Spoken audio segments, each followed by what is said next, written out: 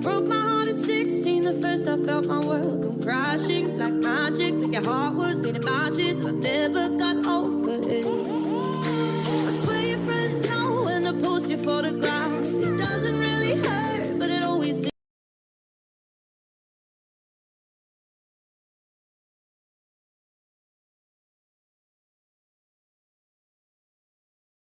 16 in your basement, your parents, my feelings, and I never got over it. How did you break my heart without even trying? How are you on my mind? You're not even talking to me. You were made of matches and you burned me to the ground. You were made of matches and you burned me down.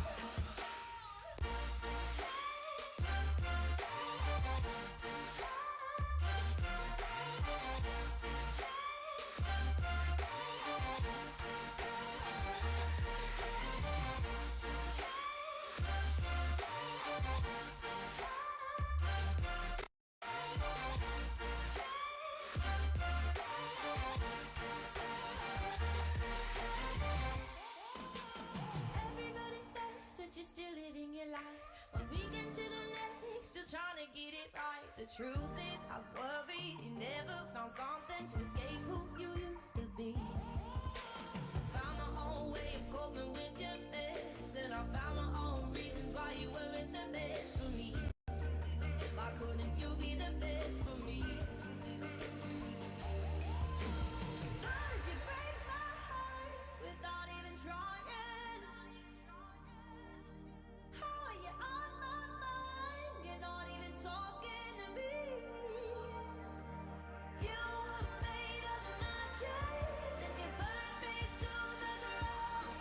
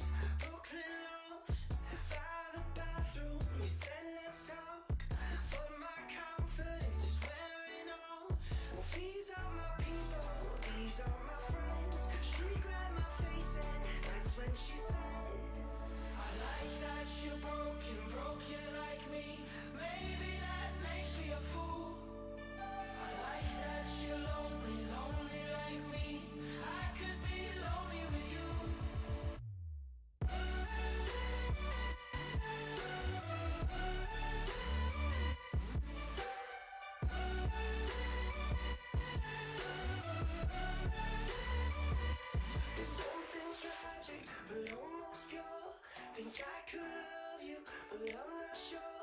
There's something wholesome, there's something sweet tucked in your eyes that I love to meet. These are my people, these are my friends. She grabbed my face and that's when she said, I like that you're broken, broken like me. Maybe that makes me a fool. I like that you're lonely, lonely like me. I could be lonely with you.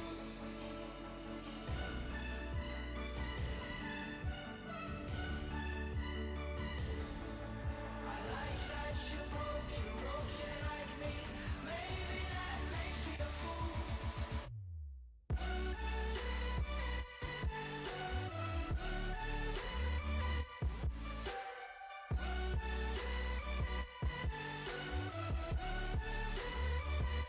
Life is not a love song that we like.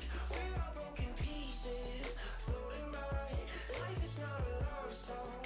We can try to fix our broken pieces one at a time. I like that you're broken, broken like me. Maybe that makes me a fool. I like that you're lonely, lonely like me. I could be lonely with you.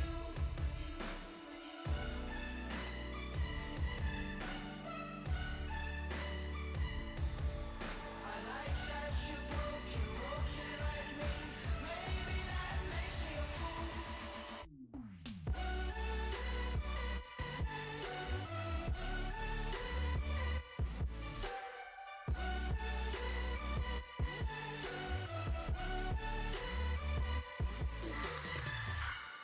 Hey yo! Oh shit! You can hear them. The thing. That's not good. That's not great. Oh shit! I hope it doesn't autoplay. Don't autoplay. Don't do it. Those are my boys' cash. If anybody's there, if there's any friends, family, what is the hot take? What is the hot take? That is a great question, given Aunt. Let me tell you, every take I say is the hot take. This is what we call clickbait. Okay. Everything I've ever said in commentary is a hot take. Let's be real. You missed my rant about Ted last stream. It was it was time to be alive. You know? I forgot to get ice. Sarah, entertain the chat.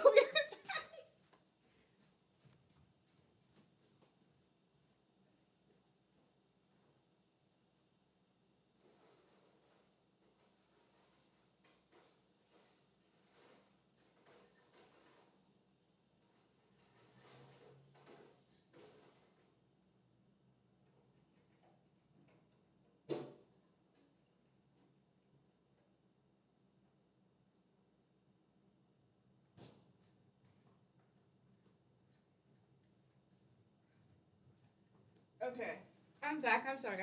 I'm sorry. Ted Bundy? No, not Ted Bundy. Ted Bundy was psycho. Ted Bundy had that mentality, right? What's up? What's up? I have no hot take, other than just my existence. Tends to be hot. Hot. Bop, bop, bop, bop to the top. Wipe away your inhibitions. Stop, stop, stop. Do the rock. And start over. Do. He was not hot. He's the man that would ruin your life. Like, literally. Quite literally. Okay, hold on. The fuck is that noise? Okay, hold on. I got a funny video we could watch to start this off. I found another really ooh-woo video, Sarah, that I wanted to share with you, and I gotta fucking find it. Hold on. I need to change my background. Let me do this hot quick. Hi, Chesslock. If anybody wants to call in, too, feel free. I'll probably just do, like, a group chat for the most part, I think. Unless I want to do something. I don't know. So, I was watching, set as desktop background. I was watching, ooh, that looks fucking sick, you guys. Every time I do these fucking thumbnails, it just looks cooler and cooler as time goes on. So we're gonna do, we'll leave Well, here, where's this at? We're gonna move her over. Cause watch, we'll move her down to the bottom, okay? Hopefully she doesn't get too offended by that. Or maybe we'll do it right here, cause she would have the hot take, right? If Mitch shows up, cool. If anybody wants to tag Mitch and tell him to get his big dick in here, because that's what the shirt says. It's not me, I don't know. Whoa video. Oh, well. The shirt says it. Then I'll put him back on the screen. But until then, he's been betraying me with his fucking, I don't know, honestly, I'm just being dramatic at this point. There we go, ladies and gentlemen. Let me stretch this out. Stretch me out, daddy. I need to stop doing that. I'm so sorry. It's been a long day. It's been a long life. There's Seth, dude. Looking fine as ever. Mwah, chef's kiss, bro. But yes, hi, Seth. Hi, everybody. I will get the chat up in just a minute, but until then, we will watch this funny as fuck video that, what was his fucking name? He was like a troll for a hot second online, and he had like if I looked on my fucking... He was fucking funny. He had like a Mario PFP for a long time. And I don't know if he's still online or what, but he was one of the funniest trolls. But yes, hi Sarah Sausage. Try to give an aunt. I'm not peeing. I promise it's just soda. Yeah, somebody annoy Mitch. Give an aunt. It's my dad's. Everybody say hi, Dad. Please, Abby! You're out. Abby, I swear to God, if you catch this one too. Wait, why is it? Abby, you're a ball slut! Abby has single-handedly ruined this game. Abby, I really, really swear to God here. Abby! Stop! You're torturing me! I'll play it again. I don't know why it was... Please, Abby! You're out. Abby! Abby, I swear to God, if you catch this one too. Abby, you're a ball slut! Abby has single-handedly ruined this game. Abby, I really, really swear to God here. Abby! Stop! You're torturing me! I'm marvelous. Bro, this is what I imagine all my haters are like, and I say haters very ironically, right? Because I don't actually call them my haters. I don't know if you guys ever watch Omegon. Omegon's awesome. And Omegon used to, like, troll these, like, I'll call them fat people, because they're, like, 5 of me. I can say that and be funny, right? Because I laugh at myself. I'm like, don't cancel me. I know I'm not fat phobic, even though I am fat. It is what it is. Sorry. I'm so sorry. Bro, I used to catch like that too. I used to play softball for years, so that's why that's funny as fuck too, right? Oh, you know what we could watch today? You guys want some like political bullshit? Because I really, you know, we're in the true crime-esque sphere in my chat. I feel like you guys are pretty ish, right? Like commentary calls it drama, I call it true crime. That's horrible. It is horrible, but it is what it is. So that was what I was that's funny. It reminds me of my haters. It's so funny. Hold on. Sorry, I was burping again. Did anybody tag Mitch to show the fuck up? Stop being a bitch. No, I'm just kidding. Mitch is a good boy.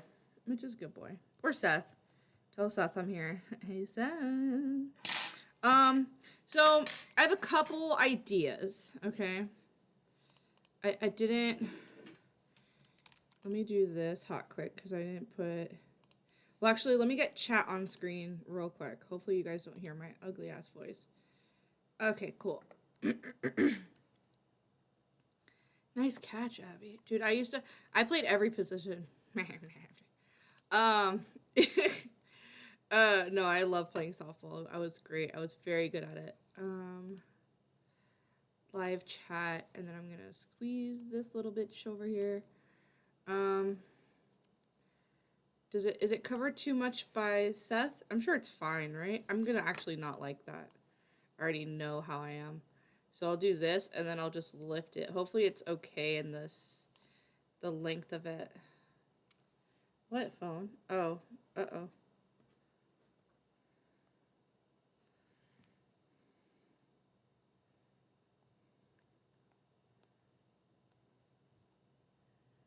Hi, Spectre.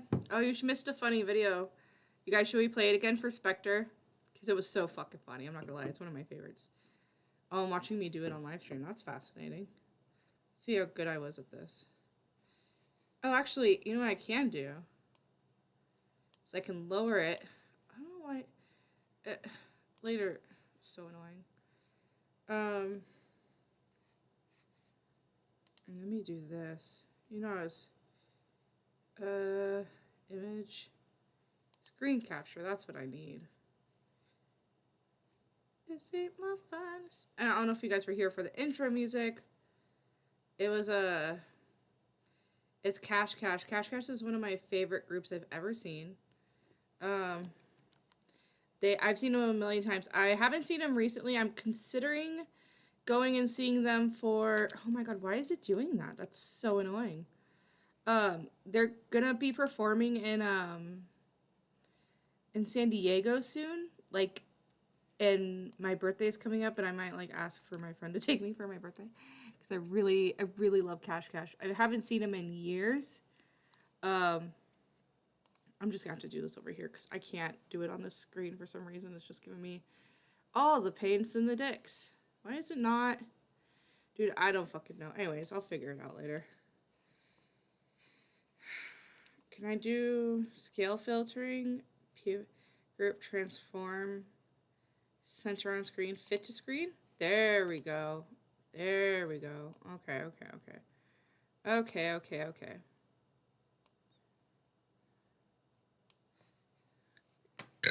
Okay, we'll play it again for fucking Spectre. It's really funny.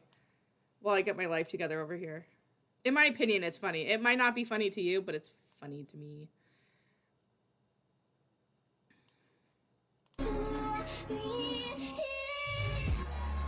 Please, Abby! You're out. Abby! Abby, I swear to God, if you catch this one too. Abby, you're a ball slut! Abby has single-handedly ruined this game. Abby, I really swear to God here. Abby! Step up! You're torturing me! I'm not gonna lie, that reminds me of like how I would freak out at my little brother when I was like younger, because he would do some fuck shit to me. Oh my god, bro. We'll turn off, here, we're gonna move. Seth is hot. What the fuck? What the actual fuck? But we'll turn off Mitch until or if Mitch shows up, okay? Was that not, oh, there he is. Oh god, okay, he showed up. That means I have to keep him up there the whole stream. God damn it. You guys are my fair use things. Big Dick is back in town. Yeah, again, for fucking context, I have this profile picture I used forever. Oh shit, what did I just do? I gotta find it again, because I put it somewhere. Transform, edit, transform. Put it left is, we'll do 50. Does that look weird? I don't know why it keeps fucking rotating. It's fucking gay. Yay! There we go. There we go. Okay, done. Move over a little bit. That's fine. That's fine, right? Oh my god, I feel like I have to do this. I'm really fucking AL about this shit. Oh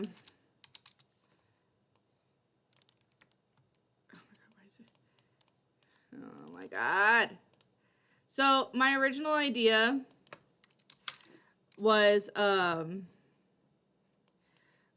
to watch this video with like I guess Oompaville is like confronted did I put this in my Discord? Hold on. Let me do this.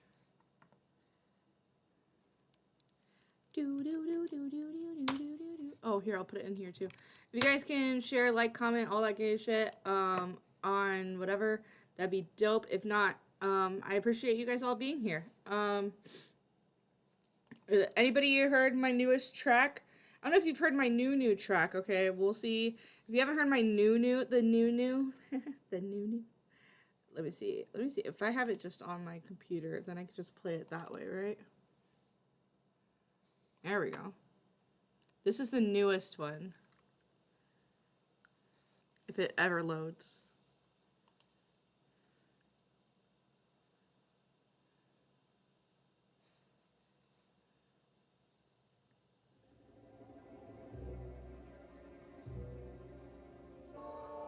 Oh wait, no, this is not it. No! Oh, you know why?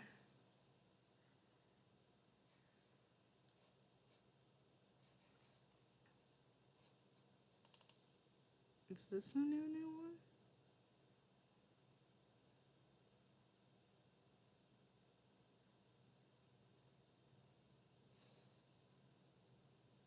Come on. Hi, Zali. No, not that one. Okay, I'm just gonna go and find it on my channel. Because I'm struggle busting over here. Bro, you guys, I also have some great news, okay? Niece followed me on Twitter today. I feel like I've been followed by a celebrity, okay? She has graced me. She's like my golden hen, okay? My golden hen.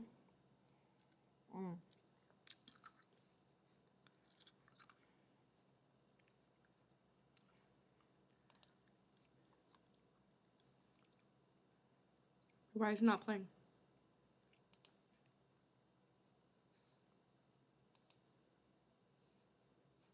I can't hear. Oh, there we go. This is a message to all of Zali's little flying monkey, whatever. Roblox yourselves, you. Oh, and by the way, I think what she's trying to say by Roblox yourself is like when people are like KYS, and she's like, go Roblox, like go KYS, but like, you know, in Roblox. I think that's what she's trying to say. Like, unironically.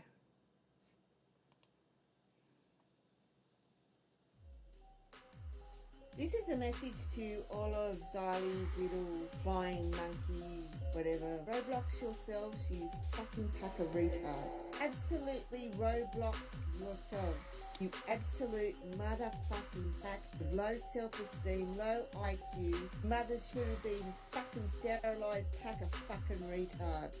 Simping for this fugly bitch. You think she gives one fuck about you? She turns her computer off? You pack of fucking retards. IQ, low self-esteem, pack of fucking retards. You should all be in a fucking group home. Your parents are fucking Amen. you and all of your mothers should have been fucking sterilized. Dude, it slaps. Cunts of oxygen on planet fucking Earth. You have anything better to do?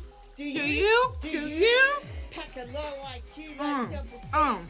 Pack of motherfucking retards. Dude, she goes so hard. Like Styly, you pack a fucking retard. True. Roblox your fucking selves. Let's go. Whoop, whoop, whoop. Going hard, bro. Smoke a doobie to some niece, bro. Smoke a doobie to some niece. That's all I'm saying, bro. She goes so hard. She goes so hard, bro. And I'm here for it, bro. You want to see, do you guys want to see the content that niece watches? It's fascinating stuff. It's fascinating stuff. She was talking to me in chat today, bro. I love her. I love niece, okay? Niece girl, if you want to come on, you want to talk, you want to let it out, you want to talk about some collabs we can keep doing, because I support you, okay? I support you. I support whatever's going on with you. I support whatever you need. I'll help you with some thumbnails. I'll help you with some editing. On me, girl. On me. I swear. I got you. First 5 things you want. I got editing. Okay, make it like less than 15-minute videos. Well, 20-minute videos. Okay, because I can work with that. I just got done doing like way too long edits for Brick, which is a whole other thing I cannot even talk about. Okay. Okay, she's fascinating. Okay. Shockmouse Mitch, the Mitch says, I feel her anger. I can relate. Mitch, if I could give you a hug, I would. Okay. Anyways, I feel her anger. I can relate. Spectre says, I can't stand Niece, but her accent is killing me. Why can't you stand Niece, Spectre? Is it because you're pure? Is it because the world has not hurt you? The world hasn't turned you into the whatever godforsaken, heartless bitch that I am? Whatever. Abby simping. So true. You're welcome, Mitch. It's for me to think, fucking. Bro, there's this clip that, oh, I probably can't talk about it. But there's this thing. Mitch, every time he's on stream, right? Don't tell him this. This is my secret thing that I noticed with Mitch. Is every time there's another Aussie on the stream and they go, I cunt, you piece of shit cunt. He's like, wow, it's been so long since I've heard somebody else say that. That's such an Aussie fucking thing to say. Oh, you piece of shit cunt. It's really, like, it is, but, like, it apparently you guys say it all the time. Oh, and for anybody to understand who doesn't understand the nappy hair thing, because for some reason it's a lot of you guys, as a cosmetologist, which we learned yesterday that I am at least decent at, yeah, nappy hair is not a good thing to say about people that have what we call professionally, it's natural hair or, oh, what is it called? Why am I blinking again? Textured hair is what we call it in the professional field. So yes, it's not a good thing. But, wild. It has hurt. It has hurt me before, but I don't like how she decided to go after me for no reason. That's just me, though. I have no issue with those who like her. Well, let me tell you what, Spectre. She's come at me many times, but I'm a forgiving woman. I'm a woman who can live and let live. Okay? You know, I've had a lot of people come after me. A lot of them. And I've forgiven a lot of them. Except Xylee, that bitch. No, I'm just going with the meme. I'm sorry, it's too funny. Cunt. You piece of shit, cunt. I have to hear how Liana says it, but I can't because if I play, legally I'm not supposed to like touch that with a 10-foot pole, you know. You piece of shit, cunt. More about if Mitch can find me the clip of Niall say it, or somebody can get me Niall. Somebody get me Niall in the Niall. Yeah, that's fair, I suppose. Spectre, I'm a God-fearing woman. Of course it is fair. Jesus said, you gotta be better than the priest. You gotta treat your hoes nicely. You gotta turn some water into wine. And sometimes there's gonna be fish, but regardless of that, we're gonna have a good time, okay? We're gonna heal like he healed. We're gonna love as if he would love, because that's what the Bible says. I know it's crazy. Abby Blackbird knows the Bible. What? It's almost like I know what I'm talking about all the time. Okay, guys, I gotta show you some of what like she watches because this shit is killing me. Where is it at? No, that's Alpha. We might have to go to the Shadow Realm. I am fun. I'm fucking awesome. Niece is absolutely unhinged, but do love it. No filter. Bro, amazing. I love her. I love Niece, okay? I love, dude, do you know what she put in her description yesterday because Mitch was too much of a bitch to press it? This shit. The flying monkeys thing. This link right here. Of course I supported her. I stand Nice. And I liked my own comment because I'm a good human. I don't care about your social media feels. True. This shit. She put the thing to Drano, bro. She is mad. Nice is mad, bro. Xylee, you fucked up with Nice, bro. You fucked up. She don't give a fuck. I'm just gonna let her say it for me because this shit's too fucking funny. It's too funny.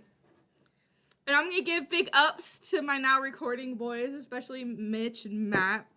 Mitch didn't really do anything about it, but Matt especially, for supporting me to row.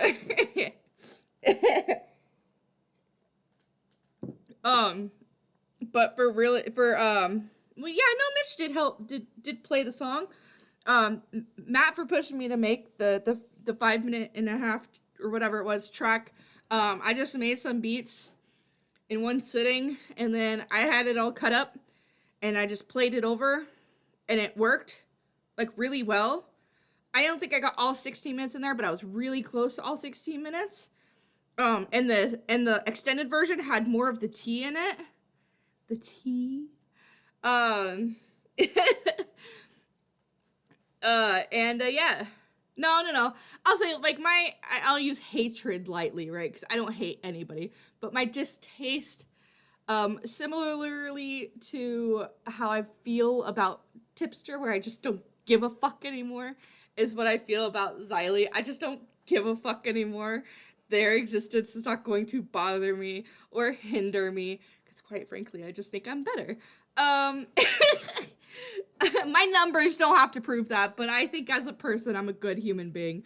I don't have to be better than everyone. I say I'm perfect or I'm better. It's incredibly sarcastic because I hope people can be the best version of themselves regardless, right? Don't look to me to be a better person. Don't look to me as if I'm better or worse than you. Who cares about what I do, okay? Just be better for yourself and what you want to, like, I want my audience, like, I want the Sarah Sausages and the Spectres and the people that are good people, and the Chesslock and Marvelous. People are good-hearted people, and Mitch, of course. Good, kind-hearted people to be in my circle, be in my corner, be in my audience, be people who, like, listen and want to listen to me, because I know I can be annoying. I personally don't like listening to a lot of female commentators. I have no problem admitting that. I mean, for fuck's sake, my favorite commentary YouTubers, other than, you know, what Tommy is Augie. Augie's very, I like men, and that's fair. I'm very pro-man. I'm not anti-woman, I'm pro-man. So anyways, back to Nice, okay? Enough with my rant about people that used to not care about me, and I don't really know what the fuck they care about. And it just seems like, I understand Nice's frustration, and I can get into that if we want to go into that tea. But, Nice is fucking funny, dude. She put Drano. Don't drink Drano. But I think that's what she was saying. Which, honestly, Drano, it's like antifreeze, bro. You know who uses antifreeze? Black Widows. Do you know what a Black Widow is?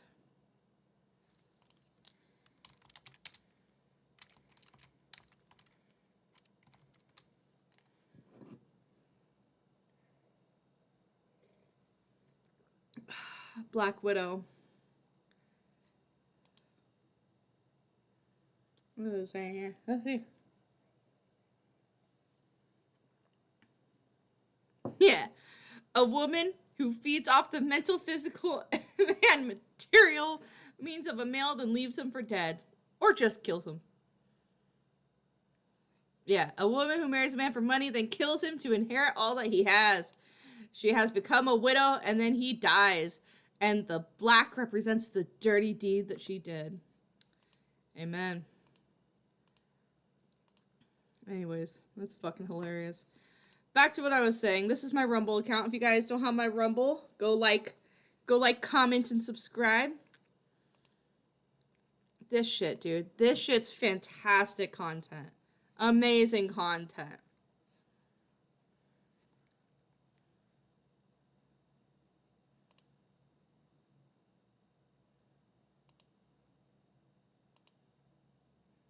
Who, and we're going to make sure to burn them with ads. Niece Lone Wolf for 2 says, Xylee Gets Real is a bug supporter. Also, by the way, I'm very sexually frustrated, man.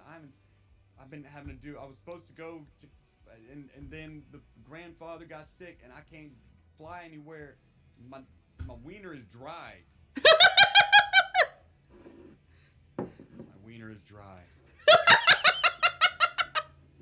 He's killing me. I don't even know what to say either. Very angry, very frustrated. I should be sleeping right now.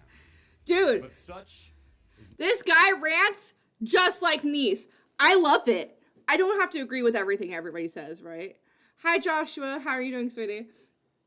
I don't have to agree with anything everybody says. I think that's incredibly ludicrous to live in that kind of loop in your head, right? But this shit, did you guys hear that? Did you hear what Niece said? Amazing. is a bug support. They're doing his part. Yes, you are. Always been good about fighting the bug man. It shows up first. GCV, of course. Mr. Bacon out there. Rigzilla. Corey Flockster show says, thank you, Rumble. You pissed off the king now. Thank you, Rumble. Probably the greatest creator you could have on your platform, Corey Flockster. And True. He is now having trepidation. We will not accept this, Rumble. You will get your shit together, or we will side with Corey Flockster. Niece Lone Wolf for 2 says, Xylee Gets Real is a bug supporter. Also, by the way, I'm very sexually frustrated. I don't know.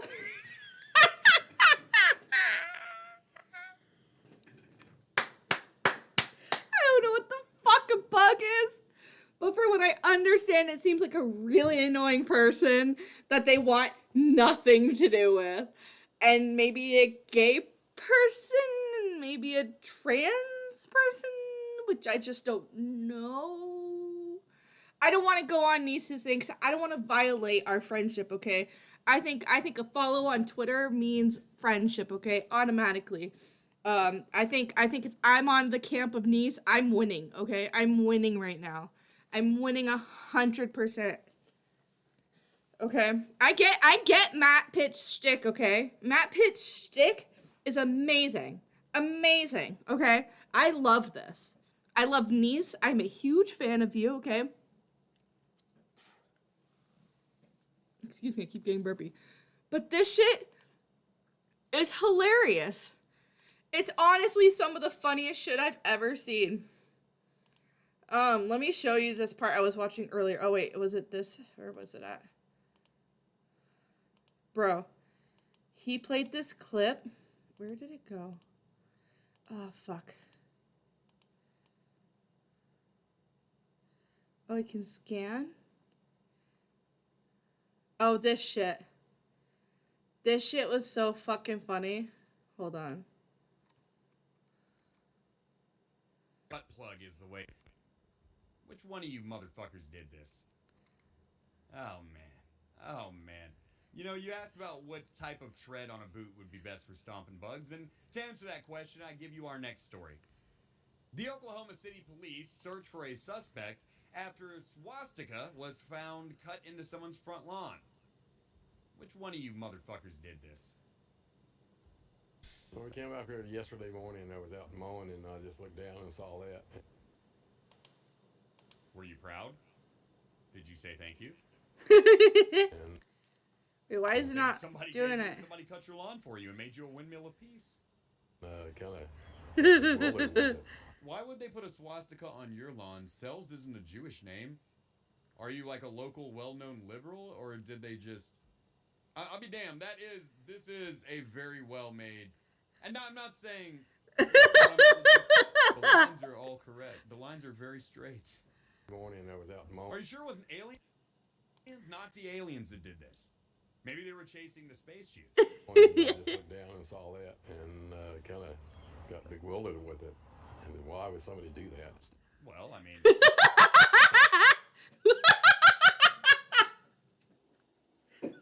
What? that's what I'm asking you. Why did they do this? This isn't normal shit. People don't just do it at random.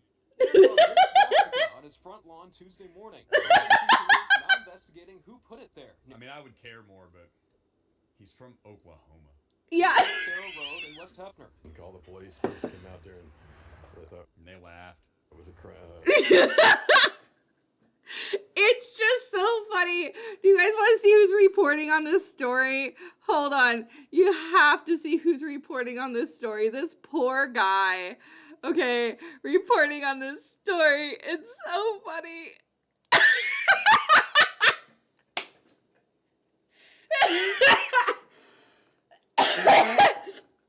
Homie, I think you found who did the fucking swastika.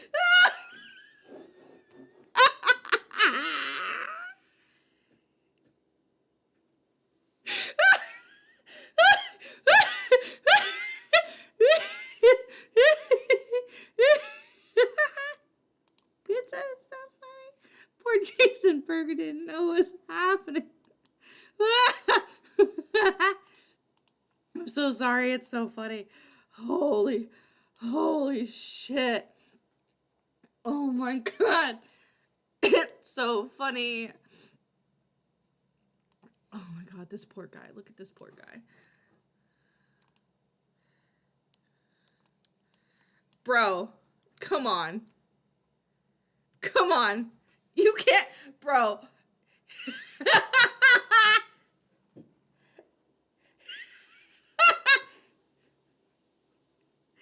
He's done the straight flat palm salute a time too many. He knows he looks so guilty. It's so funny. So, holy fuck. Oh shit, I didn't mean to throw that in there. Oh fuck, my bad. Oh, that's so fucking funny. Oh my god. Oh my god. It was, niece is my new best friend, okay? Amazing. It's just, and then it gets worse.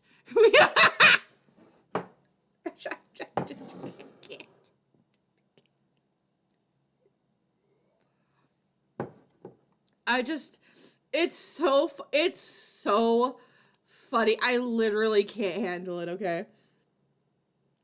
Oh my god.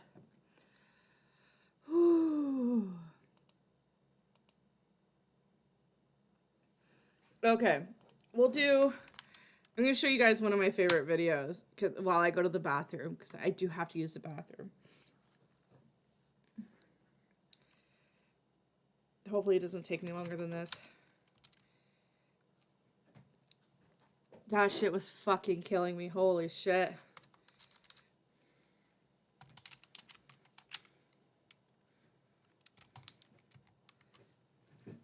Oh shit, I spelled that wrong.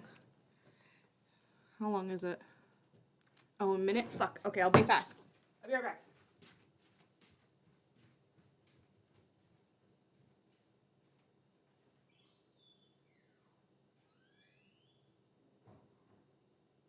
A clock is right 4 times a day, if you think about the minute hand and the second hand. Thank you. The minute hand and the hour hand and the second hand, it could be right 6 times a day. No, Kissa, no. I'm literally about to start crying blood. No, if you think about the hour, it's correct. So it's 2 p.m. No, and then asshole. it's No. 15 You can't minutes. just say, no. So it could actually be right 6 times a No, day. or incorrect. And- you are thinking about a clock completely wrong. A time is the coordination of the minute hand and the hour All three hand. of it, minute, hour, and And second. So Yeah, it can and only be correct. individually, they can also be correct. Well, no, that would mean it would be correct 24 times in a day. Why? Because if you're only counting the minute hand, No, I'm not just counting the minute hand. I want to retire from the podcast. Well, hey, buddy. Wait a couple of years, and then you can get whatever clock you want. I mean, I don't know what kind of.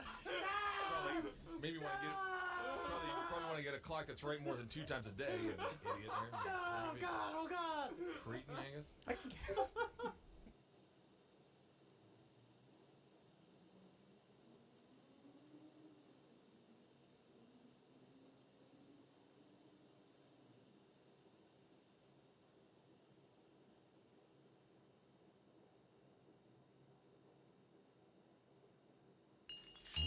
There's no place to escape to. This is the last street. On the left. That's when the cannibalism started. What was that?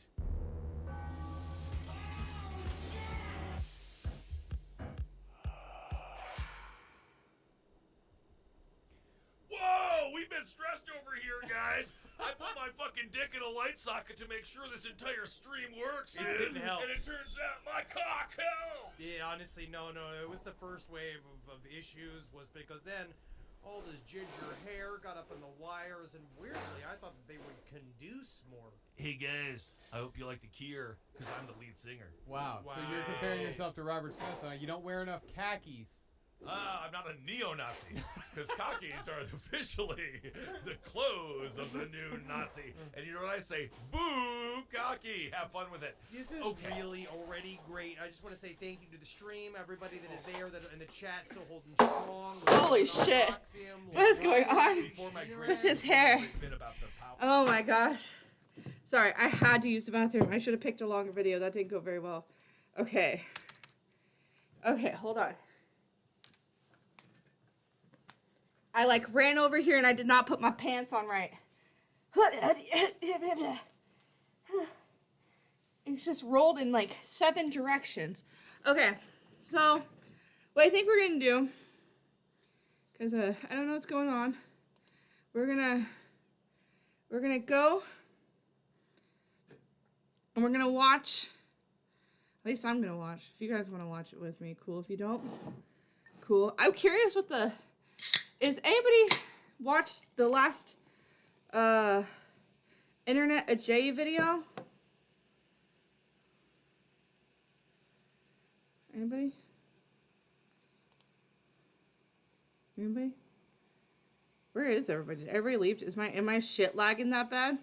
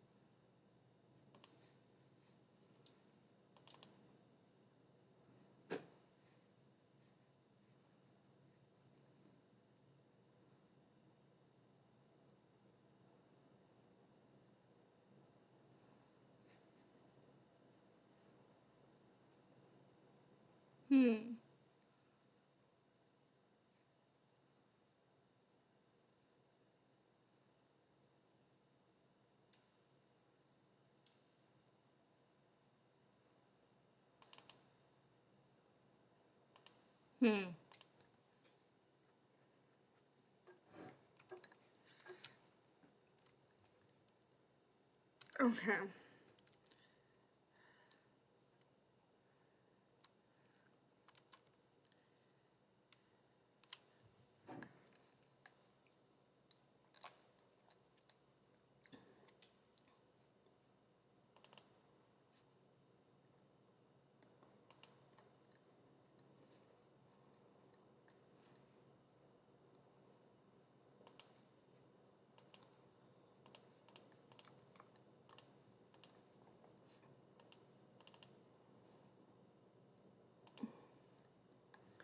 I downloaded this video and I have no fucking clue where I put it.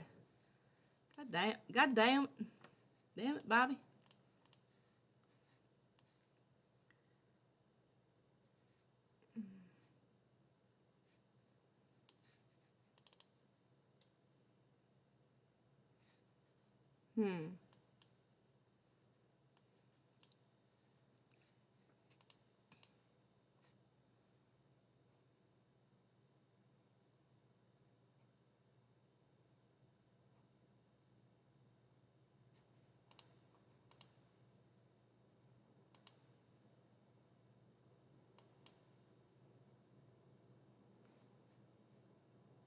to publish. F.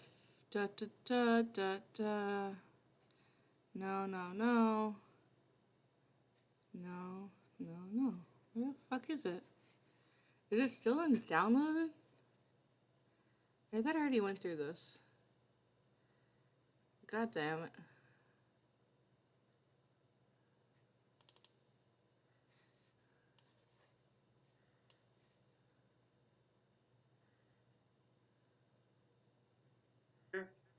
Yeah. Okay, hold on.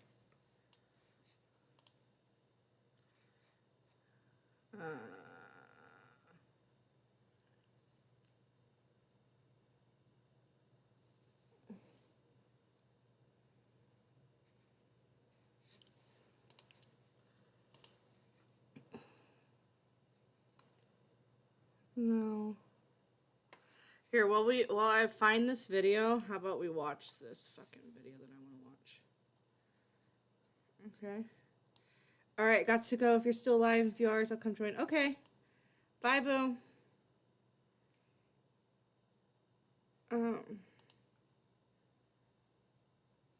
Watch some more of this. I'm almost done with this video anyways.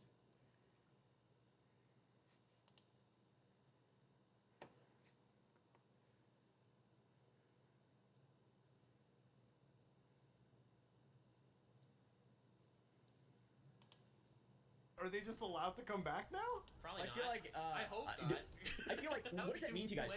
To me, that inherently means, oh, well, we can't enforce rules that are we can't enforce rules that are no longer applicable, right? Is it just because they don't care as much about election misinformation, or is to me it means that there's things that have been disproved specifically, like some content that people made that fell under that umbrella may not, like they're probably trying to prevent themselves from being sued, in my opinion. Damn. You know, like if proof comes out of something, I'm not saying that there would be anything, but from a business perspective, that's what makes sense to me why they would, because like, we'll ban you for misinformation. They're hard and fast calling shit misinformation. They're no longer able to call shit misinformation because of how much stuff has come to light in the last, like, since the beginning of COVID, of just like stuff that was misinformation that is now like the alien thing. That's just been a conspiracy theorist for like a theory for fucking 30 years. Now there's like real people who testified under oath in front of Congress that aliens are real. Yeah, but then again, under oath in front of Congress, O.J. Simpson said he didn't kill anybody. So Yeah, but he didn't though. Oh damn, I didn't think about that. you could still apply that logic to anything though. I'm just saying that's the best proof we have at the moment. I don't think anyone actually got in trouble over the alien thing.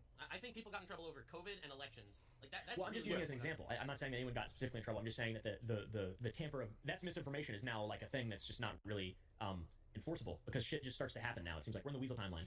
The thing with like the misinformation shit that we keep seeing, and like it would be one thing if they changed it to just like generally like election fraud, like because we got the 2024 one coming up, and that's why they want to like maybe update the policy. But like the thing about like anything misinformation related, if YouTube takes down your content, right, for a policy that they no longer abide by, it's like, at what point do you? Yeah, they should definitely bring you back. Yeah, right. Like, for sure. I know Sneeko, and I know he's been like one of the people that people don't want to see come back. But it's like if you get taken out for a policy they no longer enforce, I can't in all good consciousness defend YouTube's decision on that because it's like you were so cut and dry to kill somebody off of the platform, and now you yourself appear not to believe in that, right?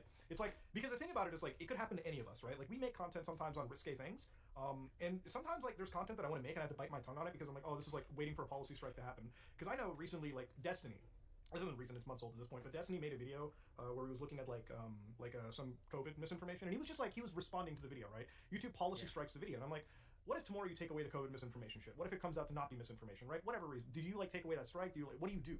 What if the channel was removed under that? Like, that's the question that I have. It's like, if you're gonna make a website, you gotta make sure moderation is like 100% done neutrally and right, you know? There's none of this bullshit. That's a big one about all these platforms because there's so much like subjectivity involved. It's really hard to keep things fair and even for everyone. And the thing about it too is like when it comes to these other platforms, like we talk about Kick and Rumble, but like people gotta understand the moment Kick and Rumble actually pop off, they're gonna have the same things that YouTube has to deal with. You're gonna have to deal with the same issues because. Well, it depends how they pop off. Yeah. Right. Like if they pop off because the red And it pill depends who's thing. backing them. Yeah, that too. Yeah, where's the money coming from? That's what depends on the censorship. YouTube has money from everywhere. If Rumble's just paid for by like, less politically correct brands.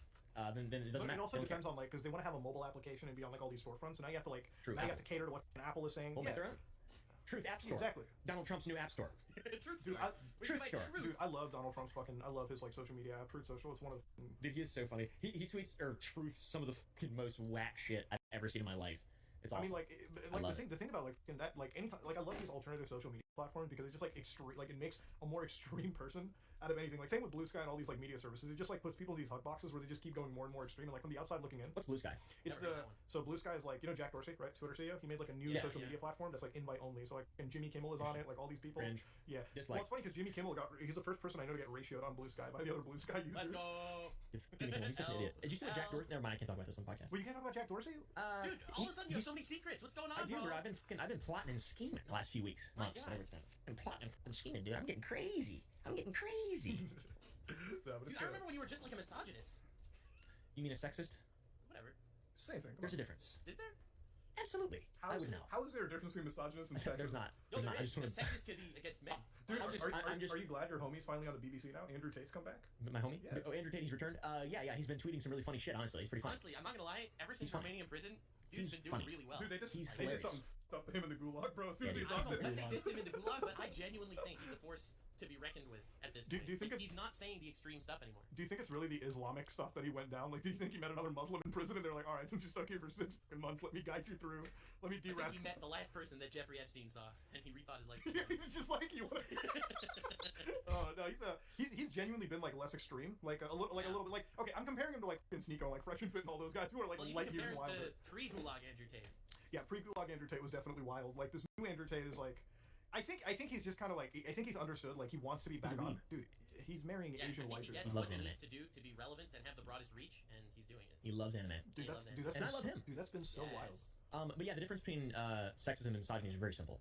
I'm an expert. Oh yeah. You've tried both. That was a joke. That's as far as the joke goes. I was just trying to be like, you guys are wrong about this. There's a difference. Hey man, you're the only one out of all of us that's really interacted with the Red Pill community in the funniest ways possible. Like I still see your Andrew Tate shit like shared around on like TikToks and I'm everything. autistic. Yeah, he knows about pilking. He knows about jelking because of me. He knows about pilking because of me. Wait, what's pilking? I'm a little bit behind on that. It's not even real. It's a psyop. We made it up. It's where you take your member, your vaginas, and then you force blood into the tip until the tip becomes engorged, and then you continuously force blood into the tip to where it looks like a strawberry. You made him believe that? I made him believe that that's a real thing. I asked him if he pilked, and he's like, "What's that?" And I explained it to him, and he did not like it at all.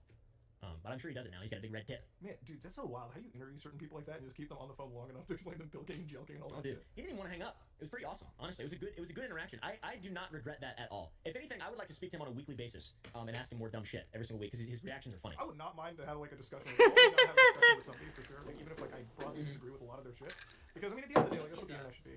He just had this video because he got interviewed by the BBC and they just asked him like, you've been a misogynist in the past, and he's like, oh, these questions again, right? So he released a 13-minute Twitter video where he basically said, anytime legacy media matrix workers want to interview me, they will give me $50,000 and a box of chocolates. What? Yep. 50 grand in a box? Of chocolates. A box of chocolates, like Forrest Gump. It's not bad. Exactly. I'll be honest, it's funny. It's a funny video. Like he's actually playing the game really well right now, and I feel like if he's always been like this, I don't know if he would have been able to get the following that he did. He needed to be extreme, The Red Pill guy. but right now he doesn't. I genuinely think that he's just funny. Like I don't think a lot of the stuff that he believes is probably is he said. But him on the who's that dork, the British guy, the British dork. True Jordy. What's that? True Jordy. Piers Morgan.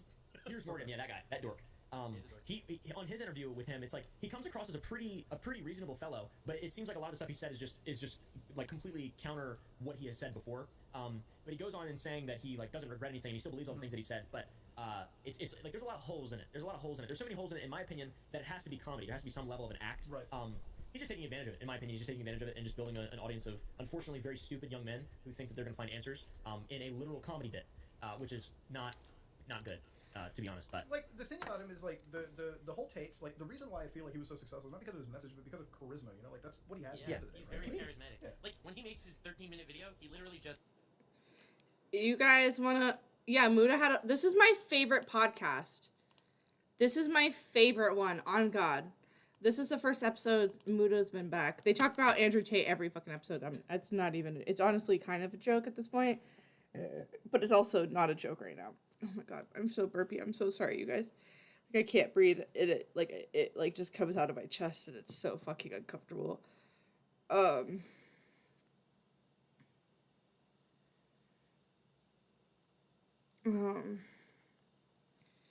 yeah, I have a video if you guys want some nasty tea. You guys want some nasty tea?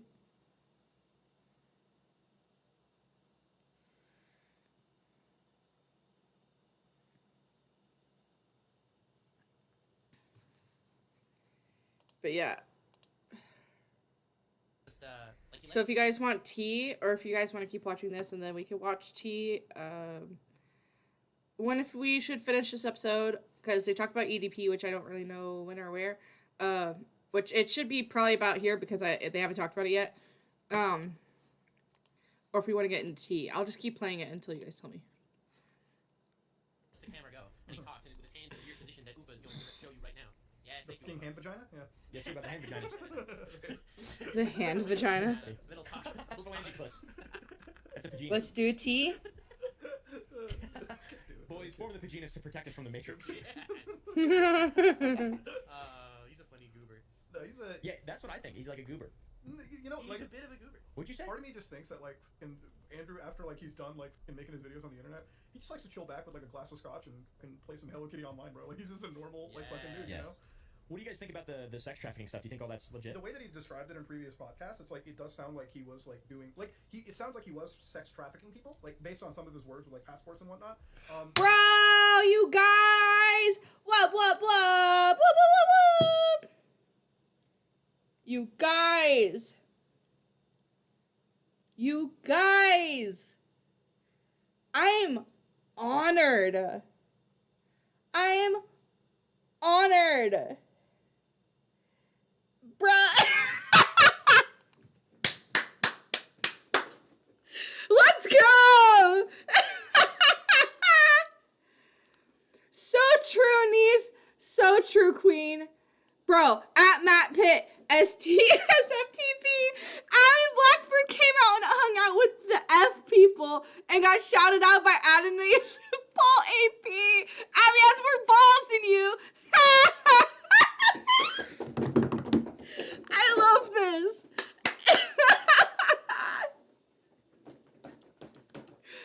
Oh my god, I love it. I love Niece, bro.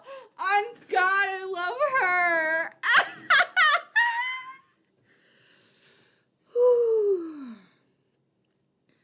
Oh my god. Oh my god.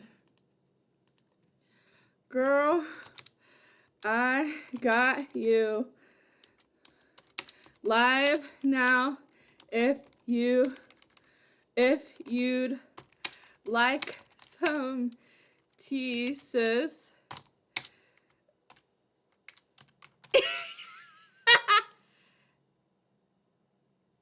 Oh shit.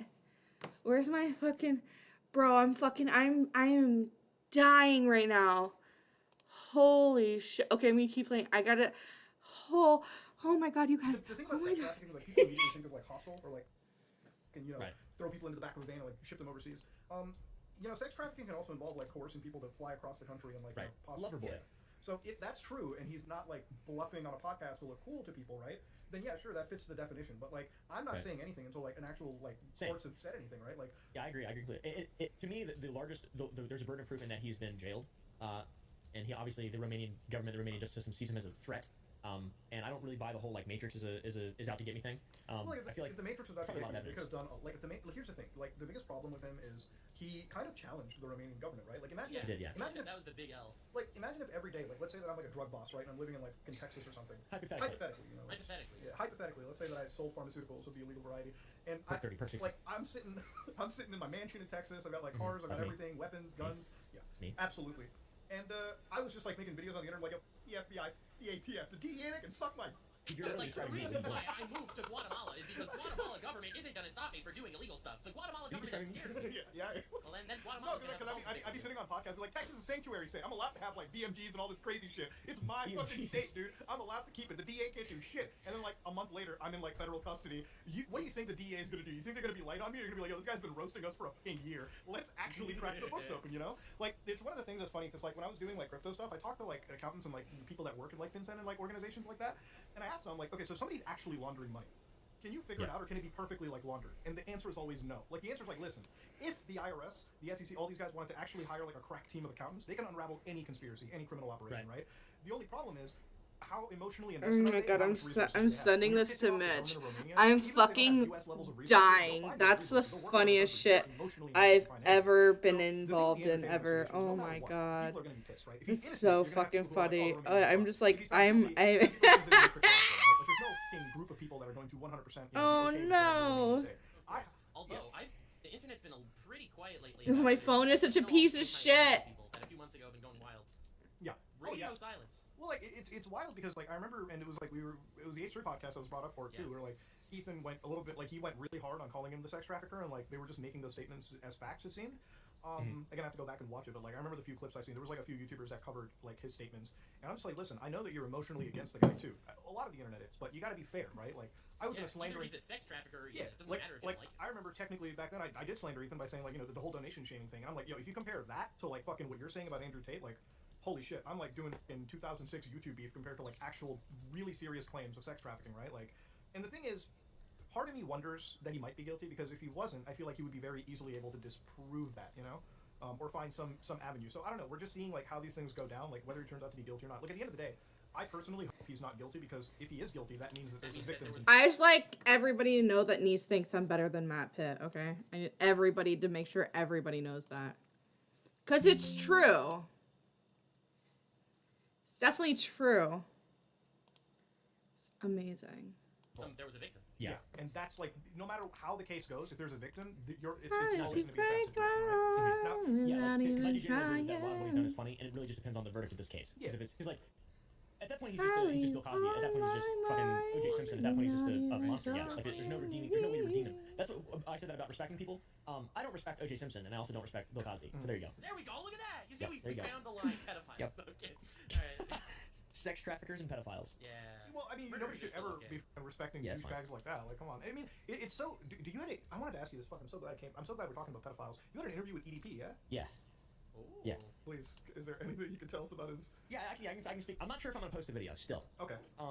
Because I was this guy. I forget what my name was. So he didn't look me up. I did like a different name. It was like Peppers something Peppers or something. Like Pepper. Sam Pepper. No, it was something dumb as. And I interviewed him. I just asked him I asked him a bunch of questions, and I tried to just kind of. I didn't want to do the Andrew Tate thing where I asked him like, "What do you think about femboy?" Okay, this is the part of the interview I actually wanted to watch. And then we'll watch the juicy stuff. Because if my girl niece shows up, bro. Okay? My girl niece shows up. So we're talking about EDP right now, okay?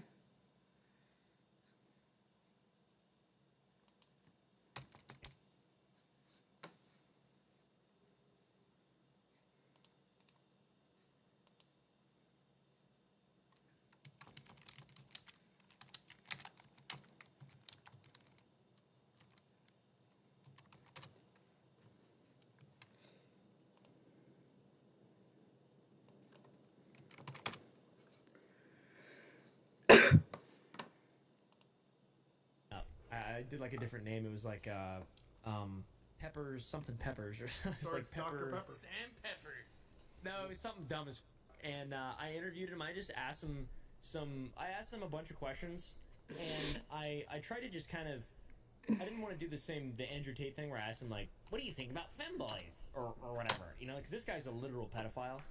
I asked him a lot about just to try to get his psychology on the way that he thinks about himself and like the way that he takes responsibility for things in his life. And it turns out, guys, he doesn't. Believe it or not. No, he doesn't. And the only way that I would ever post a video is if it was like 100% proceeds to charity, and like I matched it. So it's just like, hey, if you want to hate watch this and laugh at this guy, that's viable. But at the same time, it would certainly it would make my other content do well because I'm sure the video would get a lot of views. But so I don't really want to profit off it. I don't think. It's like, yeah, you don't want to also platform it either because I was thinking about like. Yeah. There would be no platforming. There's nothing to platform. Like that's pretty moot in my opinion. I thought about that a lot, and the things that he says, I'm not platforming him. It's like he's not saying anything that could get anyone to respect him even in the slightest. Was he just trying to like wiggle his way out of it? Let him cook. No.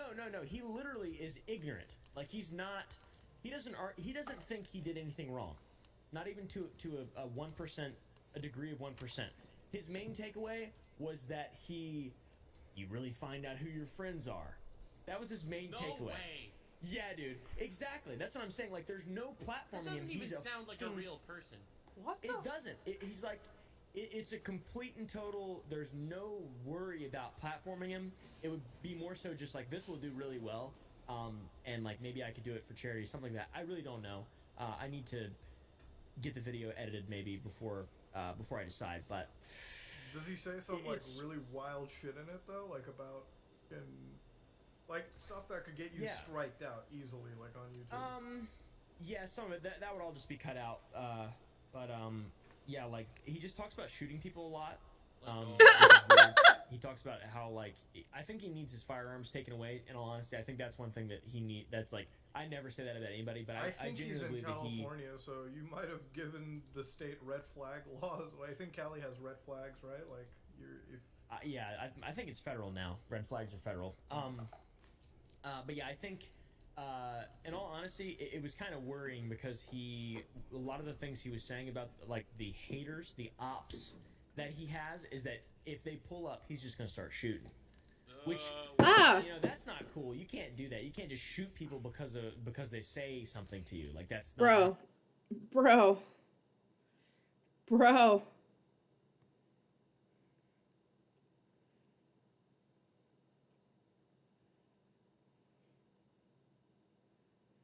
That's fucking nuts.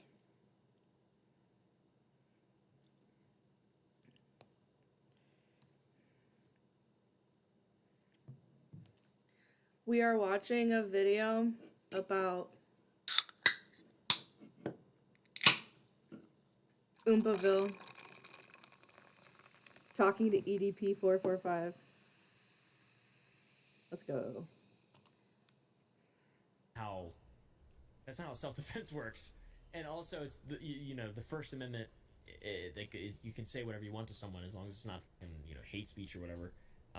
Which I think you can still do hate speech. No, actually, I think it's just calls for violence and stuff. Yeah, I'm thinking of the internet.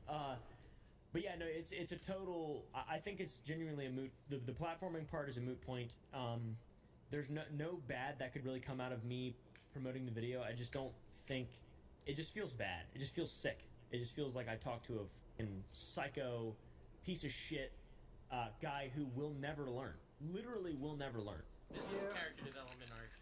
From respecting everyone to not respecting everyone. Hi, Nintendo Mail. The thing with EDP is like when I covered him like months ago, like he's not capable of learning anything. He just wants to be here and try to eke out whatever money that he can from his live streams and selling like whatever merch that he has. Yeah. Because he knows that this is a path that you can't come back from. You know, like in a way, you have to know that you can't be so mentally out there. And you know he is that mentally out there. Yeah. Well, if you no self. Yeah. Well, you're right. He no doesn't self-awareness. wrong whatsoever. No. He has zero self-awareness. That's insane. When he says that now he knows who his friends are, who are his friends? Well, not the people I assume there's people in his real life. The guy that I spoke to get in contact with him was just one of his buddies, just like a random guy. You're old today? Are you a June birthday too? Like it genuinely felt like he's in his own little bubble, and there's not really anything that anyone can do, because like, at this point there's no chance for litigation. Oh, you're a Gemini. Rough. How is that even possible? Yeah, pew pew. This guy should be number one wanted. You know, he's a literal threat to children. Yeah, it just from what I remember with the original thing, like all the litigation was like you can't just wait 2 years. There has to be like all the information was obviously reported to the authorities, and there's nothing they can do because there was so much. It was just so muddied. Everything was just so f***ed up and so. Yeah, you got your chain of evidence. I know that everyone says that about like amateur predator poaching. Yeah. But I'll be honest. Happy party day. That same like it. Is so incriminating. Who cares how muddy the water is? I agree. So I'm a June baby too. Nintendo Mail. Actually a really good case. I heard about that. So when he had And a his rabbit. sting operation, the 40-minute piece, legally, if you wanted to claim that you were just part of a skit or a joke or something like that, but he didn't claim that. Well, if you claim that in a courtroom, trying to disprove it may be an issue. The thing is, it's like when we're talking about chain of evidence, it like means all the messages, all the videos that get sent, right? So like you have a log of the metadata and everything, so you know things aren't tampered with, right? Like who's to say that this guy could have organized EDP for some joke, right? Even though it's a stupid fucking joke and you're getting your channel killed. And then they removed a bunch of messages, and now like the fucking law enforcement agencies involved can't confirm or deny it. So it's like, no matter what, you should have dealt with the fucking law enforcement first. Which, Absolutely. like, the thing is, the guys who ran at the Predator Poachers, they fucked up because they should have worked with the cops. Now, they did make it up for it. That Josiah Mizukami guy that I was following a while back, that guy got busted in Hawaii. I fucking hate that guy. Oh, dude, that guy is the guy got busted in he's Hawaii sick. and shit. Sick, busted. Like, they got him over there. So they actually work with the cops there. Had they worked with the cops in Bakersfield, California, the guy could have been behind bars. And that's the thing about it is, like, I firmly believe EDP deserves time behind jail because that's where he gets help. Same. You know, that is what it is. The thing is, for me, I have like a rule with pedophiles. Like, I'm like, if you haven't broken the law yet by going down the point of no return, I think you can be saved with therapy and whatnot, right? Like, go to a fucking jail. Dry yourself out. However, if you have broken the law, there's a fucking nice, clean wood chipper that I'm about to buy. You can fucking go feet first into that shit. I don't give a fuck.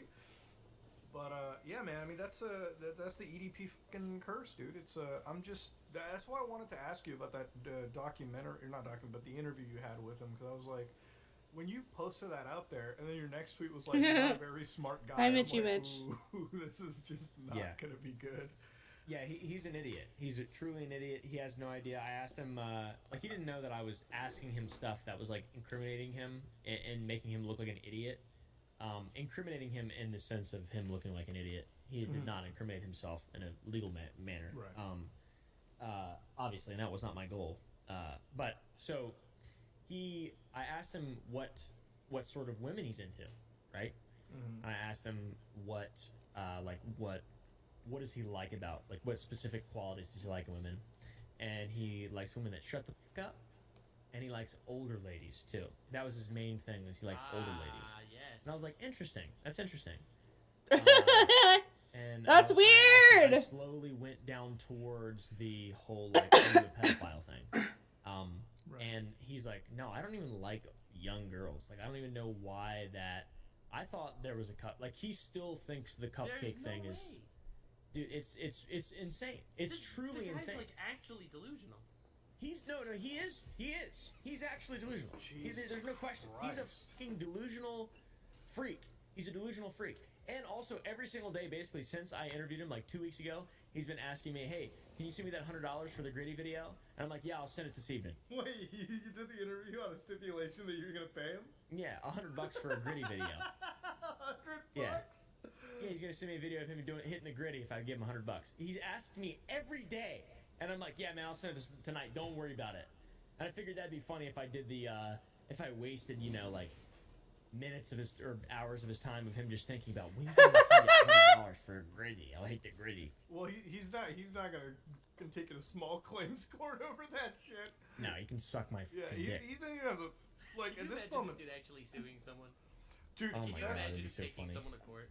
That's the funniest thing. It's like I wish he would be dumb enough to sue somebody. So like when you have to fucking like counter him and you have to go to the discovery phase, his whole fucking like thing. First off, he doesn't have the money to sue anybody. Period. Like last I checked, Yeah, there's no way. it was all pretty much over. And the funniest thing about him, for EDP, the guy that's made so much cash, he's probably like YouTube's like first athlete, where it's like they make good money, but they just burn it on stupid shit. Like he had some insane collection of firearms, like more than I've ever seen. Period. You know what I mean? Like fucking dude had just everything under the roof. It wasn't even like you, Caleb. Like Caleb's a fucking gun nut, but like this guy fucking outshined anybody that I knew. Like this dude was like FPS Russian. From what I understand, he's pretty much surviving by like selling the few that he has left. Ooh. I only have legal firearms, by the way. Only All my firearms are legal. Well, obviously. I mean, I've been. Yeah. Yeah, it goes without saying. I've been over at your place, and like you've only had like good, totally like, And a turret. Dude, I'll be real, man. Like I like, and as a man that loves guns, I was so happy when I came over to your place. I was like, dude, this guy is just the most Texan dude that I've ever seen. Check this out. What? This is a new one. I got it. I ordered it 3 years ago, and now the SBRs, well, the pistol braces are illegal, so I had to destroy my pistol brace. So I just have this upper, which is legal to own. But if I put anything on the bottom of it, illegal. Man, I thought you guys were Texans. You guys have clearance. Come on now. Yeah, it's just so that's the thing. It's like the local police won't enforce. It's a sanctuary state. The local police are not going to enforce the laws. But I still have respect for the federal government and the ATF, and I know that they're going to knock my door down. So I'm not going to poke the bear. Yeah, exactly. I'm not It's gonna like poke the bear. local I missed you videos. so much. I missed you so much. This is crazy. I So good to have you back. I've been Loverboy here, but we've been on for like an hour and 20 minutes. Yes, sir. You brought us in. Best guest y'all ever had. You are easily one of our best guests. You're a pussy. I'll be back next week. I'll be good from now on. Let's go. No, dude, you're not just, you're one of our best friends. And ladies and Yes, gentlemen. sir. Aww. Next we can do a fucking, I know you'll come. Come in real life. Let's do an in real life podcast soon. I want to do Let's that. go for it. I do. As soon as you got it. You're so far away. Well, you want to take us out of here, Oompaville? Me, yeah, sure. Thanks for watching this episode of the Somewhere Near Podcast. What episode are we on? I can't count past 9, so 79. you're good. I'll be back from now on, guys. I got big news over the next couple weeks, so we'll be. And next week's guest is Yay! He's an So actor. he's true. He's an actor. True. He's a man that's taken as many L's in gaming as Oompa has lately. Thank you guys for watching this episode of Somewhere Near Podcast. I don't know what else we say. That it's me, Mudahar. Seaman out. Seaman out. He's so cool. Okay. All right, you guys. So I know we talked about my girl niece. Okay, that was Some Ordinary Podcast. If you don't watch Some Ordinary Podcast, okay, as somebody that's gotten to be Mudahar once, excuse me, someone that got to be Mudahar once, I highly, Jesus, I'm so burpy. Recommend. Sorry, I just can't stop. I highly recommend his podcast. It is honestly my favorite. I constantly say that, and I don't know why people still don't know it exists. It's literally my favorite. They have last week they had a certain podcaster that is not going by that anymore. But he used to have a monkey in his name right here. So I haven't finished this episode. I'm like halfway through like all these like right here because I'm like, it's been a lot of my life and stuff. They did one, Brennan Buckingham. They just did one recently too with my man Willie Mack show. My man Willie Mack. I love Willie Mack. Okay, you guys. I love Willie Mack. Okay. No, but for real. Willie Mack's awesome, okay? He's like, I don't think I have it on here. Or it's not. I like a year ago, okay? What are we replying to? Did I get a 2 drunk sweets? Next time I promise.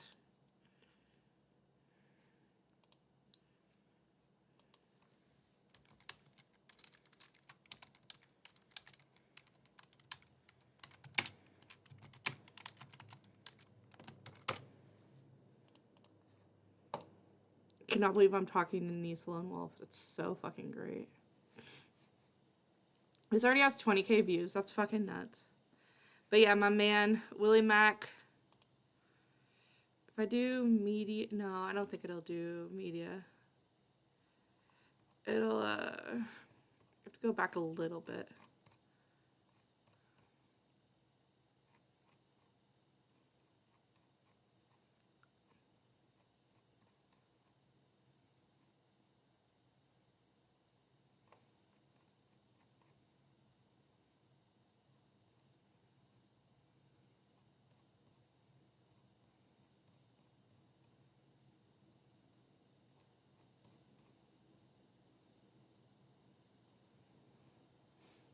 When did I go to EDC?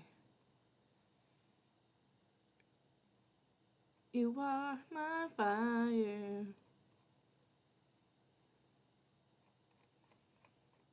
It was right before this. Because it was before, was it the end of? Was it May? Bro, I don't even know. Come on, I know I gotta be almost there. Oh yeah, we're almost there.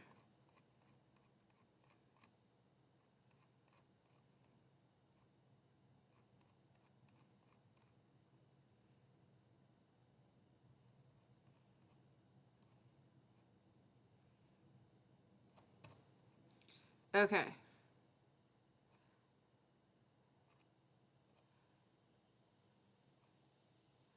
EDCLV is right before this.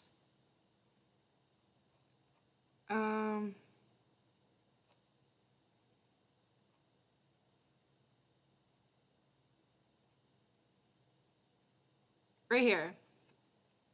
Dreams do come true. Okay. I did this open in another tab.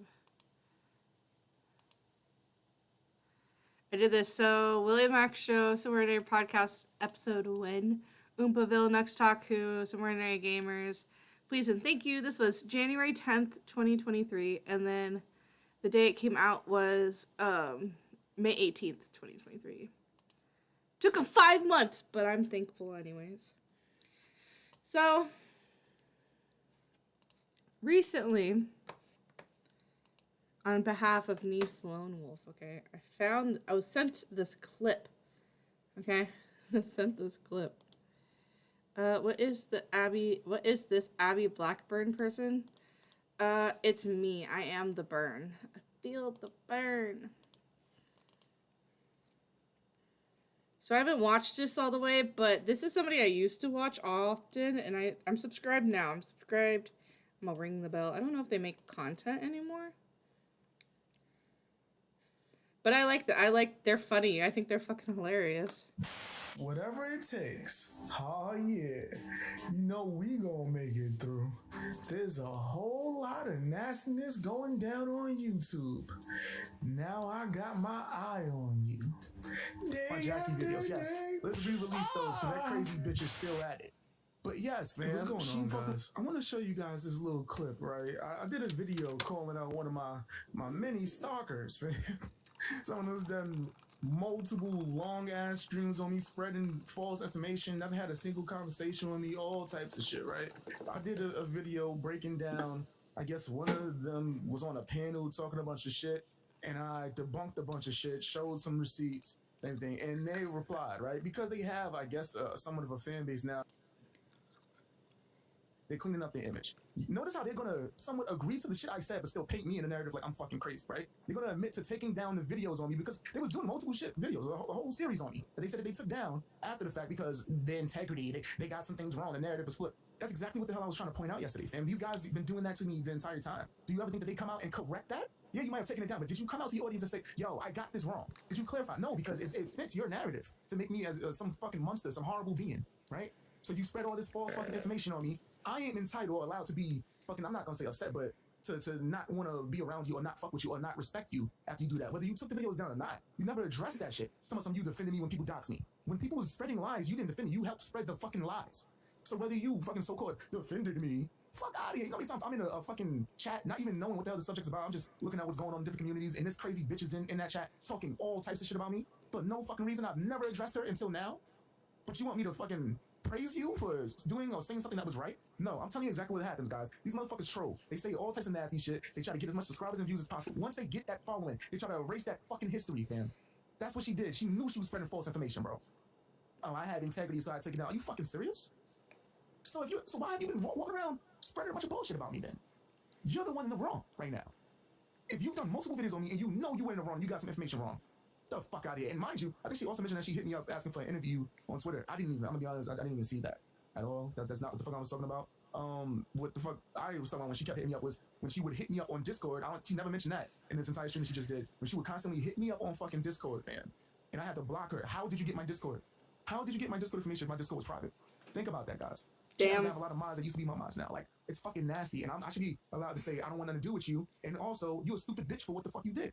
Fuck out of here, fam. You want me to kiss your ass for saying that somebody should have doxed me? When you've done multiple videos spreading lies on me, son, and you admit that you took the videos down? Because you so-called got integrity now, supposed to kiss your fucking ass, say thank you? Suck my dick. Stupid no having ass bitch. Yeah, I said it, fam. Fuck these people.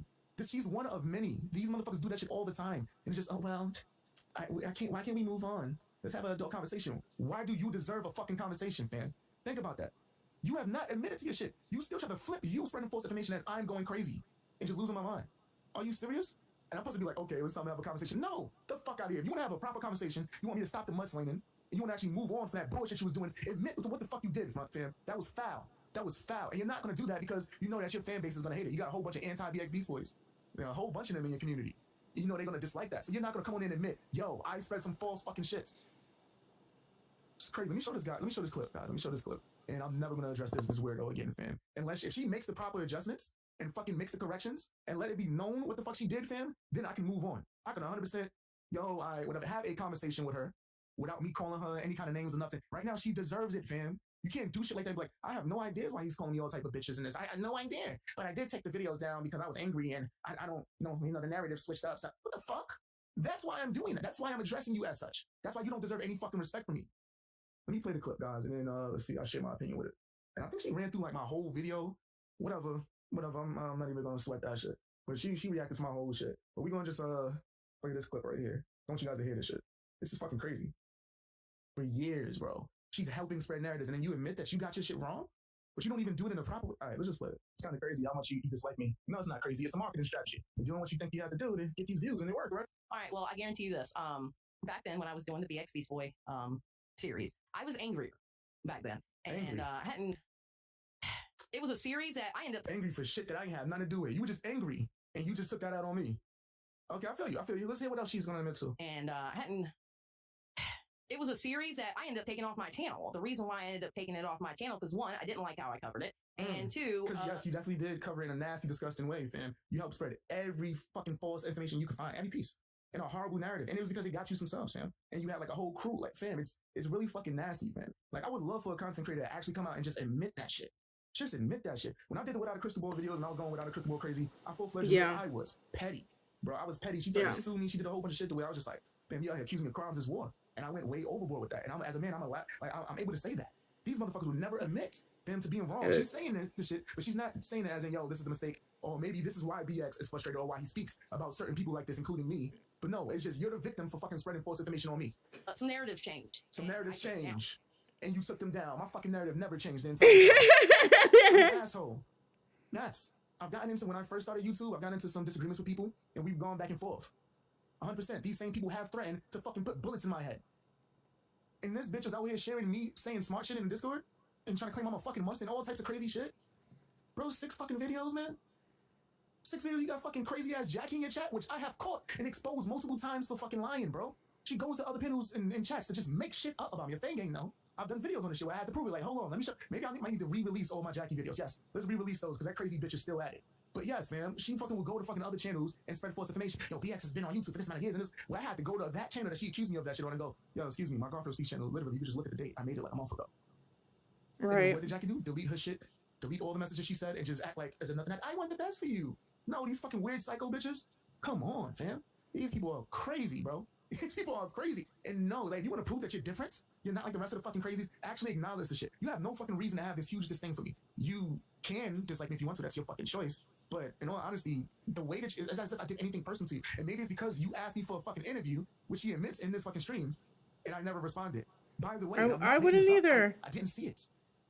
Yo, fam, like, I always tell people this shit. If you want to contact me, the best way is via email or Instagram now. Like, the social media shit. Oh, that's smart. At that time, I wasn't that good at it. Guys, I can admit that I suck at like Twitter and Instagram and shit. I still suck at Twitter and Instagram. I try to be more active. But if you're fucking a former supporter that was trying to reach out to me and get information and do an interview, and I wasn't able to fucking do the shit, for you to go crazy and admit yourself that you were angry in your coverage. And yo, fan, what the fuck? How the fuck can we take you as a valid source, bro? How the fuck can anyone look at you and go, she's telling the truth? If she has any kind of fucking disdain or feelings towards someone who didn't speak to her in the past, she would do that shit in a shady way. Now she's at a point where people are starting to give her some credit. And she's getting some recognition. So now she's trying to clean shit out, make it seem like I'm just going fucking crazy, but she was the one that was wilding, bro. This is what they all do. Damn. So far, out of all of this, I'm the only one that admits when I fuck up. I blatantly tell people that shit. Whoop. I just don't fucking sit here and cry about it. Because I'm not bowing down to none of you crazy fucking weirdos. If I make a mistake or if I'm an asshole, I'm going to blatantly say it. But I'm not going to kiss nobody's ass, man. And this is crazy. She's sitting there really admitting this, but does a whole fucking hour stream about how I'm fucking bugging out and crazy. Bitch, this whole shit started because of you. The fuck? Like, why do people always act crazy because they can't get a center of attention from me? And then, like, make it seem like I'm crazy for responding. This shit is wild, bro. Shit is really strange. So, yeah. And it wasn't, and believe me, when I finished my BX Beast Boy series, I lost a lot of subs because they were there just to hate on BX Beast Boy. Oh my god. Oh my god. And it admits that she did build a following off of her videos about me. This is crazy. This is crazy. Yeah, you did. You did, and you still have that following. If you try to lie, fam, come on, fam. In the same chat, you were shouting out people like, oh yeah, you're from that incident. Oh hey, you was it. You was from that incident. A lot of your mods and your fan base came from anti-BX shit. But now you're sitting here fucking saying, without just blaming me a minute, because you're still doing it in a real underhanded way. It's as if you did nothing wrong. But now you're saying that you took the videos down because you got shit wrong? And you build your base off of it? and people wonder why I talk to you the way I talk to you, man, eat my dick. Fuck out of here. I didn't want That's that. I crazy, want to be a bro. hate channel. Wow. You know who blew me up? It wasn't you, BX Beast Boy. It was Creepshow Art. That. Wow, that was your next big bang. And I ain't gonna take that away from it. She did a stream right around the time when the Creepshow art cancellation happened, doing the same shit, similar shit. She's always had a disdain for Creepshow, me, a few people. So yeah, and that means nothing. You still Everybody did built your Creepshow base art streams. off of me, off of false fucking information that you took down. Think about that. But now you don't want to be a hate channel, guys. This is blatantly somebody trying to clean their fucking image and just dust it off, wave it off like it's a fart, and make it seem like I'm crazy after they did all these crazy things, bro. That's how it always goes. I'm 10 for you hat man. After motherfuckers that did all types of foul shit, spread all types of narratives, remove the video and go, we can have an adult conversation after I just told you all types of motherfucking lies and but then in the very beginning said that. I put out a bunch of videos making up some bullshit. Like, that's crazy to me, bro. That's really crazy. And as far as the AT2 shit, she addressed that. She flipped that fucking. Xylee trying to cancel people back then. Yeah, she's like admitting to, she's not admitting to doing wrong, but she's admitting that she covered it wrong, but not apologizing to BX at the time. Like, this just seems ass backwards. But, hi Pest, how are you doing? I've been, given information, but I'm standing with my girl niece, ironically and unironically. Pest knows how I feel. The general public know how I feel. Well, I guess like kind of what I said. I don't really care either way. I'm indifferent. They don't care, so I definitely don't give a fuck. I'm just having fun making music. Pest, have you heard my tracks? Yeah, I bet.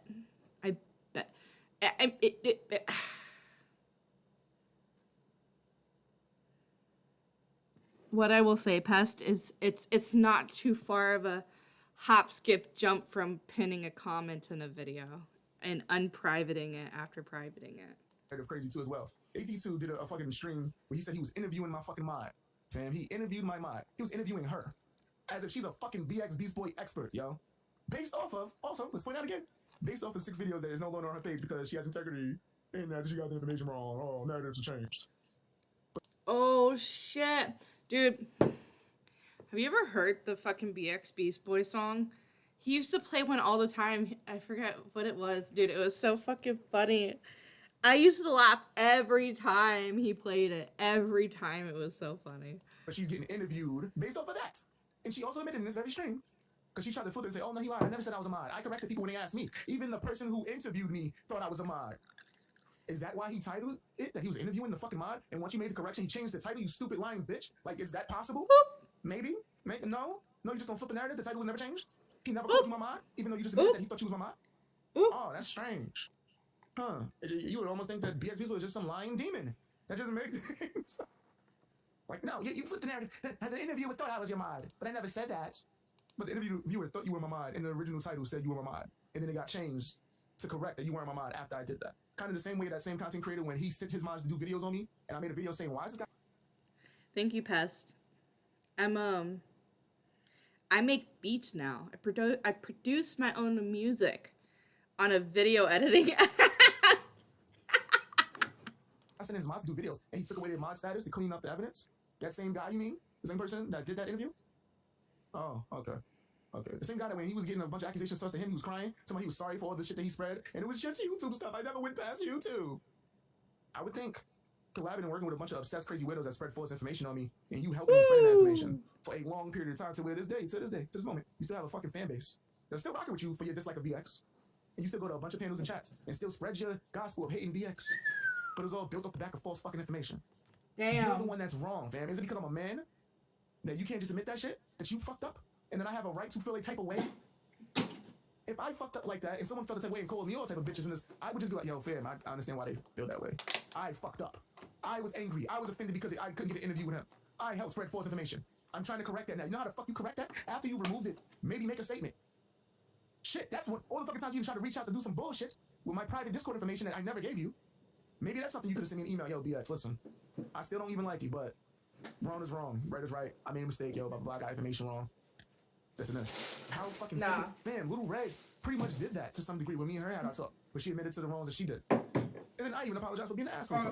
Because I respect honesty, but when you just act like your shit don't stink and you better than me because I'm an asshole, fuck you. Fuck you, you weird bitch. You're an asshole too. You're worse than an asshole. Because who fucking does shit like that? Who helps spread false information on people and make it seem like they're the fucking bad guy? You fucked up. You weirdo. Fucking crazy. That's who blew. You know who aired just to hate on BX Beast Boy, and I didn't want that because I don't want to be a hate channel. You know who blew me up? It wasn't you, BX Beast Boy. It was Creepshow Art. That's who blew me up on this channel. Okay, Wow. let's get that straight right now. I wasn't even monetized. I wasn't even close to being monetized when I covered you. Bitch. That made things I do got with you closer anything. to that. Like, what the fuck is that supposed to? This person is the way they flip their shit, fam. If you had like no fucking subs and then you grew up to where you were like maybe 100 away from fucking monetization, because Creepshow Art pushed you over the edge. That disregards the hundreds of fucking subscribers you got from spreading false information in these 6 videos. Are you serious? Yo, if she's lucky, I don't want to fucking debate her. There'll be no point. She's a liar, fam. If she just fucking just admit that she was just wrong, bro. Yeah, good luck. I wouldn't even fucking, fam, I wouldn't even talk about her. Like, just what it is, what it is. Because I try my best not to be bitter. She admit that she's still bitter, that she's a bitter person. I try not to be bitter. I'm moving on from this fucked up shit. But why are you still sitting here like you did nothing, bro? That's fucked up. And you want to get patted on your back because you defended when I was getting doxxed? People were throwing fucking crazy allegations accusing me of crimes. And you helped. What are you talking about? You're just as bad. Yo, these guys are virtue signaling. Don't worry. Anyone who acts like this that's really this toxic, their mask slips eventually. You got Jackie fucking co-signing you? Okay, let's see how far you get with that. How good that works. I don't give a fuck what bigger content creators up your ass now.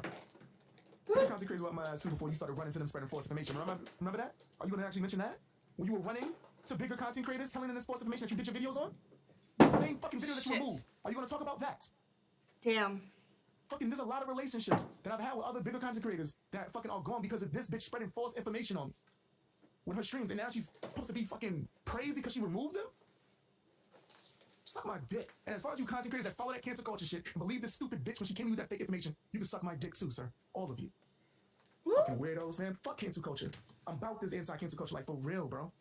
I need facts. If you just like me, that's cool. If you don't like that, the fuck about that. Why you spread? How dare you do that? Try to spread false information on me. Fucking run to bigger content creators and try to get them to do the shit.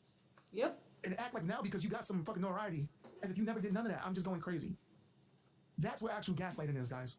Just in case you wanted to know. Not when these fucking snowflakes cry about the shit.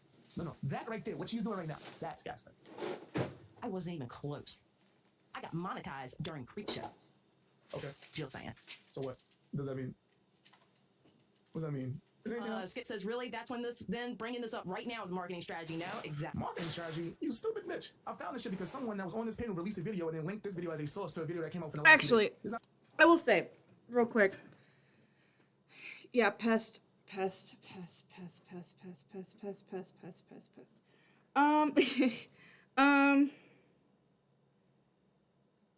night,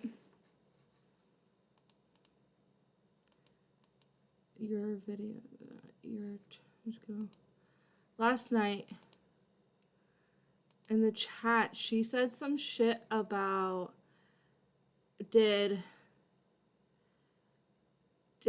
Tipster send me that stuff? Send me, like, talk to me like that or whatever when she was being mean to me. And I was like, oh, one, Tipster was flippy floppy just as much, or she was worse than how bad Tipster was flippy floppy on me.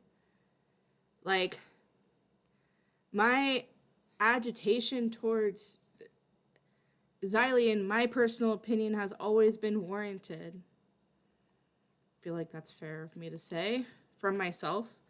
I don't just feel things. I don't just say things just to say things.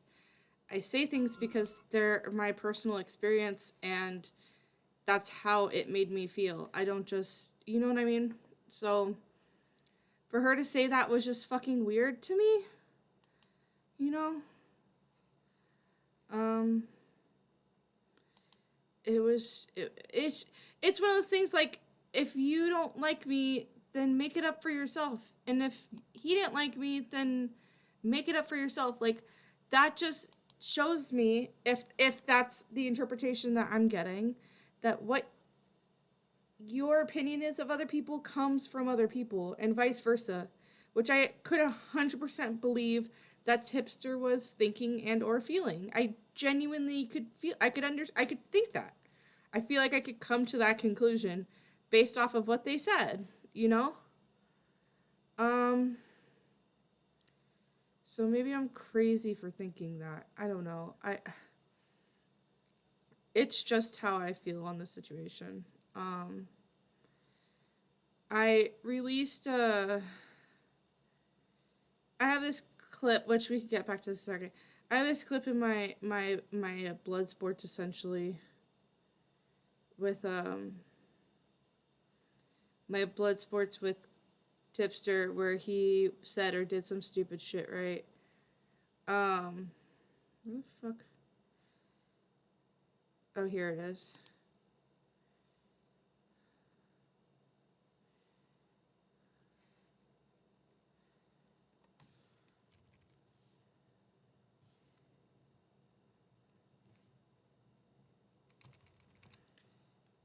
You hear me? Yeah. I know you get it, Pest. It's just like...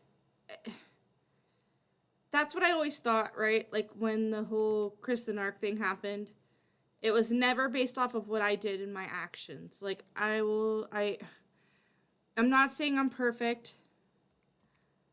I'm not saying that, like,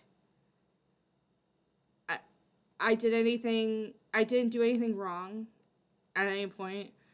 But what I will say is like, I didn't do anything to make people hate me the way they did. I just spoke.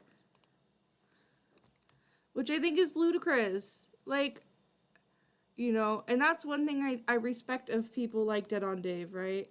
Where, like, I would go to him, I'd be like, that's a huge reason I didn't, and this is honest, I didn't go to Peepaw and I didn't go to Dave, was because of the people they were around at the time. Now, me and Matt have obviously been cool. I think Matt's a decent human being, at least from what I kind of see. Why can't I find this fucking thing?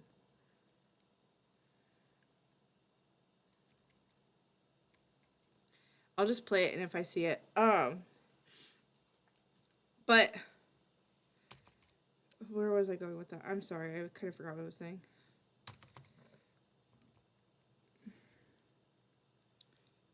What was I talking about? Pest.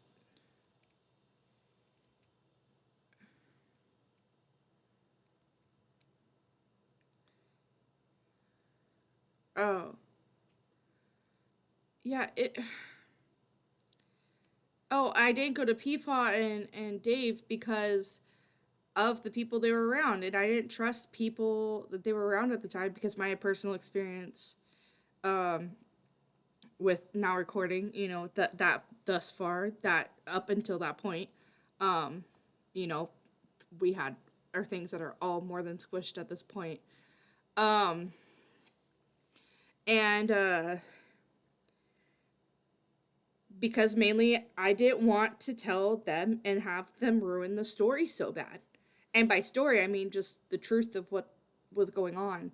I couldn't trust anybody. I have severe trust issues. I definitely then. I've relaxed a lot better now. I've had a good scope of people, especially since the demented stuff. I'm a one and done person. You get one chance. You get one chance to fuck shit up with me. And I feel like Pest for the most part, right? She headed the whole Abby hate Abby train. Did she? I don't know. Like, I would honestly, genuinely, I would love to talk to her and tell her, like, at least this is my problem. This is what really has pissed me off. Which, for the most part, is just, shitting on my existence as a whole and what I have to say. I think it's fucking garbage. Like this right here. This is what she said right here. Hold on. It's popping up. I'll see when I reply, because I reply right after. But I think even if it came from, like, even if it came from Tipster, her quote-unquote, if her quote-unquote hate from Tipster came from Tipster, which I don't think is true. That's ludicrous. There's so many little webs that happen along their way that I think just other people were just hating on me. all around, okay? Look, this is it right here. Oh shit, sorry. So see, they're going over my messages. Shit. Sorry, my computer's lagging a bit. I apologize. Give it a second. I remember how we used to be so beautiful.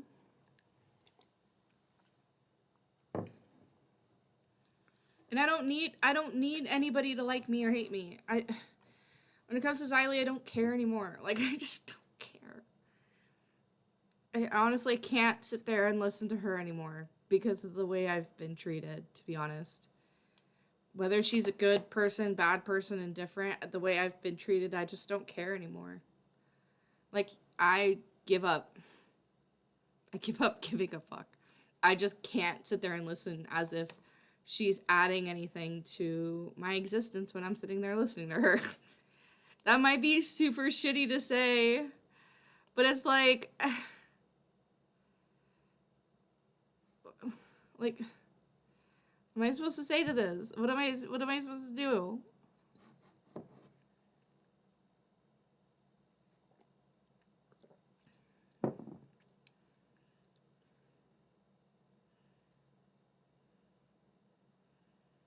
I'm waiting for the chat to load. That's what I need.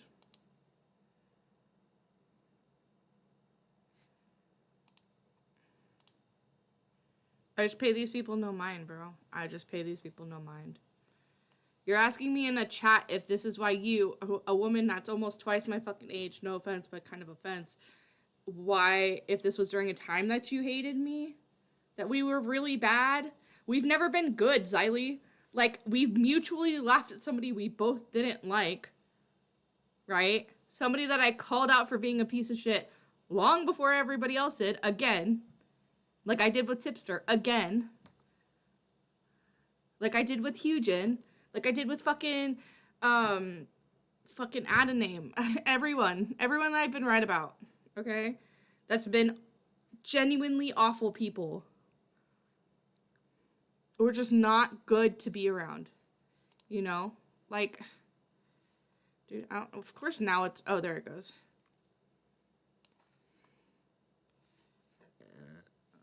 But now what, to be on the right side of history? What's the point? Why are you asking me this? Why can't you ask me this in DMs? Like, this is just weird. Hey, Abby, was that during you and I fighting real bad? Bitch, this is September 29th. You tell me. Everyone shit on me during this time. In other words, you've never not shit on me. You're not worth... Like, I don't have a qualifier for you. And, like, as much as, like, it's cool, like, to be part of Nice, like, she's not 100% wrong what she's saying. I understand what she's saying. But everyone should... That's September 29th. I got big in commentary about end of August? Beginning of September was the Deaf Noodles thing. And it did not stop until February of this year. So September, October, November, December, January, February. That's 5 months, 6 months. 6 months. So if you added to that, I don't know, maybe check yourself. Which you did. I'll say right now, you did add to it. You absolutely added to it. And like BX Beast Boy, I don't think I'll ever get an apology. I owe you nothing. I owe Xylee nothing. Everything I've said has been based off of my personal experience and my feelings, and I'm allowed to have those. No one can change that, okay? Like, but if you added to it, and you joined the crowd of hating me, similarly to BX Beast Boy, I don't have to respect you. I don't have to like you. You probably will never apologize to me in private or public, so I'm just gonna move on and laugh and make funny tracks, because it's fucking funny. A marketing strategy. I don't get views from talking to you. I didn't put your fucking name in the title, you dumb bitch. Yo, and these people, she grew to this base without knowing that. the fuck? If it was a marketing strategy, I would have put it in the fucking title, you stupid person, fam. These people are idiots. It's cool, man. Keep being nasty and lying and pretending to be good. The mask is gonna slip eventually. I'm not gonna keep watching this, fam. Bro, it's what I ain't gonna keep Pesha watching this. I'm not said. gonna talk about this at all. And she's willing to fucking admit to that foul shit, fam. That's cancel culture like a motherfucker, bro. You took the videos down, but these are the same videos that you were running around and sharing to bigger content creators, getting them to try to denounce me over false information. Mind you, the people you running with are threatening to put bullets in me. But I'm a big bully that threatens to beat people up. But these people can threaten to put bullets in me and you run around with them. And then because you removed the video, it's all good. Because you defended me when someone tried to dox me, it's all good. These people are fucking weirdos, bro. Straight up. Straight fucking up. I'm eating crackers because I'm high and I started getting a little bit hungry. But that's not why I'm here. I want to tell you guys that you get early access to all my videos if you sign up for channel memberships. And not only that, if you sign up for my Patreon, you get access to my podcast. Oh, we get real crazy on it. I'm taking my shirt off. My shirt coming off. You better sign up. Shirt coming off, man.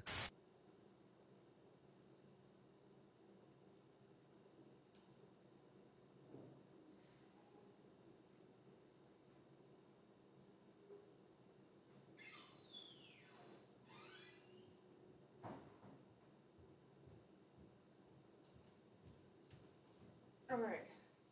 Sorry, I had to go potty. You know, Tipster was going to come back crawling. No one's going to accept Tipster. He's just going to be a fucking lolcow, literally. He's left and came back to community so many times. I don't know how anybody watches him. To be completely honest. It was kind of all I had tonight. I don't really have much of anything. Debating if I want to go to sleep or what. Oh, there was one video. You want to watch a funny video test? No, he's not. Actually, BX Beast Boy is actually great. Honestly. You're waiting for what day? I like BX Beast Boy. Tipster never left. Tipster has no balls. He's just fucking weird. Like, just fucking weird. Him and, like, people like Flamenco and Cuffles deserve each other.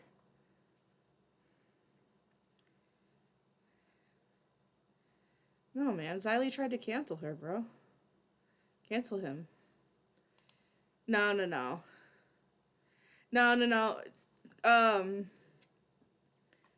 Nick today on Dead on Dave's Twitch stream was like, I'm just gonna laugh at him. Like, he's like essentially embarrassed even having him around, which I understand, you know.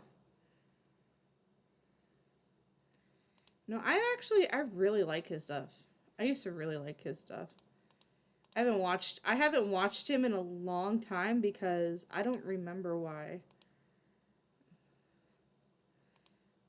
Couldn't honestly tell you. Hold on. Yeah, he's into like the underground stuff, which is, you know, good for you. Dude, his shit doesn't get views anymore. Why?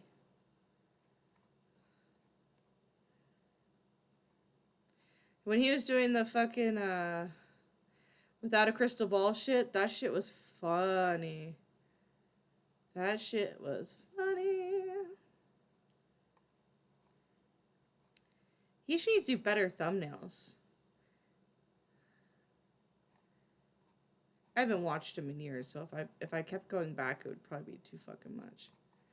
Oh, Without a Crystal Ball. Loser Tour? That's funny as fuck. I know BX. Yeah, did BX Beast Boy go on like a Augie stream like way back when? I think that might honestly be why. I could see BX Beast Boy and Augie's thing not crossing very well.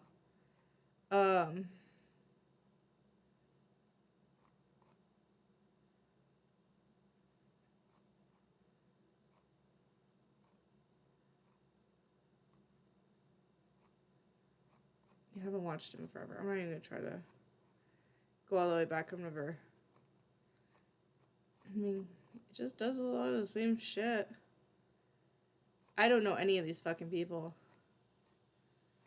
Seems like a lot of trash content. Like, as far as, like, trashy people content. Which is, like, it's, like, fucking, It's like fucking kind of adjacent to the fuck is it called? Dumpy content, kind of. That's funny.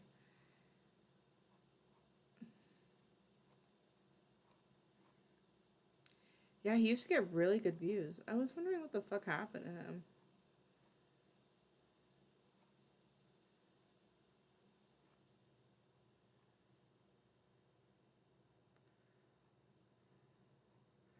It's because he does like content on people that nobody knows. Alright, I don't know. Anyways. This is like IP2 adjacent shit. It looks like very IP2-esque. But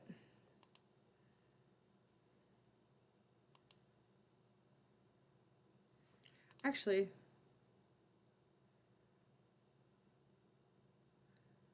the truth is, my basement, my feelings, I never got over it. Sam Hyde on Adult Swim and World Peace 2 cameras.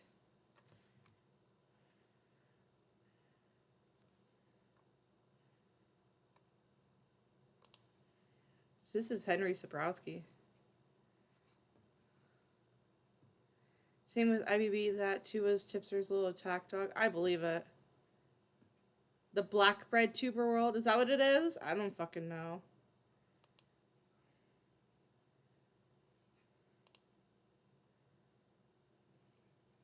What's a black bread tuber world? That sounds wild. About your Instagram subscriber chat, we miss you and want you to come back home.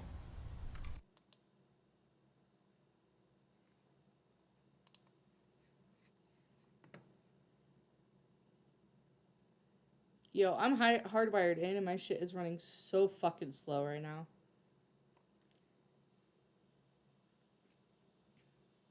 I was thinking about bringing my extra computer to my house, but it would run super slow anyways.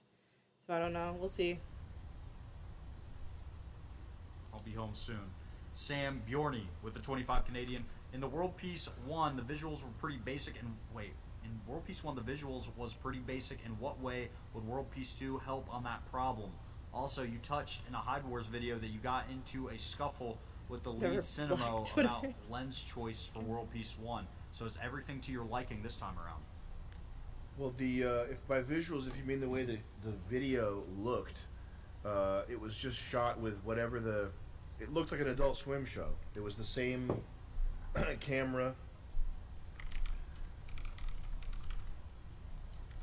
I'm sure it was the same camera and lenses as all these other piece of shit shows they pump out, which okay. And this is green screen, so it's Henry Zabrowski from last podcast. This is green screen, so it looks a little different, but I fucking hate the way this looks. It just looks like a cell phone commercial. Like it's a Verizon commercial. That's so true. It does look like a Verizon commercial. It looks like when they try to do commercials that are comedy sketches. Yeah. Where it's like, hey, you didn't know that you could get 5 for 5 off at fucking HomeDepot.com. I mean, this is like the worst looking thing in the whole planet. Never mind the fact that the actors are all soy and the premise is gay. Aw, don't hate on my man Henry, Sam. Timing on that. It just fucking looks bad. The Satan Show. Yeah. So anyway, this time around, it's okay. I mean, it looks better mostly due to Alex Lucarini's skill. The guy shooting it's really good. We're using Sony FX3s with Sony lenses, which are pretty clinical, but we're using diffusion, and I would say the footage looks pretty good. If I had if we had an unlimited budget, I would want to do vintage Panavision lenses. That's my dream, to shoot World Peace 3 on vintage Panavision lenses, partially. But World Peace 2 looks, I mean, it looks much better, yeah. But it's, we have, this is the guy that's shooting it.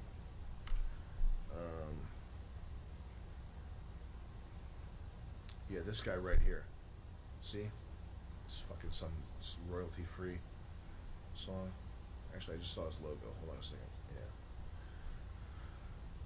This dude. And I don't think I don't think he updates his YouTube page, but his website is. Just follow him on Instagram.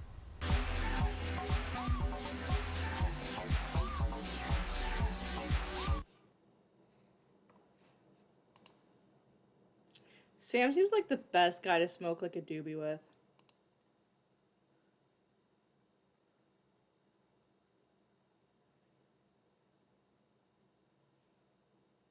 Tim. Who's Tim?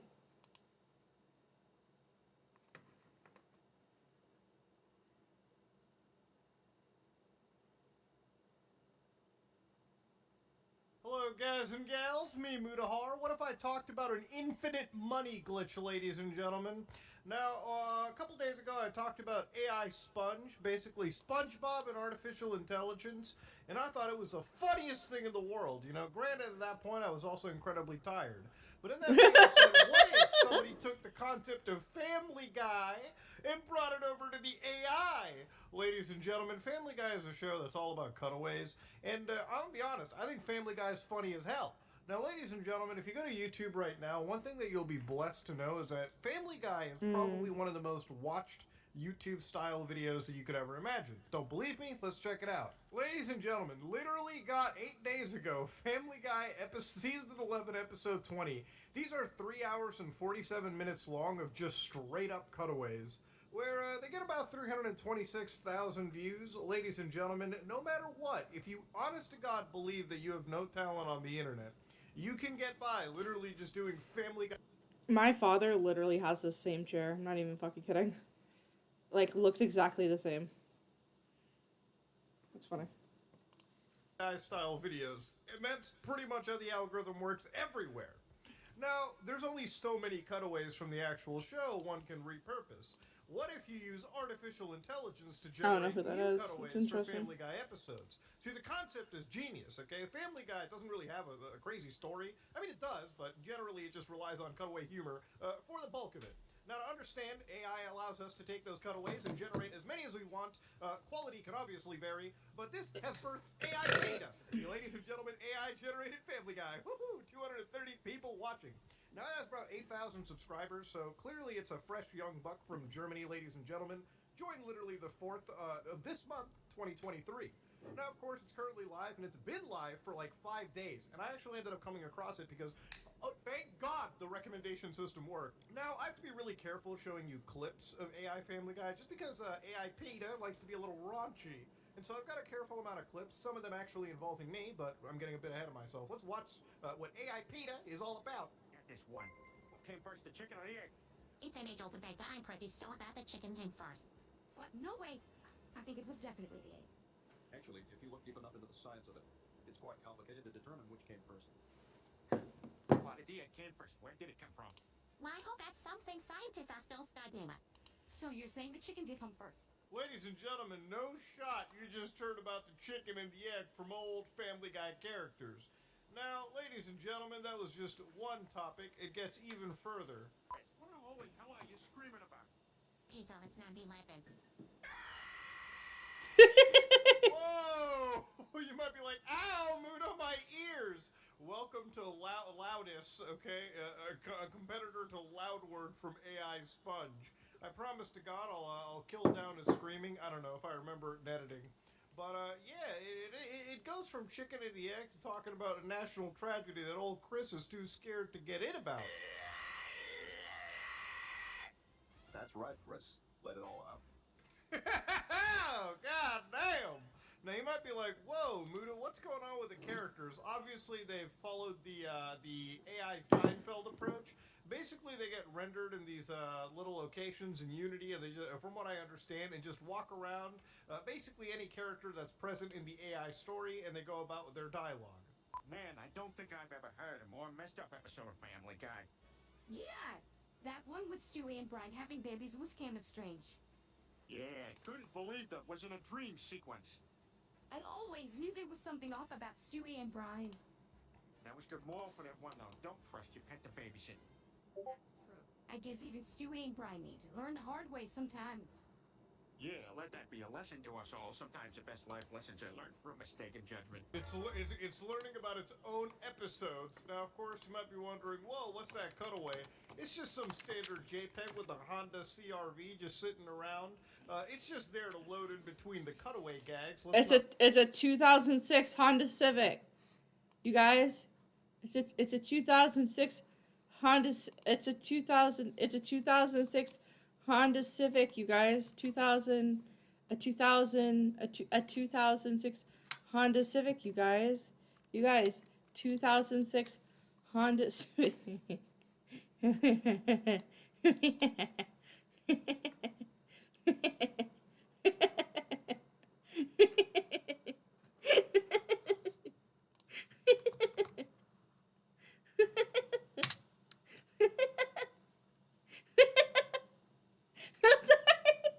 Lessons are learned from mistaken judgment. It's learning about its own episodes. Now, of course, you might be wondering, whoa, what's that cutaway? It's just some standard JPEG. Look! I found it! It's 2006 Honda Civic!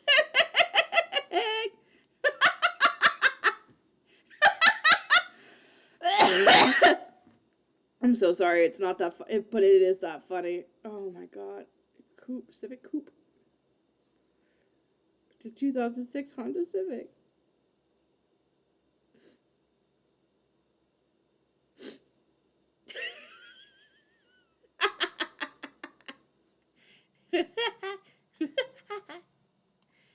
Okay.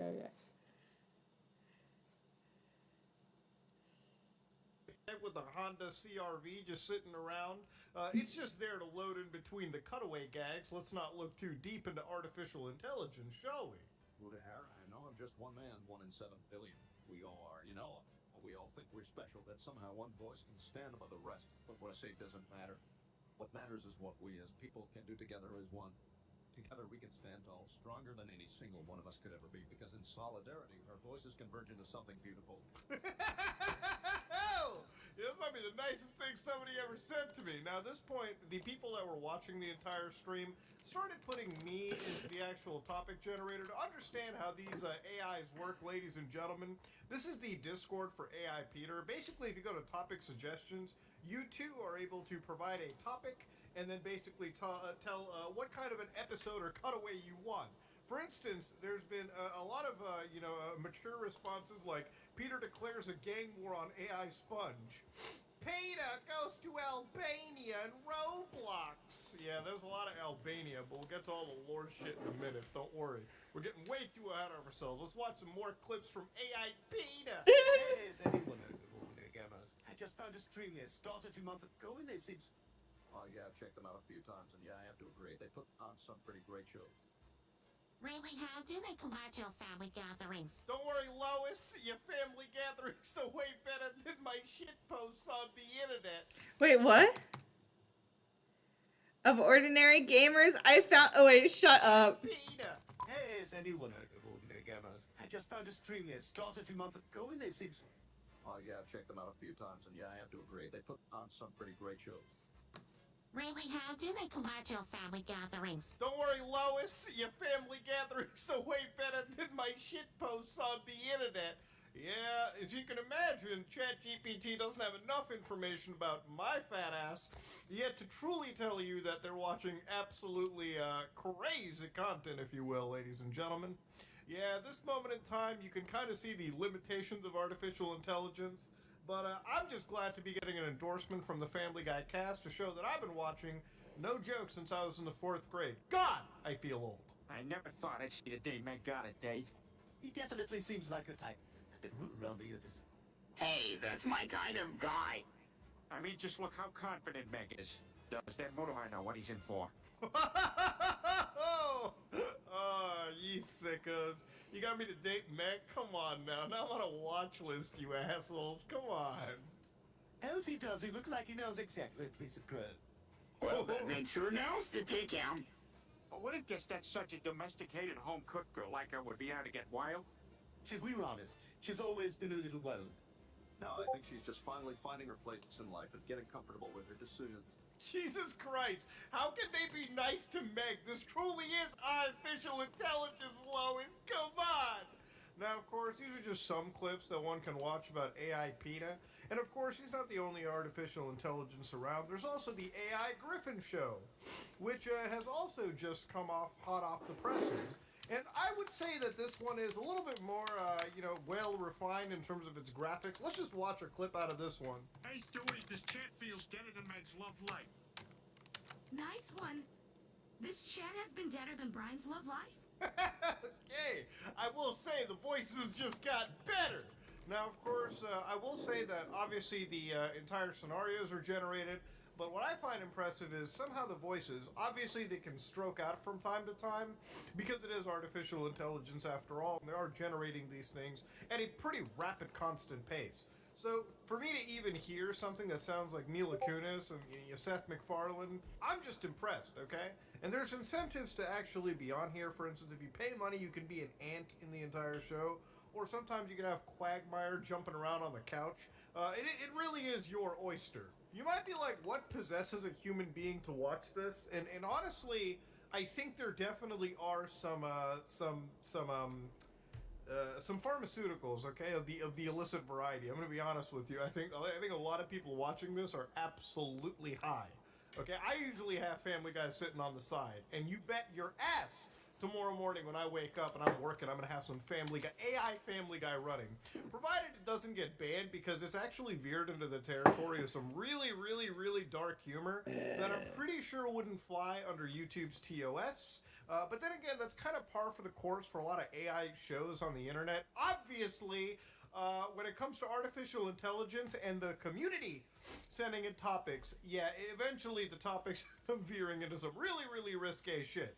But don't worry, it's streaming on Twitch, Kick, and whatnot, so no matter what, there's going to be one platform where AI PD will survive on. What I found super insane about this was the actual lore for AI Peter. So of course, obviously it covers the characters, but it even tells you about the various places, it tells you about the events. Yeah, ladies and gentlemen, they've got the first stream, the rigging, the AI sponge raid, donation frenzies, Albanian topic spam. There have been entire histories, like there have been lores that rival Dwarf Fortress renders just in this stream that's lasted for less than a week. I swear, man, the internet world, explodes at a rapid pace. You can even see the timeline literally in days. The first stream, the T-pose era, and then the post-rigging era. But of course, there's also other scenarios too, like the common topics, for instance, being the Tribunal of the Sleeping God, Albania, which is very popular, and obviously Chris screaming is one very, very popular scenario. You know what's wild is there's even AI Simpsons where like 35 people are watching this right now. And again, I don't know if this is the original stream. A lot of these places can literally just be like restreams of larger scenarios. But yeah, this is a world we're headed into. The most popular of cutaway television shows have now finally been properly thrown through in an AI, and now we don't have to worry about any human being touching the show, because it's just as lifeless and dead as the actual show sometimes, ladies and gentlemen. At least Modern Family Guy, Jesus Christ. But yeah, I wanted to bring this up to your attention because goddamn, you guys made me date Meg, and I just had to share it with the rest of the world. And to be real with you, Brian gave me a ringing endorsement. So the fact that he did that was pretty much me just having to cover this. And honestly, this is just lighthearted, goofy fun that I wanted to show it. I literally said, less than a week ago, this was like $1 billion idea. And you know what? This has become, in my opinion, one of the coolest little ideas on the internet. So, hopefully, by the time I post this video, they won't get banned for something fucking wild said on their platform. But then again, who knows? AI expands at a rapid pace, and it gets canceled far faster than your average ordinary human. That said, though, ladies and gentlemen, this is me, Mudahar, and if you like what you saw, please like, comment, and subscribe. Dislike if you dislike it. I am out. Modern Family Guy sucks.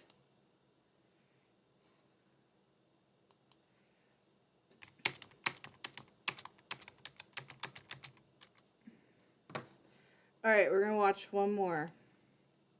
And I'll probably leave. I don't know if I'll watch all this with you guys, but I'm curious.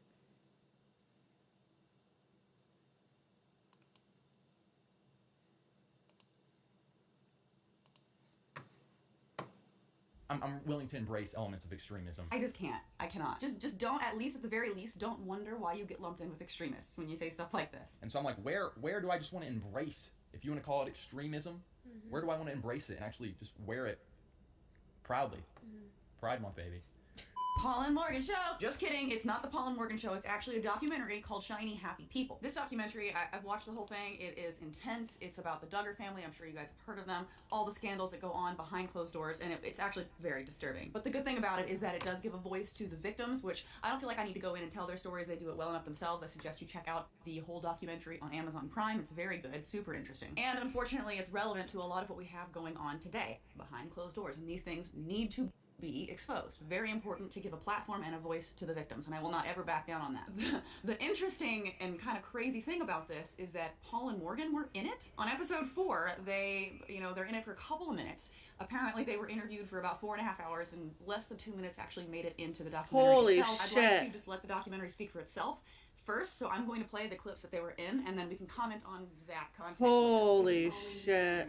Encouraged to use whatever technology is available to you to further the Christian agenda, like the Duggars. So yeah, now you have influencer culture. Yes, I recorded this off of my television screen that I was casting to, so sorry if the quality is not perfect, and I think hopefully this falls within fair use. We'll see. I do need it though. I have to show what they said to talk about what they said, you know? But they begin this segment where they bring Paul and Morgan, and this is about halfway through, by talking about influencers and influencer culture and how there are a lot of Christian voices out there sort of evangelizing. We have the rise of Christian influencers on Instagram, on TikTok. No, God did not make you gay.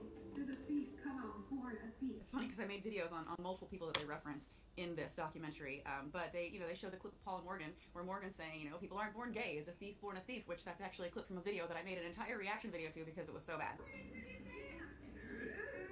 They just so boldly and confidently speak like, the Bible is true, creation is true, we believe this. We believe this. We believe these dinosaurs wore saddles, and so do a lot of people. I mean, there wouldn't be an entire museum dedicated to this idea if it weren't something that was a value shared by a lot of people, unfortunately, which is terrifying, but... A great example is this channel called Paul and Morgan. They were making Christian advice videos on life, love, and dating. We met in a unconventional way. For Christians, anyways. We met on Tinder. So it's strange to me that this documentary chose to involve Paul and Morgan, if I'm being real with you. Like, they, throughout this show clips of Miss Midwest, they show clips of Girl Defined, multiple different people online, right? And they use clips from Paul and Morgan too, as you can see, so there's really absolutely no reason that they needed to fly them out and involve them in the capacity that they did. It seems unnecessary if they could just pull video clips, because the things that Paul and Morgan say in this documentary are things I've heard them say multiple times over in videos, so it seems like a lot of extra legwork for not a whole lot of reason, but let's just continue and see what else they've got to say, besides, meeting on Tinder. No shade, by the way, David and I matched on Tinder, but I mean, that's not how we met, because we already knew each other from before, but it still was part of the process. Breaking news! They're parroting the ideals of the older generation, same book, different cover. It's kind of true. They do say a lot of the same talking points that you hear from these older generation extremists, if I'm being honest. Like, they share these values, but they don't want to identify with it to that degree. Maybe it's presenting slightly differently, but so many of the talking points are the same. You can't not draw a comparison. What is the role of the wife?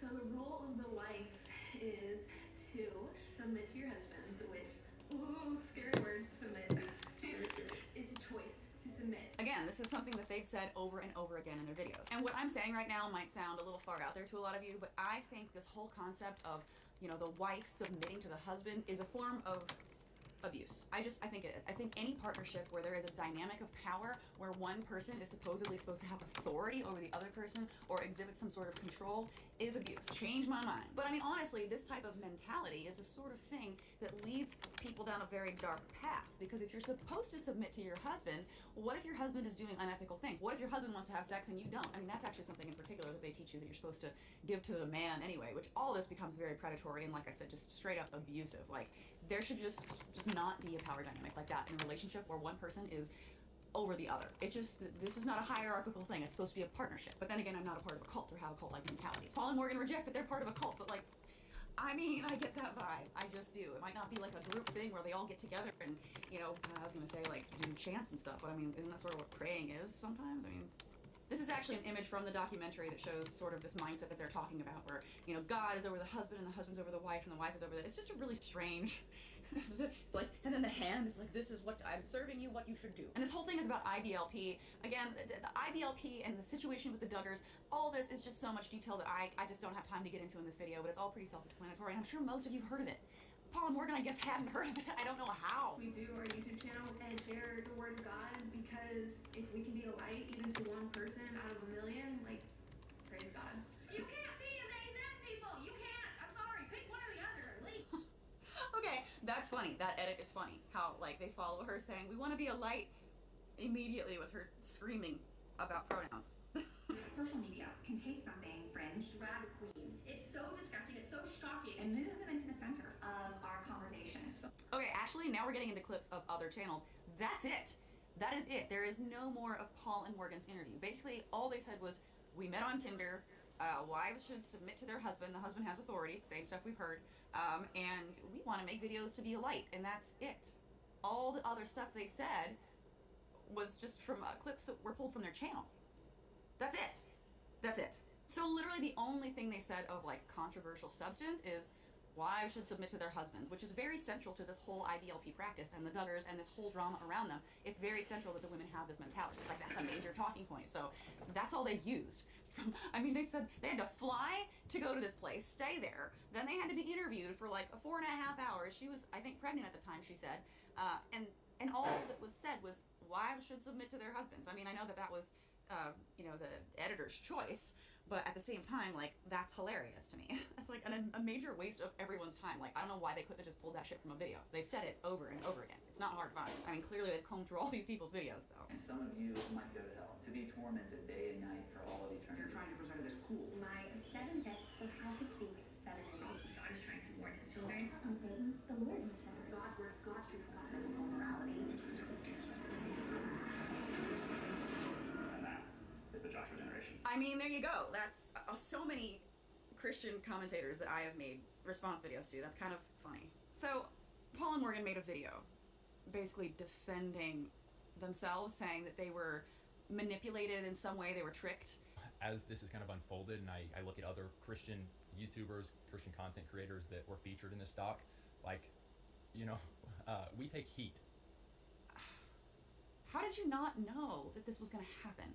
How did you think that you were going to go on a documentary where all these people are coming out talking about how they've been traumatized by this like religious ideology, and you think you're going to come in with your radical views, which I'm sure they maybe don't view as radical themselves, but I mean, they are. Come on, let's be honest. I know a lot of Christian people. And they're not like Paul and Morgan. Paul and Morgan, I really, at least I hope that my experience is true, that Paul and Morgan are not representative of the majority of Christian people. But Paul and Morgan don't want to be lumped in with the extreme people of IBLP, but they resonate so much. So my point is that the situation with the Duggars has been in the news for years. Josh Duggar just kind of went through all this saga where he got arrested for child P-word. He sexually abused his sisters and his parents did nothing. But this documentary is clearly going to be about the corrupt sides of religion, and I don't think Paul and Morgan have a good mirror of how the world portrays them. You know, and it's not about news, Burb. Let me tell you. I've listened and I've done my own research. A lot of research into the Josh Duggar family. Not only the Duggar family. Oh, I can't. It's going to make me want to fucking vomit. I can't even go that far into it because it's just fucking disgusting.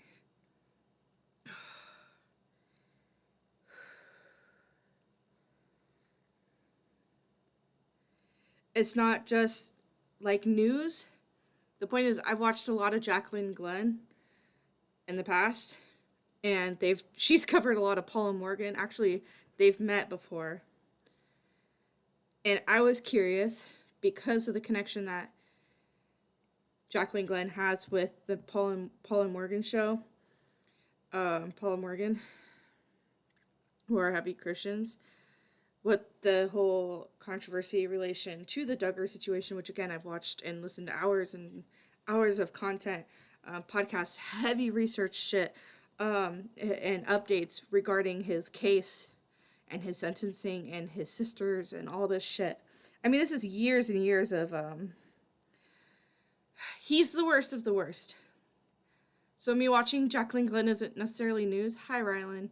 It's more just like, I wanted to know the relation. I wanted to know what the thing was. And, yeah, that was kind of it.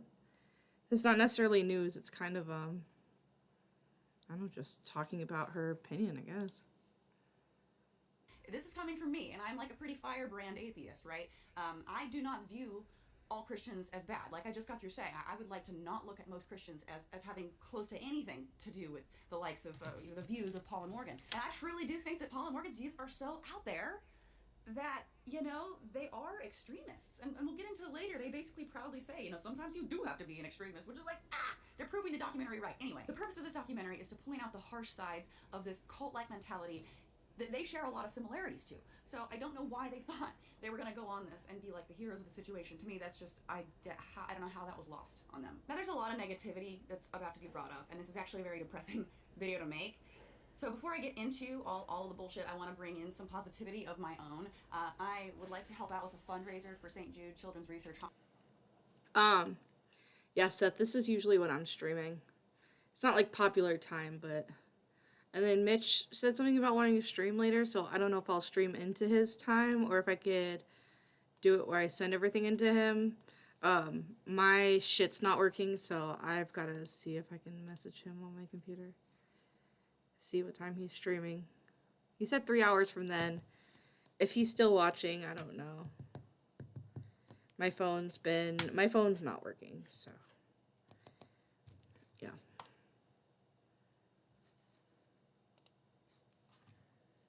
Hospital. It's an organization that my dad has worked with for years. Here's a photo of them with their recent, shack that they made. They made millions of dollars every single year. This was just this year's contribution from my dad and his band. Their mission statement is to advance cures and means of prevention. So wronged and duped by this stuff.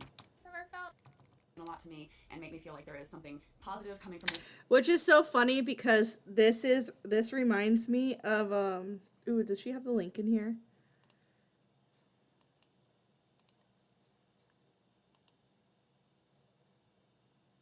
It's in an hour and 40 minutes. Can you do it sooner? I don't have an hour and 40 minutes of content. That's like, what time is that? Oh, they're so cute. Look at the baby. Oh my gosh, it's getting so big. Oh, how cute. That's her fundraise link. That is the cute. Oh, wow. Good for her. That's so cool. David here. Aww. Aww.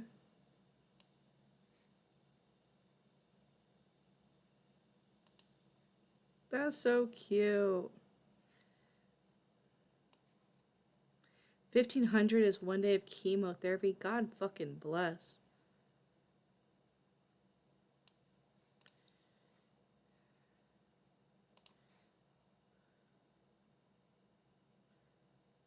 $1,500 equals 1 day of chemotherapy. Please help me cover 1 week. Why we're fundraising for St. Jude. David here. I always thought of St. Jude as just another charity doing good in the world. Jacqueline already knew the amazing work St. Jude was doing. But then they invited me to the campus in Memphis, and I learned the truth. I met the team, listened to doctors explaining the research, heard stories from the patients and seen the impact firsthand, and my mind is blown and my heart is full. I know I can help and need to do more. I've developed an audience over the last decade creating content, and I know that I have a tremendous opportunity to use my platform to help those in need. It's an honor to be a St. Jude ambassador, and I will be using my social platforms to amplify their message and help bring awareness to what they do to the best of my abilities. St. Jude Children's Research Hospital is not just another charity. On a macro level, the work they are doing is next level as far as changing the world and helping to cure cancer. But on a personal/micro level, the human care and love for their families, who do not pay a penny for care/lodging/food/therapies, is the most touching thing I've ever seen. And their research is all public. Treatments invented at St. Jude have helped push the overall childhood cancer survival rate from 20% to more than 80% since it opened more than 50 years ago. Great job, St. Jude Children's Research Hospital.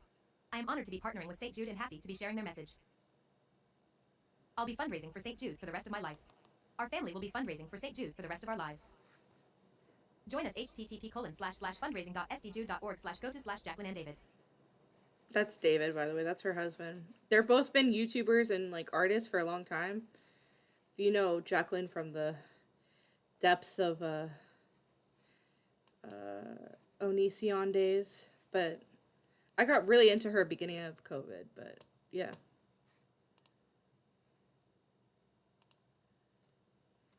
This very depressing video. So now let's go ahead and move on to Paul and Morgan's response, talking about how they were so wronged and duped by this documentary.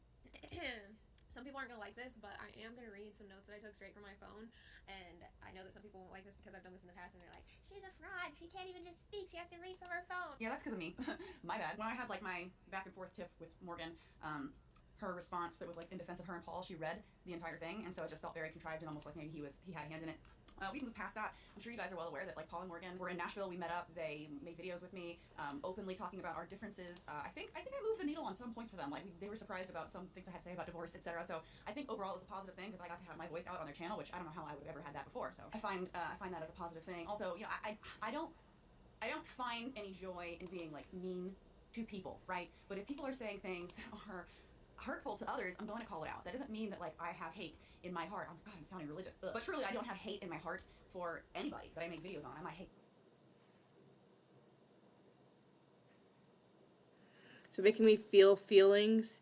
Get the gay over while I go get my lunch, Abby. Get the gay over? What?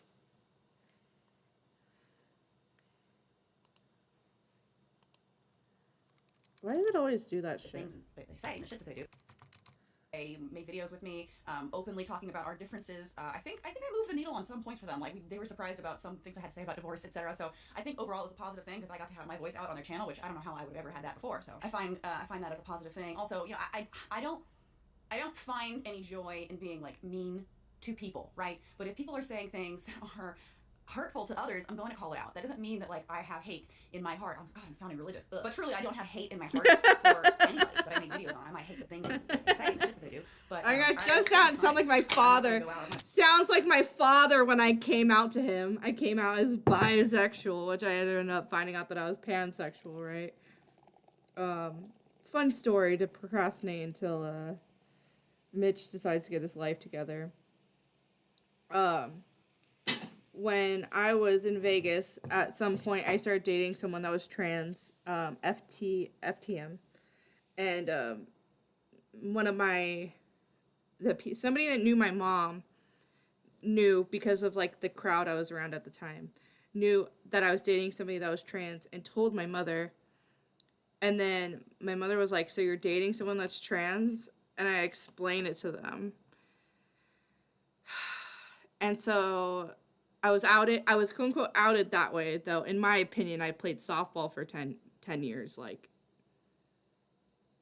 and just I've never been solid one way or another. I feel like I can forever get my life together, right? I feel that much.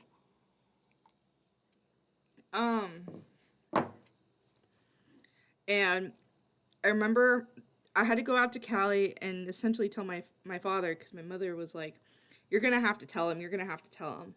Like, you can't just not tell him. You have to. You're gonna have to talk to my dad." Like, as if it was a punishment almost.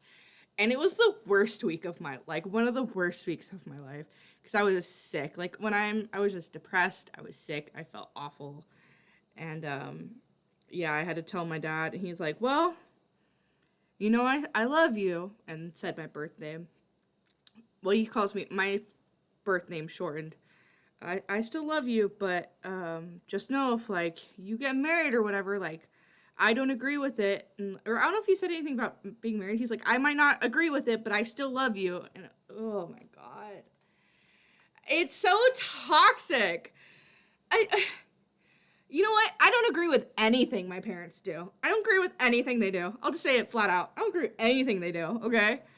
But I still love them unconditionally. That's how that's supposed to work. Jesus fucking Christ.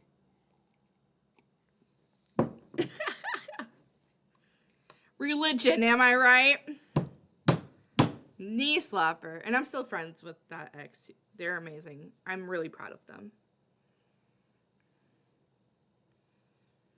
Same thing, Rylan. Rylan said, I didn't tell. Oh my god. I hate that this heart is in the way. It's literally the most annoying shit ever. I'm gonna say, I haven't told me mom. I'm bi. She just knows I do drag. I mean, I think it's kind of implied at that point, right?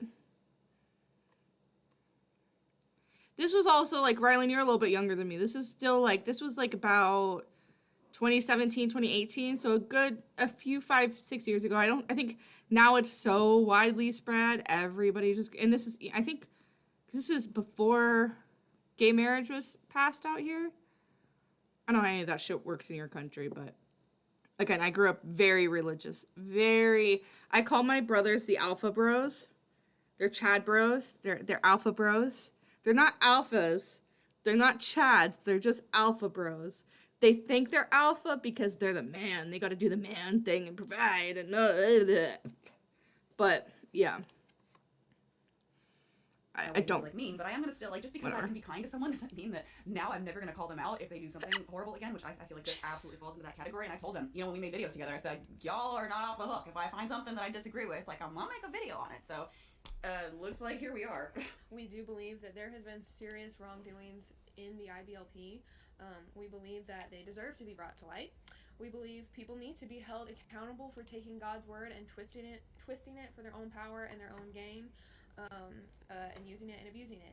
The women and children and men who have been seriously damaged forever and scarred and lied to deserve to heal and find peace in all of this mess. I mean, it's good that they said that. I feel like this is obvious, though, right? The whole point of this documentary was to give these victims a voice. So as great as this, like, initial intro speech is, and I'm so sorry for skipping their, like, song intro and prayer, I skipped all that. As nice as this is, I do feel like later on in this video it sort of contradicts this kind starting off sentiment. Like, it does turn around and become very much about Paul and Morgan instead of about this, which is what it should be about. So then she moves on to start talking about all these different documentaries that have kind of come out to expose the wrongdoings of different religious institutions, and this is what she's got to say. All have a purpose, which is to reveal the wrongdoings of these churches, these people, etc., which is not a bad purpose. But here's where I feel like they all completely fail. Because they are made by people who are not Christians, who maybe even have a vendetta against Christianity, every single one. Are you telling me that the people that were TLC are not Christians? Are you telling me that the people that would, oh my, it's like, how are you so out of the fuck? You know, I had to tell my mother about R. Kelly. I had to tell my mother about R. Kelly. Okay? It's been years. Okay? Not only since the trial about the whole piss thing, right? Which has been proved in, obviously, just garbage existence. Not the whole Ashanti thing, which is just also fucking tragic, to say the least. I had to tell my mother about R. Kelly, bro. Okay? Do you know he's sentenced to, like, forever for what he did? And it's amazing to me how much people will just be like, oh yeah, I'm doing this. Let me look nothing. Let me just listen to R. Kelly real quick. Hold up. Let me separate the art from the artist. Bro, he said, I believe I can fly because he hid bitches in his basement. What do you mean? He went to jail because he believed he could fly. What do you mean? Like, what? It's the same thing. What do you mean you went on a thing that was talking about the Duggars and you thought it was going to be a good thing about the Christian religion, the same religion that decided to hide and cover up? You know, if I'm not mistaken, okay, I'm pretty sure this is it. When the things happened with his sisters the first time, I don't remember exactly the gist, but this is the gist of it, okay? Don't quote me on it. Don't sue me, Duggar family. I could look up enough fucking things. Spun did enough fucking great coverage on you guys. It's just fucking gross. The church said, you've been a bad boy. And they made Josh Duggar, the same one that just went to jail or is in jail or whatever, for it, the worst. The CIA, the person that did the investigation, the guy that did the cyber investigation, I need to find the fucking video. The guy that did the cyber investigation, okay, of what was on Josh Duggar's computer, said that it was of the top 3 worst things he had ever seen. ever seen. So he had split up his computer to like, because like his parents like caught him doing bad shit years ago, right? And the church decided that punishment for doing fucking shady shit to his sisters was to like dig a hole or some shit for a week, and until he finished it. And then once he was finished about it, they're like, okay, be better. Until like a year or two ago when he got fucking arrested. How do you do no research on this shit? This isn't about your religion. Although the IBLP, whatever state of religion, which all things, the government, the religion, families, everything, societies, cults, anything, any group of people is going to have a couple bad eggs, period. That's just how life works, okay? But to go and to be like, I'm doing this thing about the Duggars, which I don't know if you've noticed, has not had good things attached to it in the news, especially in the last 2 years, which maybe they're just in their own fucking world, which would not surprise me at all whatsoever, considering that my parents did the very similar thing for years and now they're getting a divorce. Yay! It's not okay. It's just fucking, I'm getting chills thinking about and talking about the things that, like, I remember being said about this shit. It's so fucking gross, right? Yeah, he was getting away with it forever. It's fucking disgusting. It's so, I want to vomit. I want to vomit. It's making me so upset. I just don't even know. It's just, if I can find a video of 10 to Life, let me see, 10 to Life, Duggar. If I could find the one that I watched. Yeah, he was granted bail. The most fucking appalling shit ever.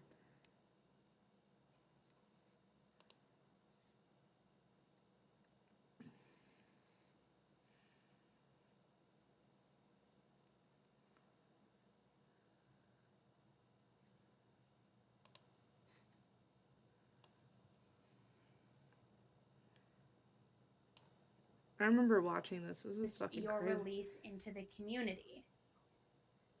She said that the scandal that was made public also concerns her because of the age of the victims and the children in these photographs and videos that were discovered on his tech. The judge added, I am concerned images and ages are very close to the ages of your own children and nephews and nieces and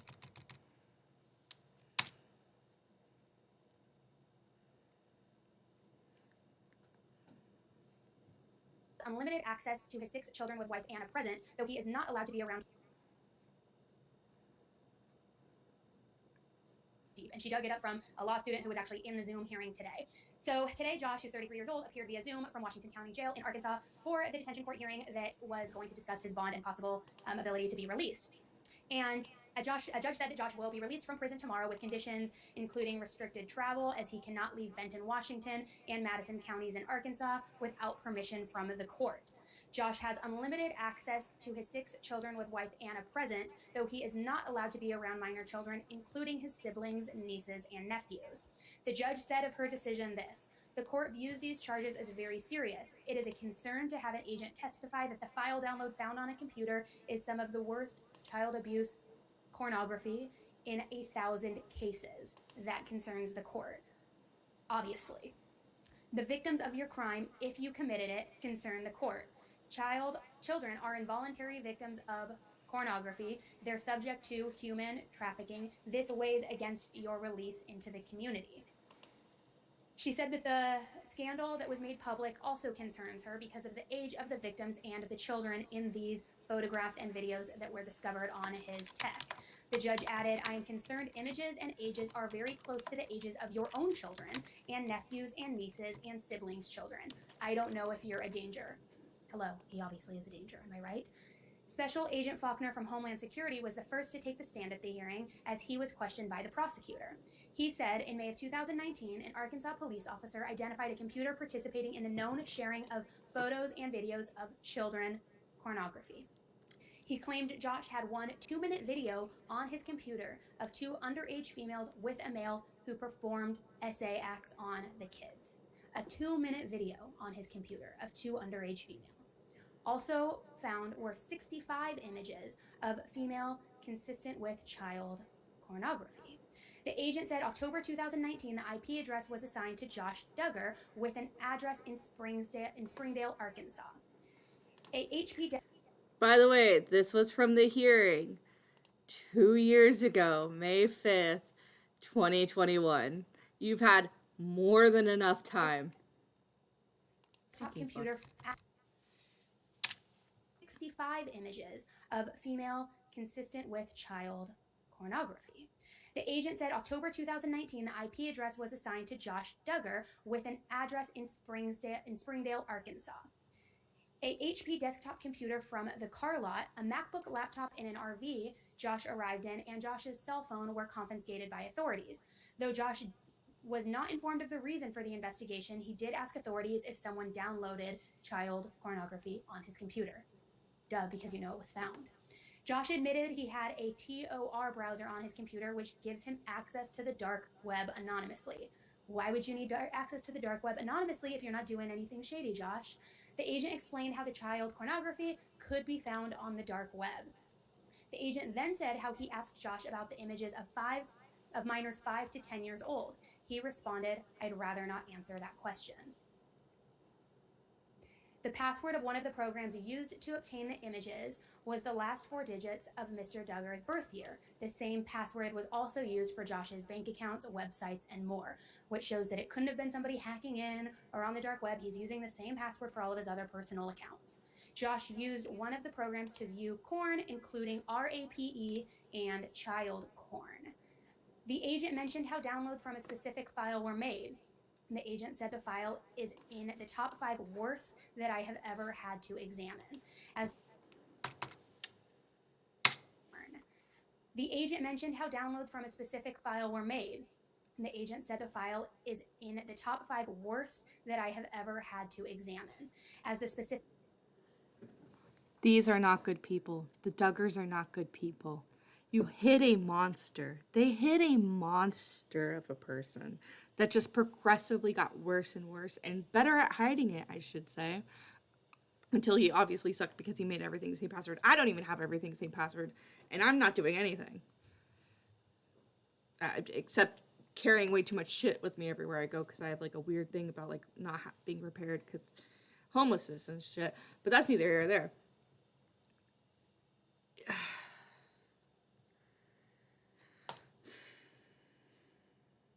Specific file had been known to include children as young as 18 months old. Let that sink in. Specific file had included children as young as 18 months old. The agent did not say Josh downloaded the photos involving an 18-month-old. Okay. The agent said friends and family confirmed that Josh has a porn addiction. Addiction is one thing, okay? It doesn't need to be minors, okay? The agent said that there is no evidence that Josh was the person who downloaded the TOR, although he did admit that he did have it, that software. The agent confirmed Josh and Anna drove themselves to the sheriff's office with agents following them so their children would not see him get arrested. Parole officer Wynn then took the stand as she mentioned the third party Josh may live with if he is released. Mr. and Mrs. Reber, I hope I'm pronouncing that right. I don't even have to show anything else. That's the point. He's a fucking disgusting person. One of these docuseries has some major problems. One being they almost never interview people who are still firmly walking in faith with the Lord. So what frustrates me the most about this is that the issue she's finding is that the people who make these documentaries aren't Christian. And that's the issue, right? Instead of what I see as the bigger How do you problem, even know that? which is that people who are Christian aren't making these documentaries. You should be calling out your own. And the fact that there isn't that like self-accountability almost is a little bit concerning. It's a lot of it concerning. It's very concerning. But her issue is, well, people who aren't religious anymore are the ones making it. Well, maybe that's because they've been through a lot of crap. Like they're the ones that have been victims of a lot of these things, and therefore they want to bring a light to what's been going on because, well, no one else is doing it. Or if they do interview those people, like they interviewed us, they do not allow them to share that faith or where they're at now. They don't allow the gospel to be shared, and 2 being the other problem is they don't allow the gospel to be shared. They didn't allow you guys to share your faith because it wasn't a documentary with the purpose of evangelizing religion. It was to bring light to the problems that are going on behind closed doors. These docuseries, this one specifically, made it very clear that not only people within the IBLP, the Institute of Basic Life Principles, but Christianity as a whole thing is wrong, and the only true option is deconstruction. Okay, so I watched all of this docuseries, and I never heard anybody say anything like that. I don't know how they got that takeaway, but that, correct me if I'm wrong in the comments, if you guys watch it and you have a different takeaway, but I never one time saw like a, you know, promotion of atheism throughout any of this, or a shame of all Christians. It really had nothing to do with that. It was a very specific pointed thing. Guys, if you're watching these type of documentaries thinking, oh my goodness, I'm getting factual truth, non-biased, blah, blah, blah, these people are in it to make entertaining content first and foremost. They're in it to get watchers and make money. What? Yeah, they're gonna put on money. They know what sells. Because they make money, you're gonna just throw out all their points. Like, this is where I start to get angry. What?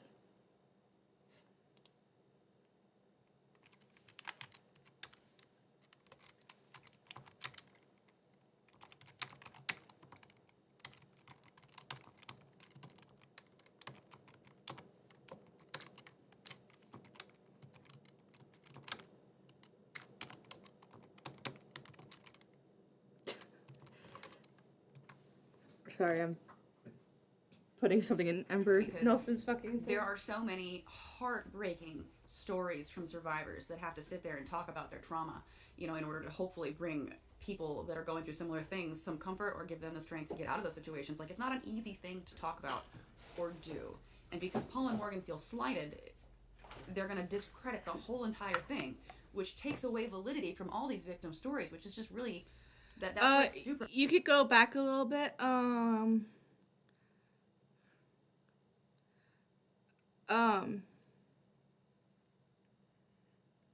Essentially, Jacqueline Glenn has talked about Paul and Margaret. Blah, blah, blah, blah, blah.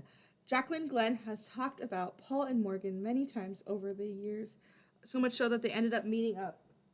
Paul and Morgan went on this Amazon docuseries on went on this Amazon docuseries. Sorry. And was like, oh, we didn't know they were gonna like shit on like religion, or religion was gonna be, I don't fucking know, bro. But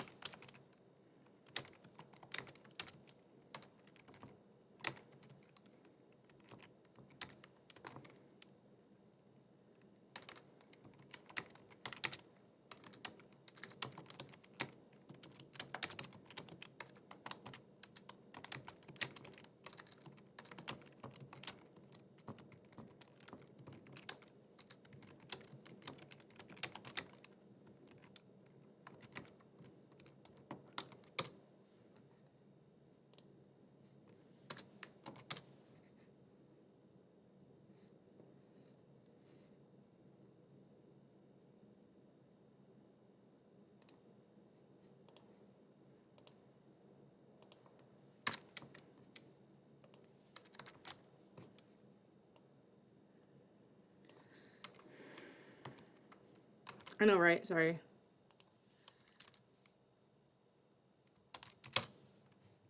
There you go.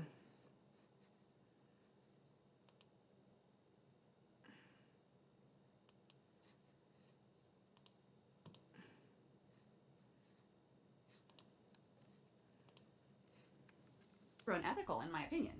To say, oh, they're just sensationalizing something to make money off of it. Sure, it's going to make money. Anything like media, in this sense, is going to make money, right? You make money on your channel. So because you get a paycheck, should I say, oh, it's all sensationalized bullshit, they don't really, you know, am I supposed to discredit everything that you say? I mean, I do discredit a lot of what you say because I just disagree, but I don't believe that you don't believe it, right? I don't believe that you're just seeing dollar signs and doing it for the money, which I feel like is sort of what you're implying here a little bit. We have experienced firsthand, and I don't say this lightly, but we've experienced Wait, firsthand. what happened? I never heard anybody say anything like that. I don't know I love how click they clack got from that Heavy takeaway, Rain. but that, correct me if I'm wrong in the comments, if you guys watch it and you have a different takeaway, but I never one time saw like a, you know, promotion of atheism throughout any of this, or a shame of all Christians. It really had nothing to do with that. It was a very specific pointed thing. Guys, Gonna call them out if they do something horrible again, which I feel like this absolutely falls into that category. And I told them, you know, when we made videos together, I said, y'all are not off the hook. If I find something that I disagree with, like, I'll make a video on it. So looks like here we are. We do believe that there has been serious wrongdoings in the IBLP. We believe that they deserve to be brought to light. We believe people need to be held accountable for taking God's word and twisting it for their own power and their own gain, and using it and abusing it. The women and children and men who have been seriously damaged forever, and scarred and lied to, deserve to heal and find peace in all of this mess. I mean, it's good that they said that. I feel like this is obvious, though, right? The whole point of this documentary was to give these victims a voice. So as great as this like initial intro speech is, and I'm so sorry for skipping their like song intro and prayer, I skipped all that, you know, as nice as this is, I do feel like later on in this video it sort of contradicts this kind starting off sentiment. Like it does turn around and become very much about Paul and Morgan instead of about this, which is what it should be about. So then she moves on to start talking about all these different documentaries that have kind of come out to expose the wrongdoings of different religious institutions, and this is what she's got to say. All have a purpose, which is to reveal the wrongdoings of these churches, these people, etc., which is not a bad purpose. But here's where I feel like they all completely fail. Because they are made by people who are not Christians, who maybe even have a vendetta against Christianity, every single one of these docuseries has some major problems. One being, they almost never interview people who are still firmly walking in faith with the Lord. So what frustrates me the most about this is that the issue she's finding is that the people who make these documentaries aren't Christian. And that's the issue, right? Instead of what I see as the bigger problem, which is that people who are Christian aren't making these documentaries. You should be calling out your own. And the fact that there isn't that like self-accountability almost is a little bit concerning. As a lot of it concerning. It's very concerning. But her issue is, well, people who aren't religious anymore are the ones making it. Well, maybe that's because they've been through a lot of crap. Like they're the ones that have been victims of a lot of these things. And therefore, they want to bring a light to what's been going on because, well, no one else is doing it. Or if they do interview those people, like they interviewed us, they do not allow them to share that faith or where they're at now. They don't allow the gospel to be shared, and two being the other problem is they don't allow the gospel to be shared. They didn't allow you guys to share your faith because it wasn't a documentary with the purpose of evangelizing religion. It was to bring light to the problems that are going on behind closed doors. These docuseries, this one specifically, made it very clear that not only people within the IBLP, the Institute of Basic Life Principles, but Christianity as a whole thing is wrong, and the only true option is deconstruction. Okay, so I watched all of this docuseries. Sorry. Okay, so why would you expect this is how like almost stupid this is how ignorant they are. as somebody that's been in the church, somebody that's dealt with this shit, this is still live, yes. As somebody who's dealt with this shit, this kind of shit, not saying all the church is bad, yada yada, disclaimer, is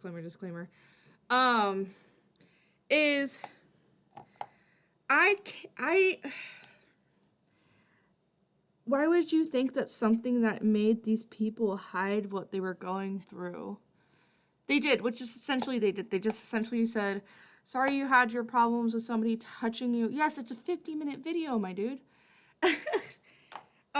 Somebody that touched you, and the church covered it up,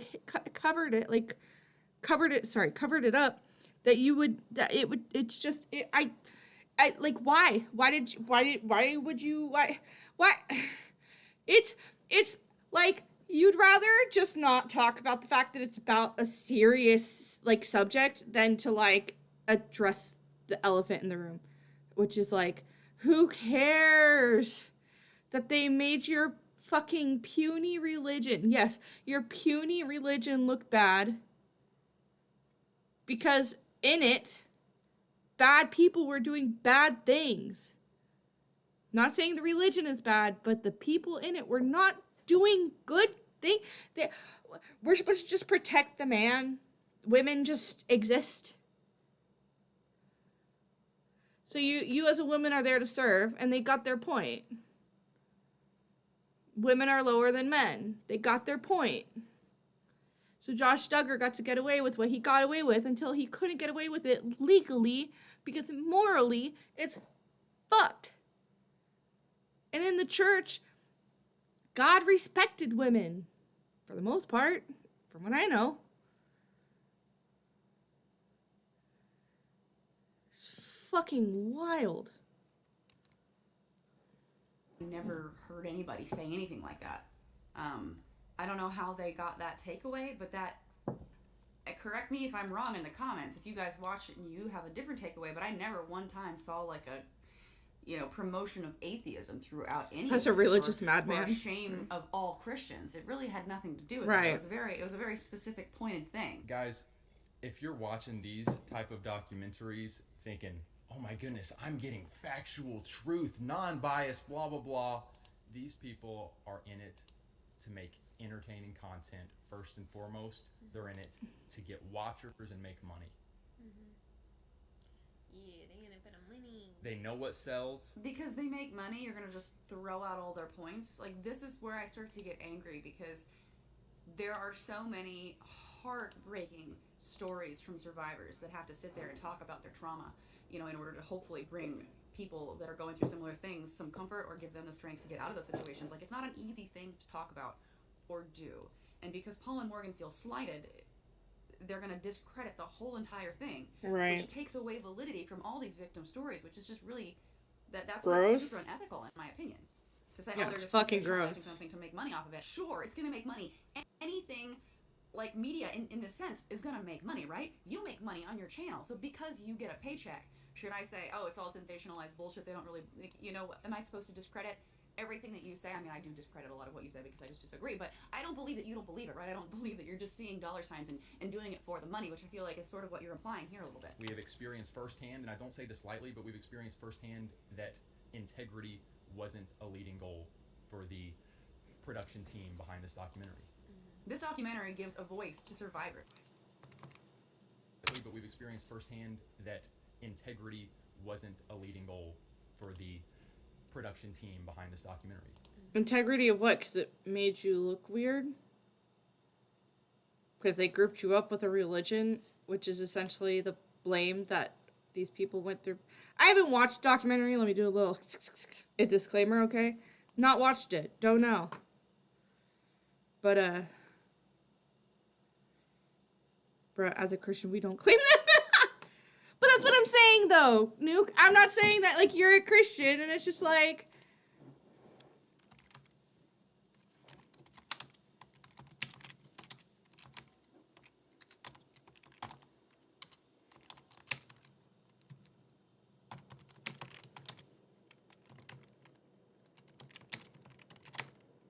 Yeah, enchiladas, my brother. This documentary gives a voice to survivors. It gives them a platform to really speak out their experience, which is so important. So I really just, especially for people like Paul and Morgan who have that Christian fan base, who have people watching that maybe really need to hear that more than anything else, to discredit it like this, I feel really gross about that. When we went in, we were very cautious. We had plenty of conversations back and forth. We told them, guys, we are friends with someone who went on The Bachelorette. If you guys, not encouraging you to watch The Bachelorette or The Bachelor, but Luke Parker, the Luke Parker situation where they villainized the crap out of him. Yeah, I don't know how familiar they were with The Bachelorette. I don't know how helpful that example was. We're not about coming here and being, giving us the Luke Parker treatment.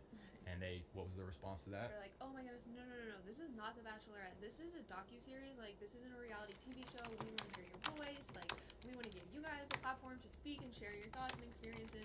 That is not what we're out to do. I mean, I don't really think they did them that dirty. Like, the clips that were shown were so brief and are things that they've said many times before. So I'm really struggling. They explain it more later, but I'm struggling. They reiterated, we are after a 360 view of this situation, but not only this situation, like you said, we want you, Paul and Morgan, to come and represent what it's like to be modern Christian content creators and bring that voice in, bring that side in. The whole segment that Paul and Morgan were in, it was all about influencers and being online and being Christian online. Like, I feel like they were sort of transparent, I guess, then with what their point was. And those of you who have watched the documentary, you can decide. Yeah, that's exactly what you guys were there for. We had a lot of you guys commenting and messaging us when you were watching it, being like, "Do you guys know you were in this? Like, they're using your videos and stuff, blah blah blah." Or, "Why were you in this? It's about the IBLP." So here's the story. Yeah, I have the same feeling even after seeing it. Like, why were you guys in it? But for people to want to know if you guys knew, I mean, like, they showed sitting you down and fixing your hair and miking you up or whatever. Like, of course you knew you were there. Like, it's just whatever, a testament to their fan base, maybe. This is what they told us. They said, we're going to talk about the IBLP, but a lot of it's going to be about like the Duggars, the Bates,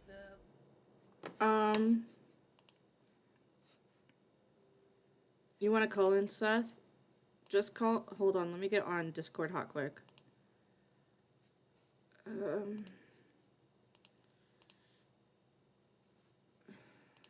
Tell Mitch to fuck off. I'm just kidding. I'm totally kidding. Mitch is fine. Maybe. I don't know. I'll decide later. I'm in the bus and there is a kindergarten class and 4-year-old. Okay. Congratulations.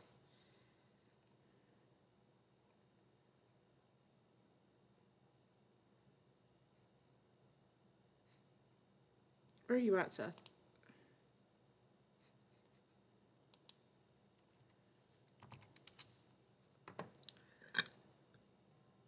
I'll call you soon, bitch. When did she say that?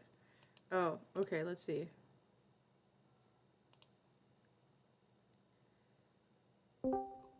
Hold on. Is it working?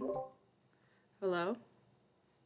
Is it picking up my mic? Okay. Okay, so listen to me, okay? I went to the store, okay? I'm at my office right now. I went to the store, okay? Okay. I bought myself a sausage roll, and I'm uncertain, right? Okay. On the fucking cash register, okay? A fucking spider crawls across my sausage roll, okay? What? Okay. Do you understand? There was a fucking spider. A spider on your sausage roll. I mean, that's a sentence. It crawled across my sausage roll, okay? Now the question is, okay, should I eat this sausage roll or has it been tainted? I personally wouldn't, but I've also been scarred of cooties ever since COVID, so I'm also a different breed. So maybe I shouldn't eat the sausage roll. I mean, a spider went across it. It just like put its little legs up on the sausage roll and then I like pulled the sausage roll away. Could you like rip off the piece that it touched? I guess I could. That would like make me feel better about it. Okay, yeah, because I could just rip the whole side of it off, to be honest. You know what I mean? Yeah, because it's always too much bread. Yeah, it's too much bread anyways. I mean, I could do that. I guess that's a possibility. I mean, it's up to you. It's food. I don't know. Depends how hungry I don't you know are. I feel like if I eat it, like I'll be scared I ate a spider. You know what I'm saying? Well, we eat spiders anyways. Like, isn't it like some like math that like we eat spiders Oh no, regardless? that's a. You know what? That's actually a like fake ass story. There's a really good video on it. Like it's not real.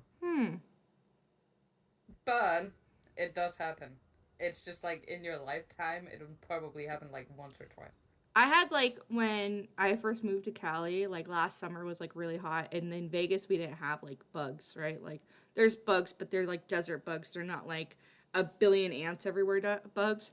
And so when I was out here last summer, it was really fucking hot. Burp. It's not a hot take. That's kind of just clickbait because I'm funny.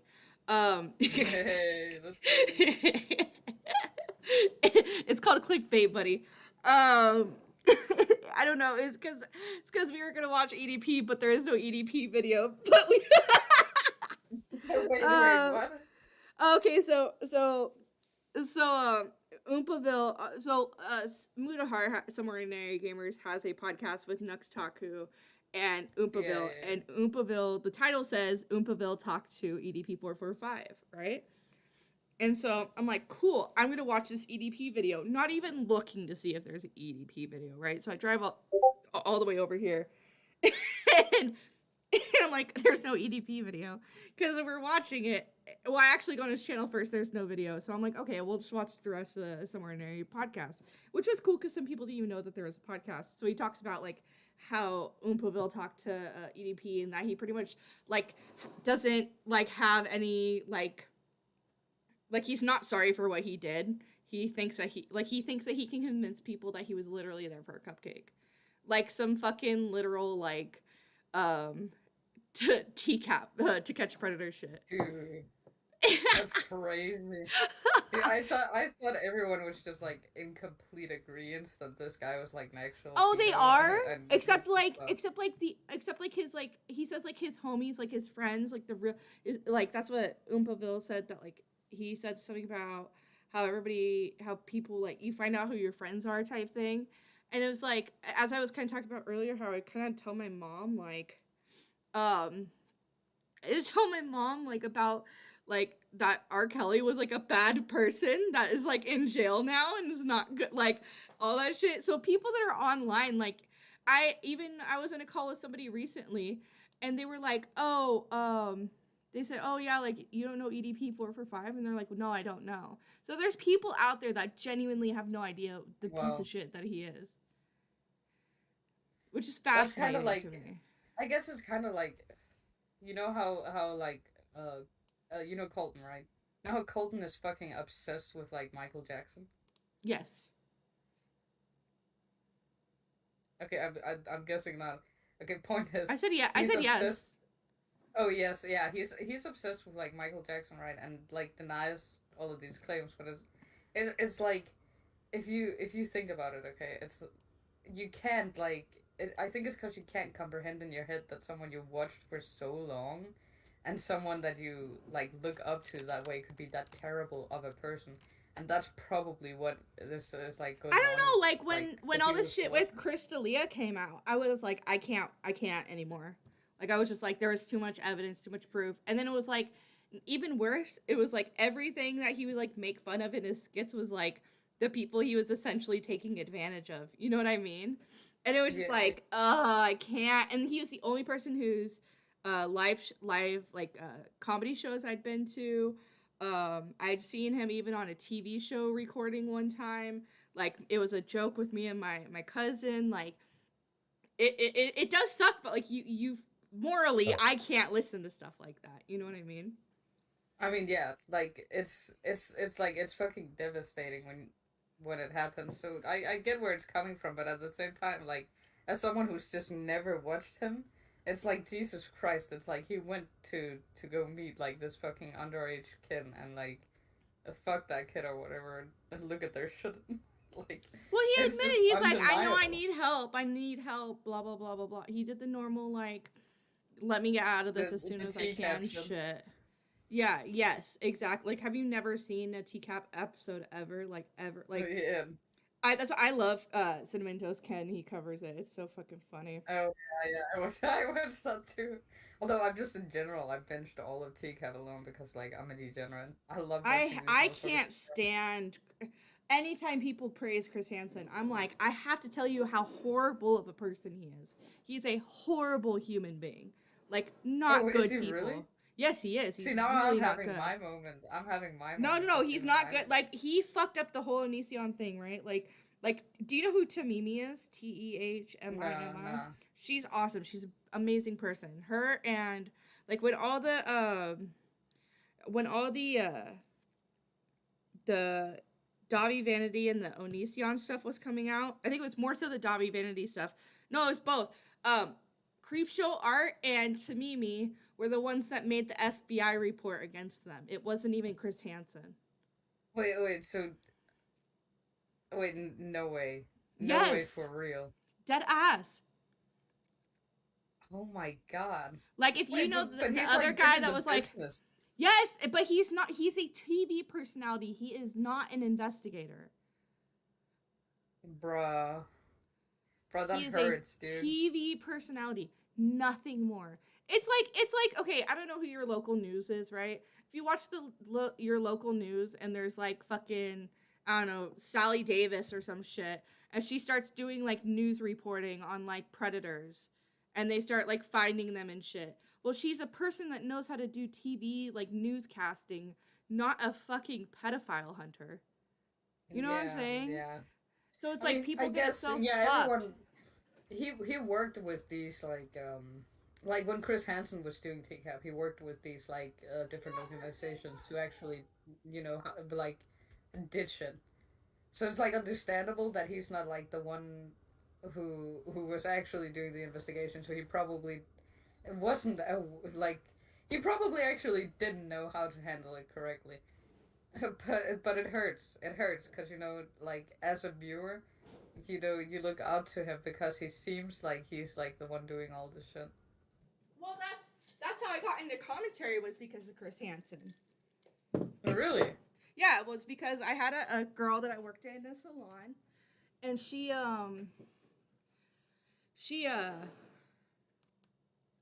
was watching it one day, the interviews, and I was like, she was watching interviews, and I was like, oh, what are you watching? She's like, oh, Chris Hansen's investigating like Onision, and I'm like, Onision, like, I don't know if I know that name, and she told me it was a banana dude, and I'm like, that fucking weirdo. Yeah, right. Is it really Burp the Herb says it's loading, but I have a feeling that he's fucking lying, because he would lie. Yeah. But the Onision thing, and then then there was Repsion, and there was Jacqueline Glenn and Blair White, and then just the spiral from out of there. That's how I got into it. But then like Let's everybody get a hot like take, actually, Abby.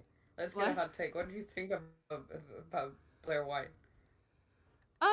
I think she's a Republican trans, and I respect her grift. You respect the grift, okay? You know what I'm saying? That's fine.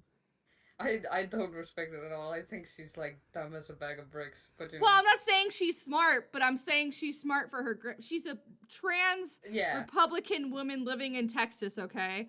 Good for her. Okay, yeah, her fucking You know what grift. It's like her it's grift like is working tipsters out, you're hanging right. out with Keffels because they both want to cry about everything. Okay. Yeah. Okay. Yeah. No, You know what I mean? Like, I don't it's watch just, her like, content hilarious. anymore. You know what I mean? Yeah. Yeah. No, but she's like, oh Jesus Christ, dude! Like Stop spamming my chat, Burb. she's like, oh, she's so like shamelessly just like fucking says things that are like just so wrong, and all you need to do is like Google them for like 10 minutes and you'll know that she's wrong. But for some people, like they just believe her, and I don't get it. It's hilarious to me. Well, because it's a trans person saying the right things for Republicans. Or the right wing. Yeah, or whatever. I get. You know what I yeah, mean? the grift. I mean, she's got her audience or whatever, but you can still look it It's up. like You can people still that do go the on due Joe diligence. Rogan, and Joe Rogan doesn't necessarily agree with every single thing that they say, but he's there to listen. And he is the person that most people go to listen to, whether right, wrong, or indifferent, right? It's just, you know, like I don't watch her content anymore. Not really because like I had a thing. Well, it was actually for me was the moment that I used when I talked about the Edwin stuff. The moment when she said this stuff about the trans athlete, the one that was like the gym person, and like that they were competing and that it was like shitty, and they pretty much like the trans person wasn't actually competing or anything, so like she was just kind of blanketly saying it. No, they and were then like that was the worst because it was like they had like even said before like publicly that they wouldn't like participate in tournaments for women or whatever. Yeah, and so when that came out, I think I kind of stopped watching her then. And then just like time in life has happened, so it wasn't really my content. Like when she stopped doing the Onision stuff is in the, I don't know if she ever did Dobby Vanity stuff. And then she moved to Texas and things just, then she was like only doing like her podcast on some, I don't know. It was just a lot for her and I just kind of stopped watching her. But that's my I will say this though. Would. Absolutely would. I mean, good for you, bro. Beautiful. I mean, she is stunning. She's paid. She's gotten the work done, and good for her. Yeah, I always wondered, like, because if you look at her early videos, she's still like so feminine looking before a lot of the surgery. I'm wondering like how did you get this money, woman? How did you get this money? And where did I get it? Because she's so fucking hot, dude. Maybe sucked enough dicks. I don't fucking know. Oh, dude, I wish you'd suck my dick, you know what I'm saying? I don't. Crazy pussy, probably. Oh, wait, she doesn't. Never mind. I don't know how any of that shit works. Yeah, maybe someday she'll have crazy pussy, you know what I'm saying? And I'll be there, simping hard. I don't care how terrible of a person you are. I don't know when Mitch is going live. I don't know. You're forcing me to watch Mitch. Yeah. Well, I want to finish this video, but I can't screen share, so you're gonna have to just watch it through the stream. I can do that. Okay. I'm gonna keep watching it. It's halfway. I can also leave you be because I am at work, but I'm not planning to do any work. So if you'd rather go through the video, I can head off. I just wanted to annoy you for a little bit. I love that. You can annoy me anytime. Yeah, and I would like share it, but like I have like all these videos and edits and shit that I've done. I just got a terabyte memory that I'm gonna put it all of the stuff from my computer that I've worked the edits and everything, and that way like my laptop runs a lot smoother because right now it's just running so slow because it's like hyper maxed on fucking memory right now. I'll tell you what, the stream quality isn't that bad, although there is quite the delay, but you can fix that in OBS or whatever you use. I'm on Streamlabs. I don't know how to do any of this shit, so. I'll help you with it later, but it's actually good quality, which is the most important thing. Yeah, and I think, like I said, after I do take out the like memory, like the chunk of the memory stuff, because a lot of it is the videos that I've edited. I mean, for fuck's sake, the videos that I did just for Brick were like insane amounts of fucking gigabytes. So. Oh yeah. Hopefully that'll. I can imagine that's a lot of fucking content. Oh my gosh! Did you like all 6 hours? I'll have to tell you what happened yesterday, but it was if you've watched any of it, it was, something wild happened last night in Brick's server, and it was. Oh. I'll just say it was quite the response video. I did realize that some kind of drama was going down, but I had the podcast and I had work today, so I was like, fuck it, I can't, you know. Yeah, it was a good podcast today. I got to be horny on main and chat, and I loved it. Yeah, I was like, damn, how did you guys just start being degenerate in the chat? Me, every time, I can't help it. I'll be right back, but I can hear you. Okay, I'll entertain chat. Okay, chat. Listen, I'm very good at beatboxing. I'm not gonna do it because I'm at work right now, and it'd be really embarrassing if someone were to listen to me beatbox. But I'm very good at it. I've learned to beatbox through like watching like contestants on like fucking shows and shit. Like, you know, like how they have like that Americans Got Talent and shit. People will just be going on there and beatboxing like it's a talent. Like, I'm not impressed. So I was like, I can show these motherfuckers up. So I went and I learned to beatbox. Okay, I'm actually a master at beatboxing. I could go on Americans Got Talent right now, and I could win the beatboxing competition if I wanted to. I could beat all of them, but I'm not going to. But you're just gonna have to trust me on this one, okay? I am a beatboxing god. And also, I'm just a rap god in general. I know how to rap, actually. I'm fucking based at rapping. I can rap you up, you know what I'm saying? It's like when people fucking serenade you, you know, they pull out the little guitar and they do the little gay songs like, I love you, bitch. I ain't never gonna stop loving you, bitch. I can't But I'm with like, you. I'd be... You know who else knows how to rap? My girl niece. Do you know who followed me on Twitter today? My girl niece, bro. Bro, and and even better, okay, in the Now Recording Discord, well, not Now Recording Discord, on Twitter, she called out Matt Pitt. She said, I have more balls than them. Oh my god, she's a queen, dude. She's amazing. I love her. I love her. And the diss track, that went hard. But I have 2 of them now. It's so funny. Yeah. I can't stop. She's amazing. I love her. She is. I love her. I absolutely fucking love her.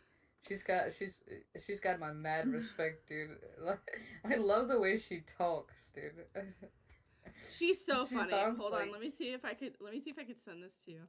Copy image. Cuz I did like I was just it's just she's amazing. I adore her. Okay, I just sent it to you in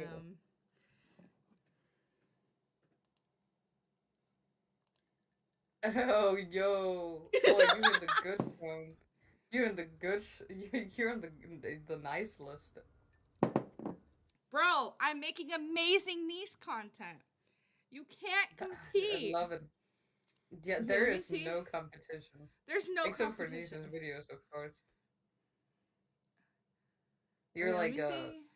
the second... You're like a niece fan channel now. Oh, bro, she's my golden egg. Yeah. That's your golden goose, dude. My golden goose, thank Niece you. Lone Wolf. Okay, She goes okay, let so me. hard. Yeah, I can see the video. Okay. Hopefully, Nuke, tell me in chat if it's being ridiculous, and then I'll just make Seth hang up. No, I'm just kidding. We'll figure it out.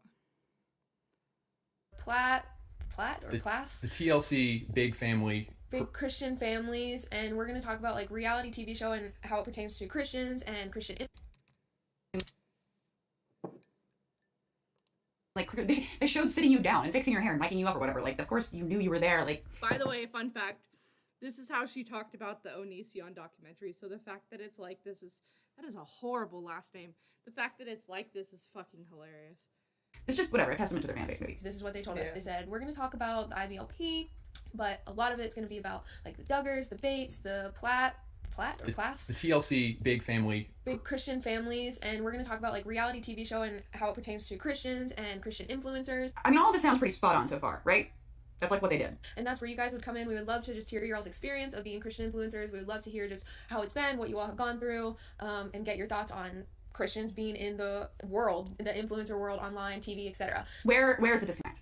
This is all lining up for me so far. Yeah. This could be a really cool thing. Like, Yeah. this could be a really neat thing. So then they sent us over like the list of all the questions that they were going to ask. They even gave you all the questions?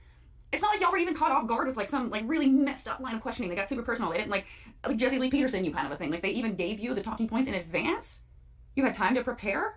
So you know the docuseries Lula Rich? That was actually a docuseries that we produced, and that's exactly how we're wanting to do it with this one, which we had watched that Amazon Prime docuseries and really enjoyed it. Because we don't care about the Mormons. Like screw the Mormons. I still felt like that had some agenda driven. That was actually a docuseries that we produced, and that's You got super personal. They didn't like Jesse Lee Peterson you kind of a thing. Like they even gave you the talking points in advance. You had time to prepare. So you know the docuseries Lula Rich? That was actually a docuseries that we produced, and that's exactly how we're wanting to do it with this one, which we had watched that Amazon Prime docuseries and really enjoyed it. Because we don't care about the Mormons. Like screw the Mormons. I still felt like that had some agenda driven. But Right. Wait, what is Lula Rich? Hold up. Lula. Yeah, I got it. I'm assuming because LuLaRoe is like essentially like a it's a multi-level marketing Host? platform. Yeah. About They do like LuLaRoe. clothes and shit, right? Which LuLaRich, I think Young Living a lot. Sorry, excuse me. And this is just like stereotyping to the max, right? A lot here. I'll share this tab instead so you can kind of see what I'm looking at. A lot of unraveling LuLaRoe, known for buttery soft leggings, infamous multi-level marketing. Wait, what the fuck does what does this part have to do with these Christian influencers? She's saying that this was a video. This was about LuLaRich, which is a multi-level marketing firm. A lot of multi-level marketing firms or whatever are created and takes advantage of communities in Utah. Utah, infamous for the Mormon culture, Mormon religion, Mormon blah blah blah blah blah. So that's why she's using the parallel very poorly, I might add. But yeah, because that was about multi-level marketing. This right here, let me share this tab. Sorry, this is about women that were sexually abused as children. That's in the crazy. church. Do you see why I'm like I first of all, if you watched a little bit of when I played 10 to Life's video about the details about and Jehovah's Witnesses, right, Nuke, about the content found on Josh Duggar's fucking computer, it's just fucking disgusting. It's fucking crazy, gross. dude. It's Advance? You had time to prepare?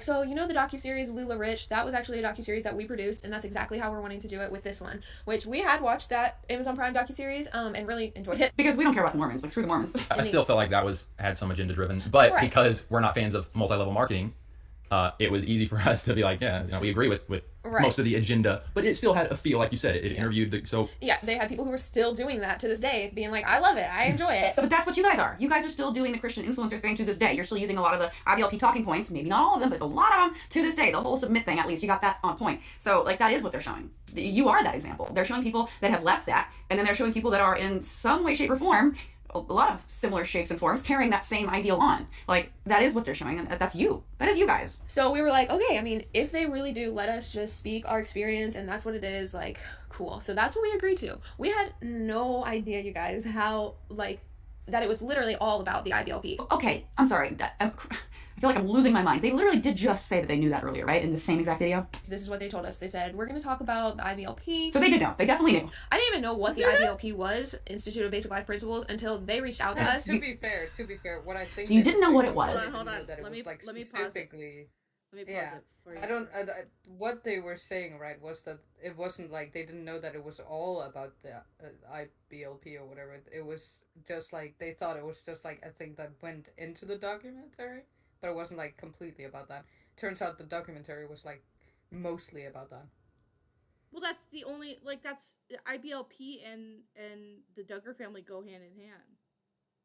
Yeah, but I'm thinking what they're trying to say is that they thought that was just a small part of the documentary, but it turns out it was a bigger part than they thought. That was mostly what it was about. I could agree, but I also just like I'm just trying to give them the benefit of the doubt here, but it no, look for sure. very I know bad. what you're saying. I'm just like, it's in my opinion willful ignorance. Like, how do you?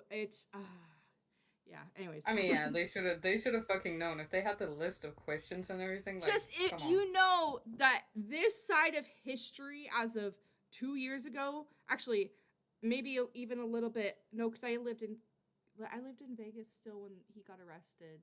So yeah, it was still 2021. So he got So he got arrested 2021. And ever since that, especially if you look into the Duggars, it's just only gotten worse. Like, it's only gone downhill. So if you're going and they're going to talk about the Duggars, you should expect there to be insanely negative connotations. And with that, especially, like I said, being that the religion was why it was never addressed and why it only got worse. And because, like, the victims of CP or CSAM, products are forever, and people like this are victimizing those people that are the victims of that stuff. And so you're just having this person that's getting away with perpetuating this. It's just horrible that like it's just like it's just the naivety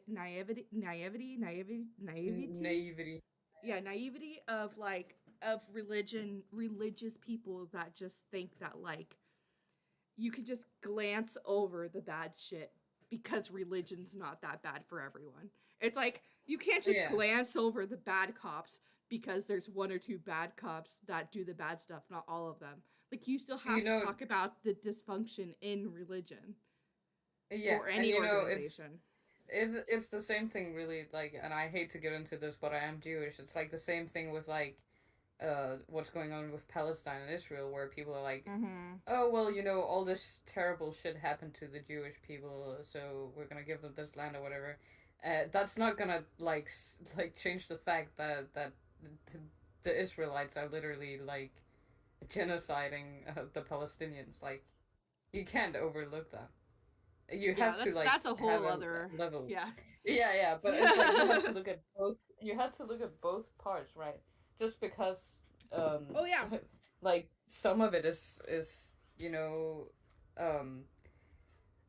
terrible towards this like part of it doesn't mean that you don't have to agree that they also are terrible to other people, and not everything is good.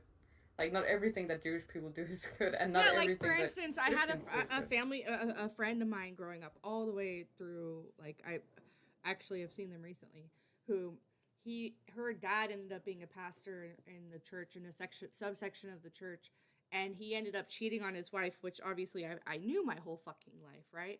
And it was just, like, one of those things where I could never, like, look at that person the same. But, like, that's not every aspect of the church. I can't be like, oh, every pastor's cheating on his wife. Every pastor's doing this.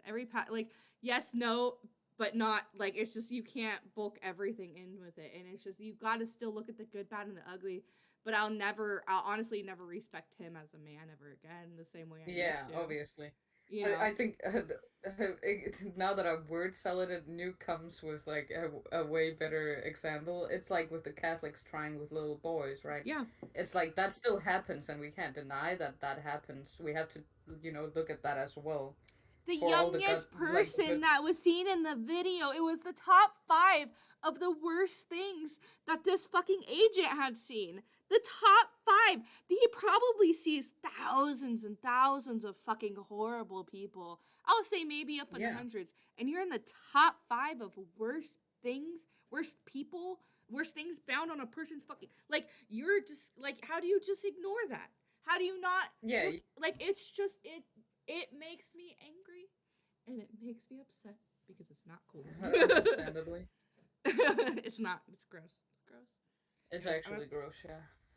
Yeah, I mean, we're gonna talk about the IBLP. So they did know. They definitely knew. I didn't even know what the IBLP was, Institute of Basic Life Principles, until they reached out to us. So you didn't know what it was, and then someone reaches out to you and they say, "Hey, we're doing a documentary about this thing," and you're like, "I don't know what the thing is. Sure, sign me up." Right. At that point, I think most reasonable people would have been like, "No, I can't comment on it, so I'm not going to do this." I didn't even know what that was until they reached out, and I had to like Google it, and I knew that the Duggars had a lot of kids, but I didn't realize they were like a part of a thing. Okay, so then now that's 2 things. So we didn't know IBLP, and we didn't know that the Duggars had like a huge connection to it and all the things. Like, so you really were not in a position to accept this offer. We were like, we don't know a lot about the IBLP, so we can't really like speak on that. And they're like, no, you're gonna be speaking about like what it is to be a Christian influencer, blah blah blah. So what we agreed to is not what was created. Okay. Like, they treated us really well, and that's part of the interesting thing about when we were sitting on the couch watching the documentary for the first time. Mm-hmm. But they treated us really well. They were so nice. They were so nice. Seriously enjoyed getting to talk to all of them. Well, what did you expect? Like, of course they're gonna be nice to you. They interviewed us for 4.5 hours nonstop. Nonstop, just all these, and we were getting deep. They were asking us some questions that were like, oof. To us, the most scary thing, if you will, was simply like, we're about to go there. We're talking about heavy cultural topics, and we're sharing what we believe the Bible says. We're not holding back. And so in our minds, the documentary is going to come out. We're representing Christian influencers. We're talking about the Christian faith. That's what you did. That's exactly what you did, y'all. And, given our perspective on the IBLP and how like Christianity and IBLP are different, and like, yeah. Well, didn't you just say you didn't want to go on and talk about IBLP because you didn't know what it was, and now you're disappointed that you didn't get to shine a spotlight on all the differences, but you didn't know what it was? I mean, sure, you could have. You said you had to Google it. But that doesn't make you an expert. Like, this is very strange to me. Like, we don't know what it is. They told us the documentary was about this thing that we didn't know what it was. We decided to do it anyway. We said we didn't want to talk about it. Then they said, that's fine. You're just going to talk about being a Christian influencer. And they said, okay, that's fine. We'll only talk about Christian influencers, which they did. And then they were disappointed that they didn't get to talk about IBLP. Am I getting all this right? If there is some overlap, but yeah, the differences, given our perspective on the Duggars and so forth, it was just some really good conversation. And they even told us that. They were like, and one of the producers came up to me afterwards and she was like, I just want to let you know, like, you guys did such a solid job, like, explaining your faith and what you stand on. Like, you should be very proud of yourself. This is going to come across great in the docuseries. 4 hours of now if that happened, that actually might be bullshit. That might have been them just kind of sweetening you up for what was about to happen, because there's no way. I know what you guys say. Like, I've watched so many of your videos. At this point, I know your talking points and the way you speak. I doubt. Interview with them and say, wow, you guys did fucking terrible. Like, you yeah, just, thank you for adding to our cash cow. It's gonna be great for them. Like, well, I don't know how much. Like, obviously, this stuff gets a budget and stuff, right? For documentaries on things like Amazon Prime, right?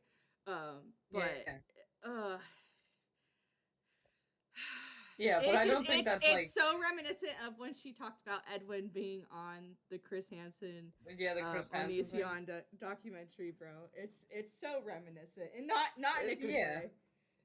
Yeah, but it's like, you can't, like, I don't think that's unfair of them to say, wow, you guys did a really good job, because, like, you can't go up and say, wow, you guys did terrible, fuck you guys. I don't think that's dishonest at all. I highly doubt did. They provided them with 4 hours of videos that they got to clip down to like a minute of them talking.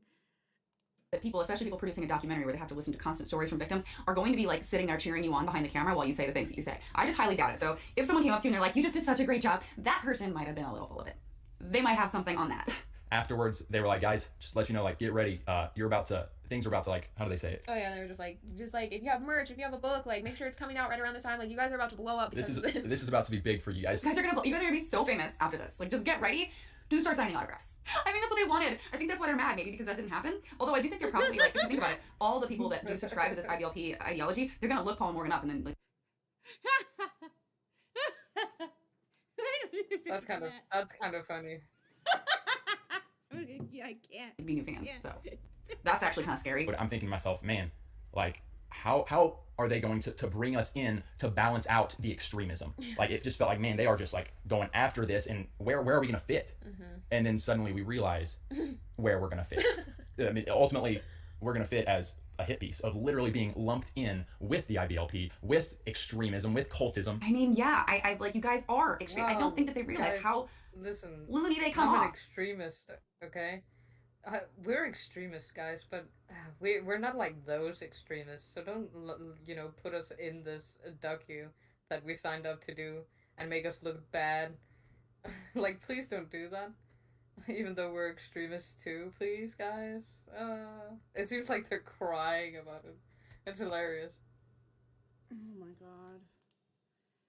Like, I really don't think they think it. I mean, I guess if you live that life and you're surrounded by it, you might think that you're just normal, or that it's acceptable speech, or that, because so many people around you think the same way, it's not extreme because you have so many similar people around you. You sort of live in this bubble. But it is very extreme, all their talking points. Like, they are very much fundamentalists. They are. And they super don't see it, which is scary. Like, my hope in all this would have been, like, they took a step back and really, like, looked in the mirror and were able to see so many similarities and maybe reevaluate a thing or two.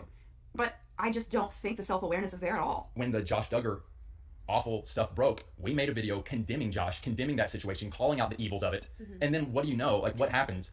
They put us smack dab in the middle of the episode where Josh Duggar exposed for all this evil. Right, but they're not, like, calling you guys predatory or anything like that. They're not trying to make that comparison. They're trying to show how the ideology that allowed for this type of control and this type of evil, for lack of a better term, to perpetuate itself, that ideology is being continued through speech like yours. That, mentality that protects people, that, has the man above the woman type of thing, that sort of limits people's freedom to feel like they can speak out. That's the type of ideology that leads to people like Josh Duggar getting away with it for so long.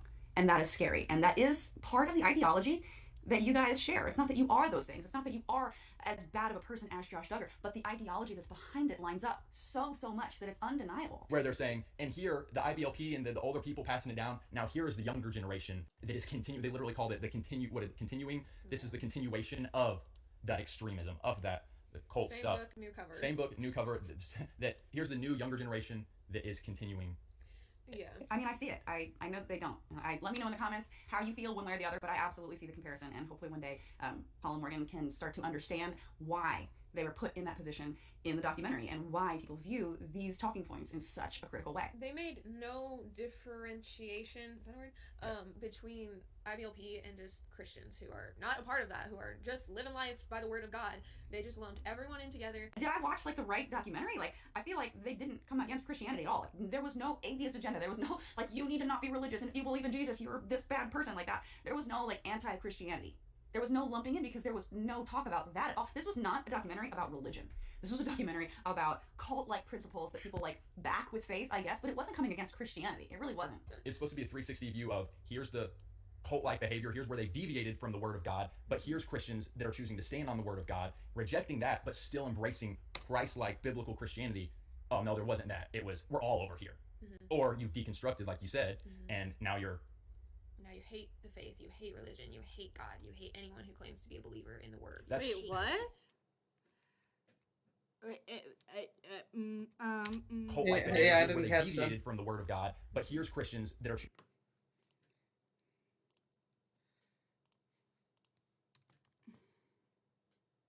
nice freeze frame. I guess, but it wasn't coming against Christianity. It really wasn't.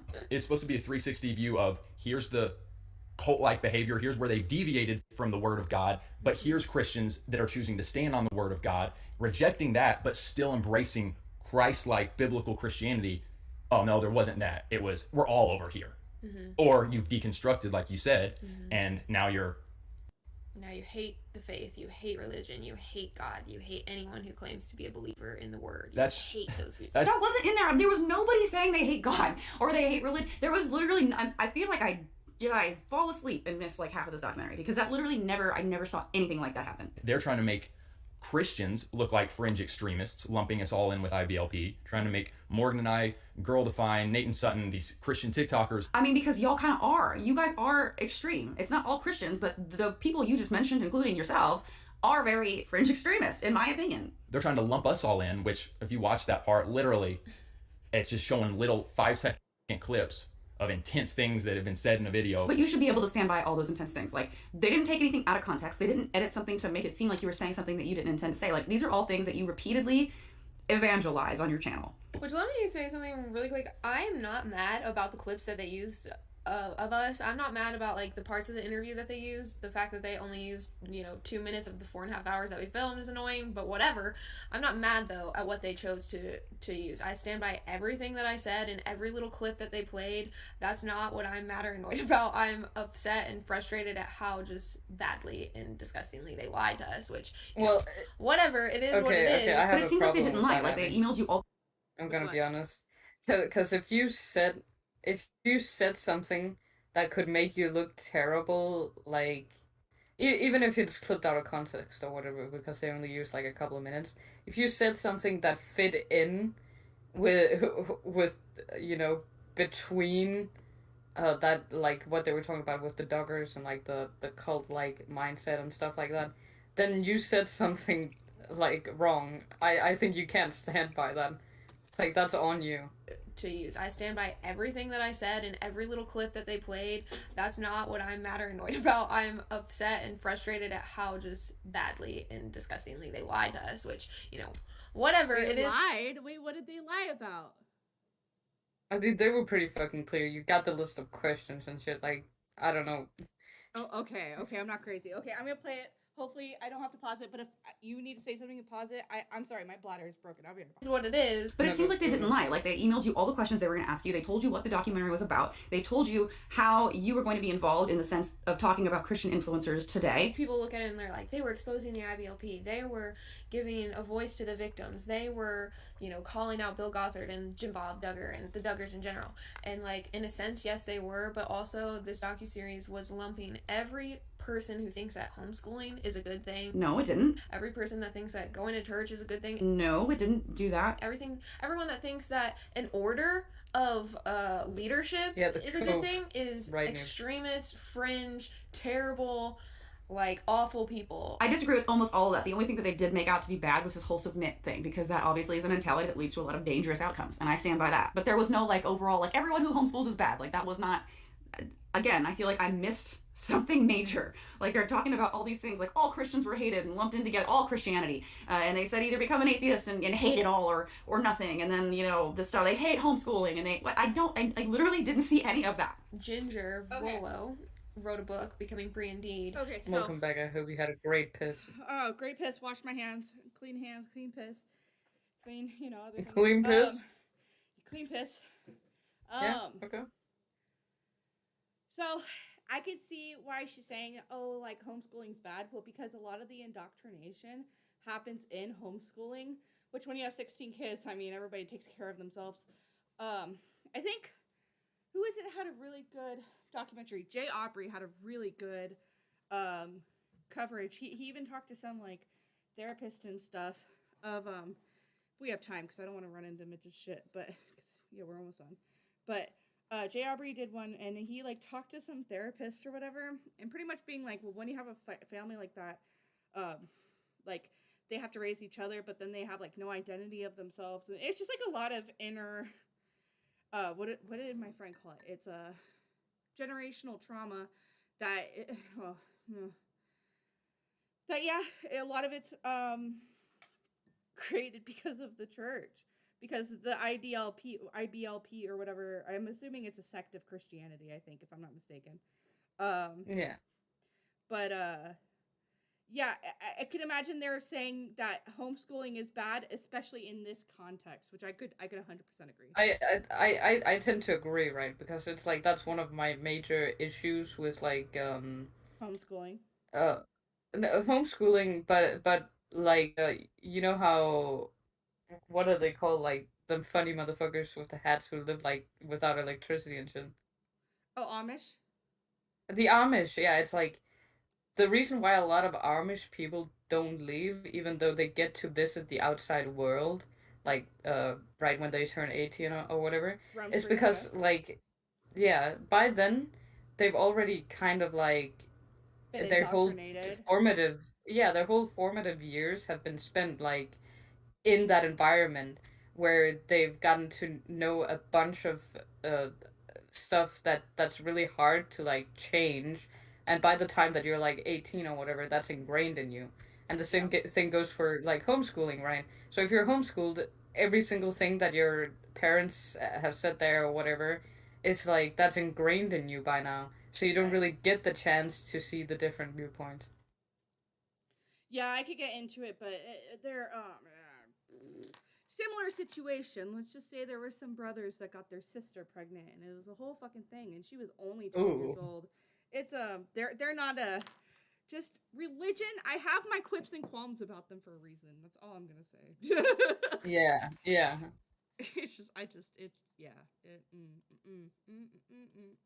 Like, you don't know something's bad if you've been in it, like, your whole life. It's if you've never had, like, someone tell you it's bad.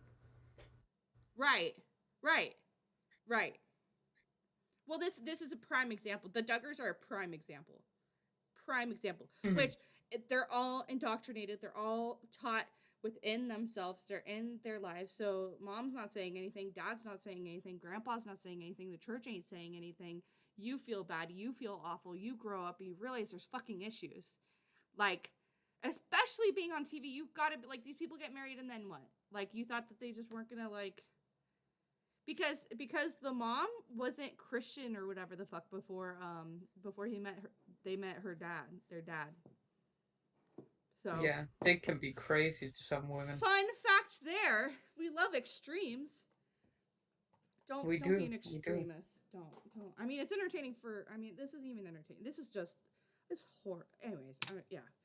And she talks about her experience, and I think that her book is just an incredible choice to listen to or read instead of the docuseries, or if you're gonna watch the docuseries, like all this stuff, they hate homeschooling, and I literally didn't see any of that. Ginger Volo wrote a book, Becoming Brie Indeed, and she talks about her experience, and I think that her book is just an incredible choice to listen to or read instead of the docuseries, or if you're gonna watch the docuseries, like also read her book, because I think she did just a beautiful job in sharing the downfall of IBLP, the downfall of Bill Gothard. Downside? downside. Downsides? The bad stuff. Downfall's right. Chill out. But then just redirecting to the gospel, and that's what this docuseries is void of. That's what every docuseries about any downfall. Downside. No, downfall. Downfall is like they ended up getting squashed. Yeah, the downfall of Hillsong. I don't know. You guys know what I'm trying to say. But like that is what is void of every one of these docuseries. Is there's no pointing to the gospel. There's no. She emasculates him so bad. Anyway. Interviewing people who came out of this but are now even stronger in their faith. That's not what this is about. Like, if you want to make that documentary, go make it. This is literally a documentary about victims and their stories. Like, I'm sorry that it didn't turn into the Paul Morgan show. Like I said at the beginning of this video, that was alluding to this mentality of like, why didn't they let us talk about Jesus more? Like, because it's not about you. It's not about your faith. It's about how you fit into like the modern day world of evangelizing. And that's how it relates to these ideologies continuing that are harmful. But it really is not like, that's not what it's about. And they keep kind of complaining that they didn't get to evangelize. Like, they weren't given a platform to preach their views. Yeah, it was really, really weird, like, how they tried to portray in every episode, just like how Christians are trying to take over the world. So are leftists. So are this group. So are these people. Like, oh, how dare Christians want to be in politics? How dare Christians want to raise their children and homeschool them? How dare Christians want to be a part of the world that they live in? Like, what? I do have to give this point to Paul and Morgan and to a lot of Christians I've seen online complaining about this segment in particular. I don't think it's fair to lump all people who use their morals that they derive from religion to make a judgment call when it comes to their political leanings. A lot of right-wing people who are Christian are going to be anti-abortion, are going to be against gay rights, unfortunately. I mean, that's what we do, right? I care about politics. I go out, I vote, because that's how I feel. That's what people do. So to lump everybody who sort of behaves in this way or has a political motivation, even though church and state are supposed to be separate, you know, I do think it's wrong to kind of include that group in with the likes of IBLP, because that's just people in general, and there's a lot of Christian people in the United States that are now truly walking with the Lord. Like Ginger shares in her book, like she had to disentangle herself from the fears that the IBLP placed in her life and not deconstruct though completely from the faith, from the truth of God and the gospel. And she made an awesome point of making sure that was known. A lot of people in this documentary that were interviewed didn't say they were atheists, so I don't understand where this complaint is coming from. Like, a lot of them still were religious to some capacity, but that wasn't focused on. That wasn't like a huge talking point, because that's not what it was about. Yeah, and you know, yes, they had Jill and her husband on the docuseries, and I would be interested to hear, because Jill has not really said anything about the docuseries since it's come out. She posted and just said, maybe watch the documentary. I've got a book coming out called Counting the Cost. But I would be interested to know, like, if she knew that this was the direction that they were going to take. I mean, she talked a lot in the documentary, and I'm pretty sure she said what she wanted to say about her own experience. And I can't help but feeling, and I've seen comments about this, I can't help but feeling that this comparison is a little bit toxic and victim blaming. And I have seen comments about that on the internet, how the praise that's given to Ginger about how she still talks about religion and she still evangelizes, and how that's sort of different from Jill, who didn't quite do that, even though her book hasn't come out yet. Who knows? My fucking mouth, to be honest. Because it seems like the way that they said, oh, she hasn't said anything, it's like they're kind of like ousting her and saying, like, you basically have to say something about how this was portrayed, right? When she could be perfectly fine with it. Right.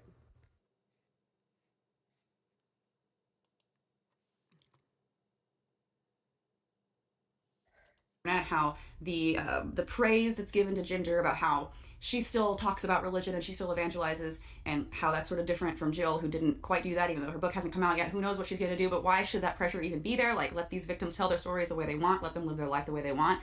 If they stay religious, that's fine. If they choose to not be religious, don't put judgment on them for that. Like, that's trauma that you're never gonna, I hope, never know or never understand, and no one should ever have to. But to sit there and compare one person's way of moving past something like that to another and put the other person on such a high pedestal does sort of feel like she's saying Jill didn't do it good enough, or it just, and I know that's not her intention. I don't think, at least I hope it wasn't. I mean, I saw a lot of people commenting on that particular segment, so I wanted to call it out, because it did sort of rub me the wrong way a little bit. I hope that maybe they're more aware moving forward that when you're talking about something as sensitive as this, just be really careful. There are subtle judgments that I do feel like kind of come out in this, and that's just really not okay when someone's gone through the sort of trauma that these people have gone through. Also, and I think it's important to mention this, Ginger was invited to be a part of the documentary, but she declined because she wanted to make sure she spoke about these issues in her own book in a God-honoring way, which is exactly how I like to do my makeup. Now, I totally respect anyone's decision to be a part or not be a part of this documentary. For Ginger in particular, she still is on good terms with her family and a lot of her, siblings that I believe she would be cut off from if she spoke ill about her family. And if that's not something she's willing to do, who in their right mind has a place to judge that? I mean, you do what you're comfortable doing. But I just want to point it out that had she accepted, there might have been a bit of a different representation in this documentary, because Ginger is still holding on to several fundamentalist beliefs. We've had conversations with people who themselves have been through the IBLP, some very messed up stuff. It did make me question, like, okay, let me examine how I was raised, but where are areas where Christians should be extreme and will be seen as extreme by non-Christians? Oh, here we go. Paul's starting to justify extremism. Yay. And the Bible talks about it. It talks about being hated by the world. It talks about being a stench in the nostrils of certain people who don't like the gospel. And so I'm like, where do I just want to embrace, if you want to call it extremism, where do I want to embrace it and actually just wear it proudly? Pride Month, baby. Embrace the extremism proudly. Weren't we just complaining? Yeah, say something. Say something, please. Hold on. Could be extreme and I know, will be we seen as just said extreme by non-Christians. Oh, here we go. Paul's starting to justify extremism. Yay. And the Bible talks about it. It talks about being hated by the world. It talks about being a stench in the nostrils of certain people who don't like the gospel. And so I'm like, where do I just want to embrace, if you want to call it extremism, where do I want to embrace it and actually just wear it proudly? Pride Month, baby. Great.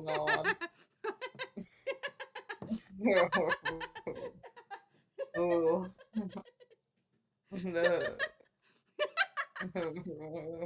Honey, I'm just gonna keep Embrace the extremism proudly. Yes, Weren't we keep going. just complaining?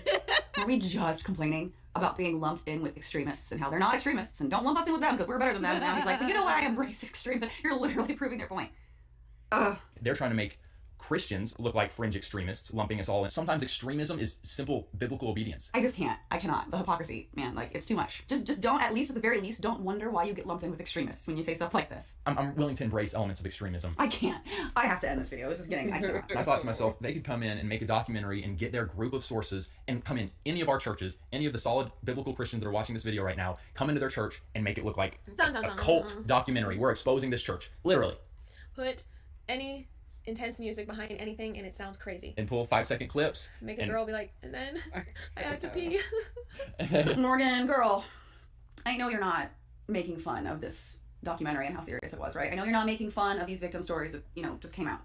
I know you're not making light of this very, very serious situation of people who were molested. I know you're not. And make it look like a cult documentary. We're exposing this church, literally. Put any intense music behind anything and it sounds crazy. And pull 5-second clips. Make a girl be like, and then I had to pee. Morgan, girl. Abby.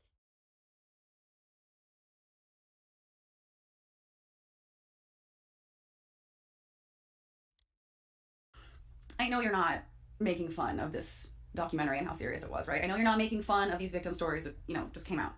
I know you're not making light of this very, very serious situation of people who were molested and their parents covered it up and they were put through this cult-like mentality and so many people have suffered. I know you're not comparing it to pee. I know you're not.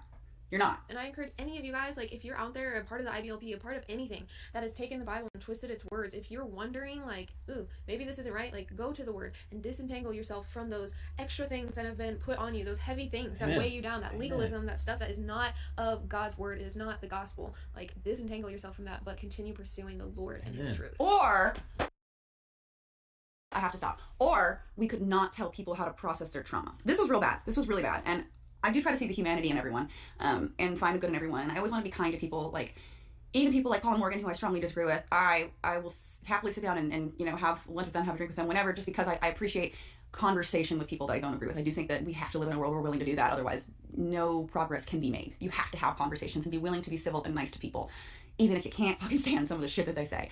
So I stand by that. I stand by trying to be kind. Like, they were so surprised when they went to this interview that the producers were nice to them. Like, of course they were nice to them. I would be nice to them. I think people should be nice in general. That way you can have conversations that matter. But at the end of the day, man, regardless of how nice you can be, I have to sit here and listen to the things that they say, and I cannot hold back from commenting and trying to just counter that narrative, because the thing that scares me the most is that, especially people like Paul and Morgan who have a channel focused on Christianity, they have people watching them that are religious and therefore more likely to have gone through some of this stuff than most other audiences.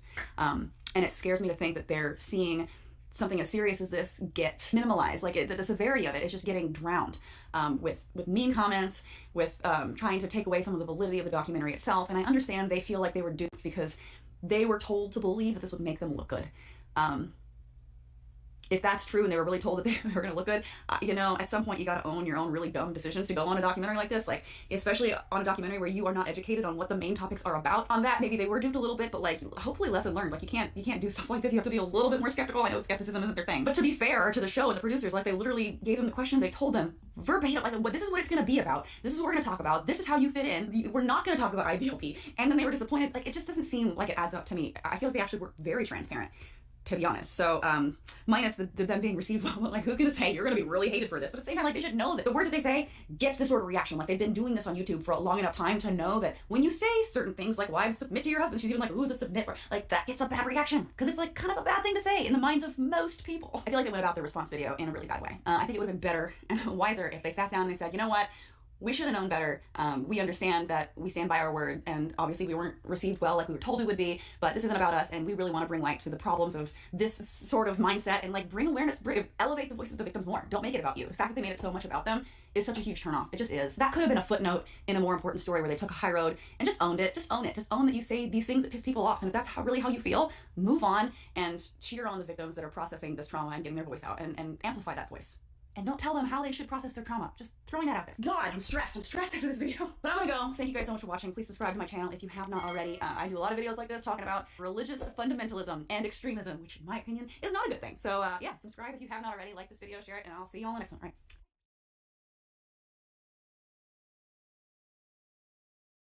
Give me the scoop, Abby.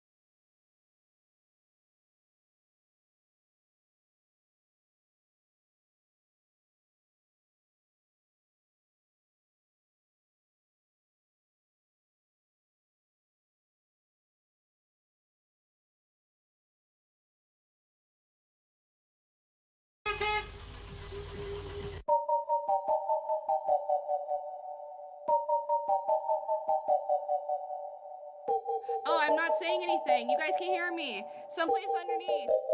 Check it out in the link. We're going to Mitch's stream. Let me be a pusher thing. Check out someplace underneath. Check out 10 July. Check out Seth on Clear's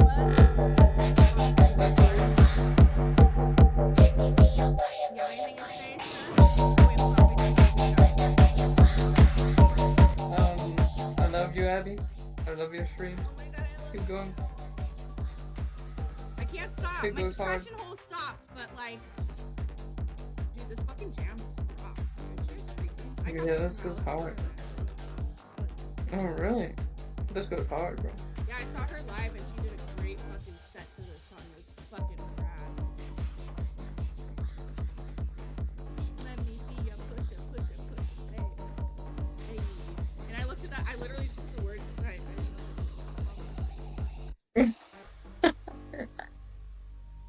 Alright. Peace out, Girl Scout. Everybody go to Mitch's stream. I'll try to put the thing because I'm new for it. I think he canceled, Abby. What? I think he canceled. Look at his Twitter. Yeah, I think so. If he canceled, I'm not canceled. I'm not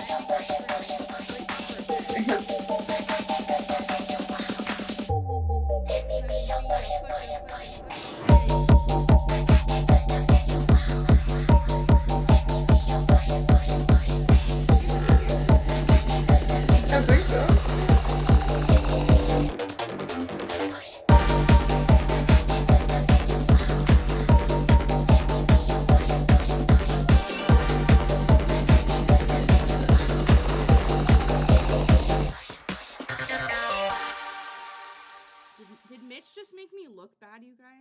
Because if so, I'm gonna. Yeah. That's what Mitch does, dude.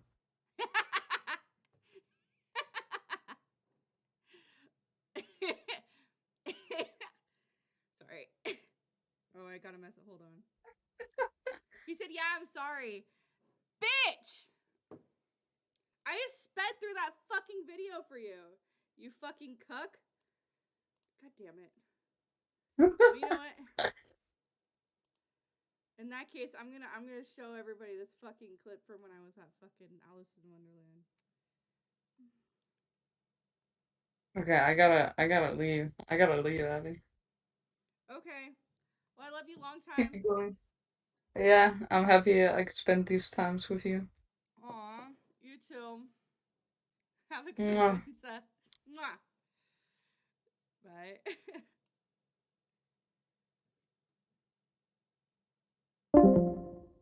Mitch sucks.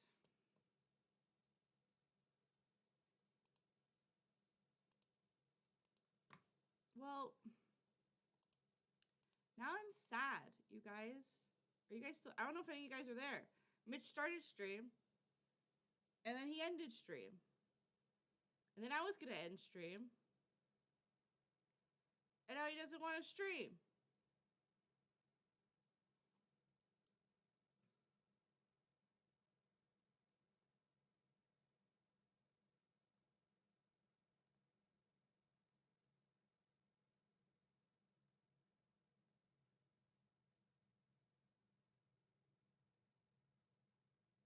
Turn up the volume. You're low. I'm low. Oh, I turned my thing all the way down when. Oh God. Oh.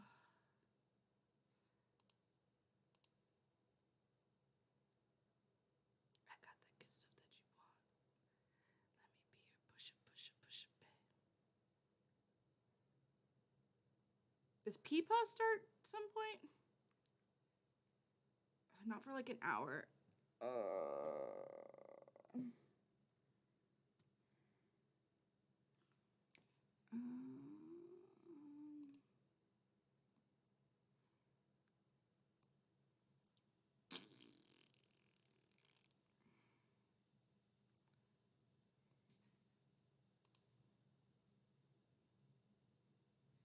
Oh, you can't see my video anyways. Hold on.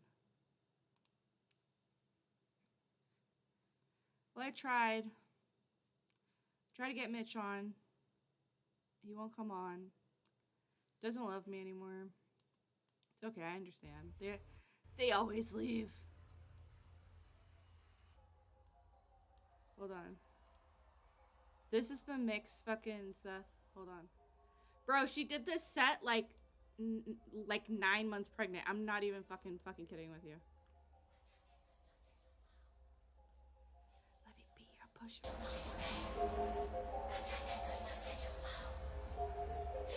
It goes so hard.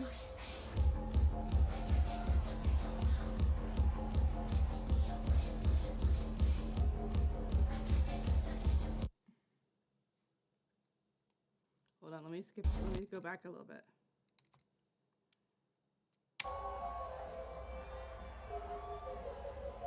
You know what to do, right?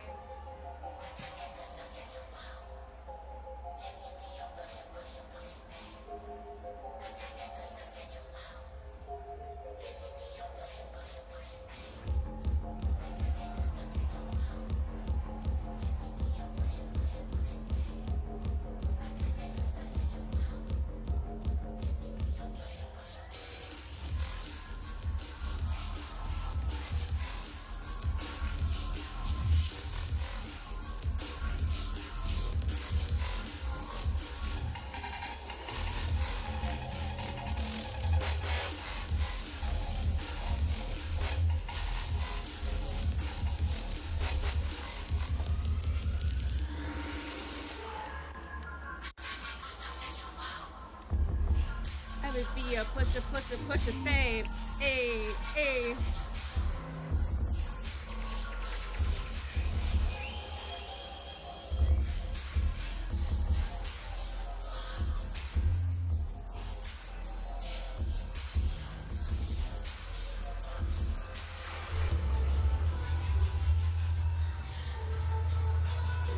Bro, literally me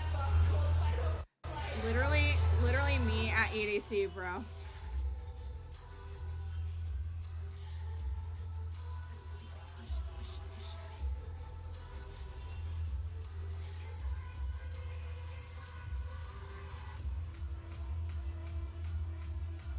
Got that good stuff that you want. Got that good stuff that you want. Got that good stuff that you want. Got that good stuff that you want. Got that good.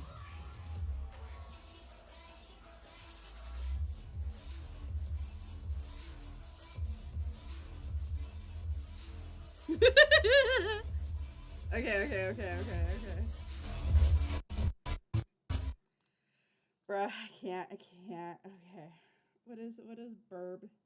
Burb sending me. Burb, how did you find me? How do you know? Do I get to find out how Oh, you're the one messaging me? No wonder you're being all fucking negativo in my chat. Hold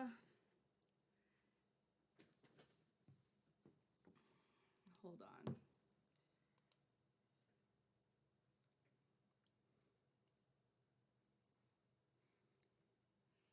Oh, you know what video I could play while I go potty again? Because I have to go to the bathroom. I do know something I wanted to watch. Not on Augie's channel. What video was it? I got that good stuff that you want. Let me be a push it. I got that good stuff that you want.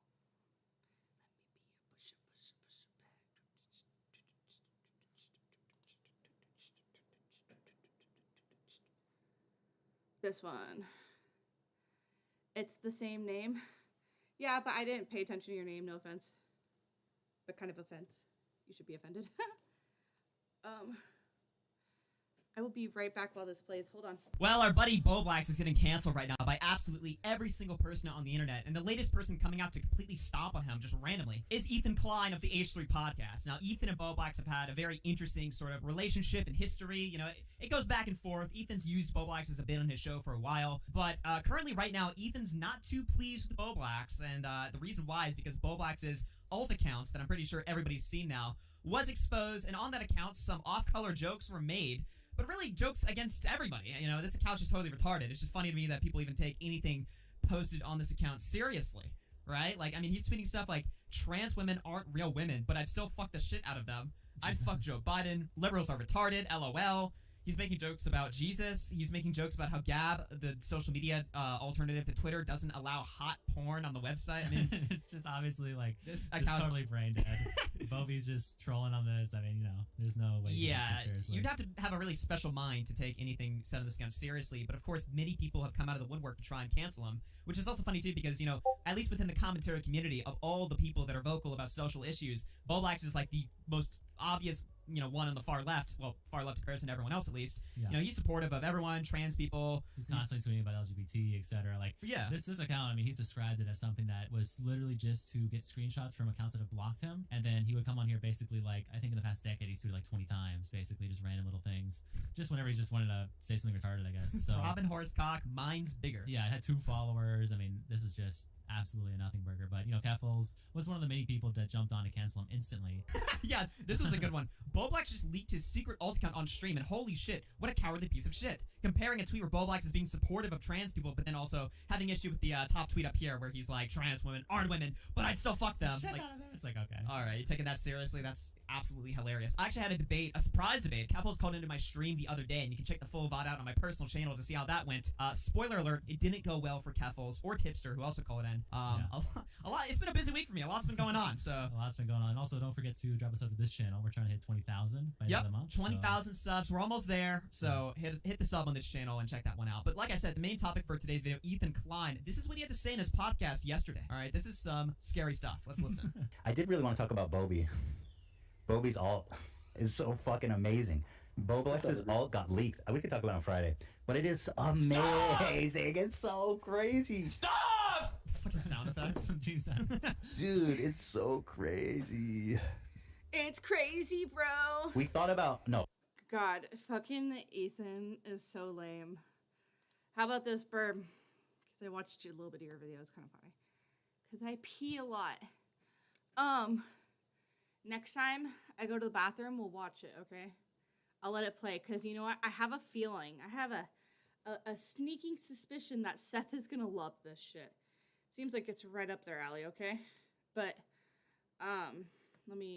we'll keep watching this. What are we at? Oh, I think this is worth saying. We thought about inviting him on the live show before this alt came out. What? What's wrong with that?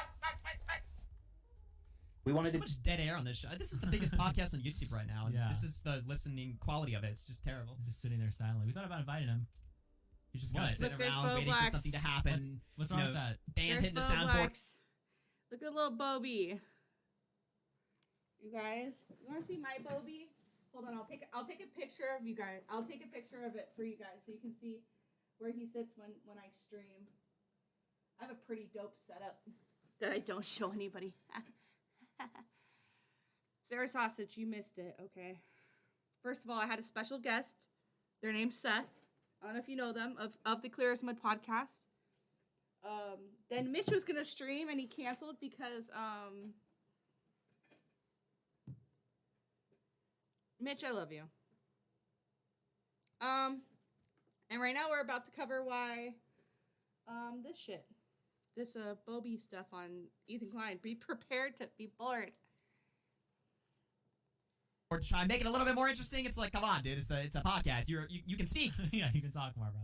Do a gag where he was in the audience, but we changed our mind. Stop! Why?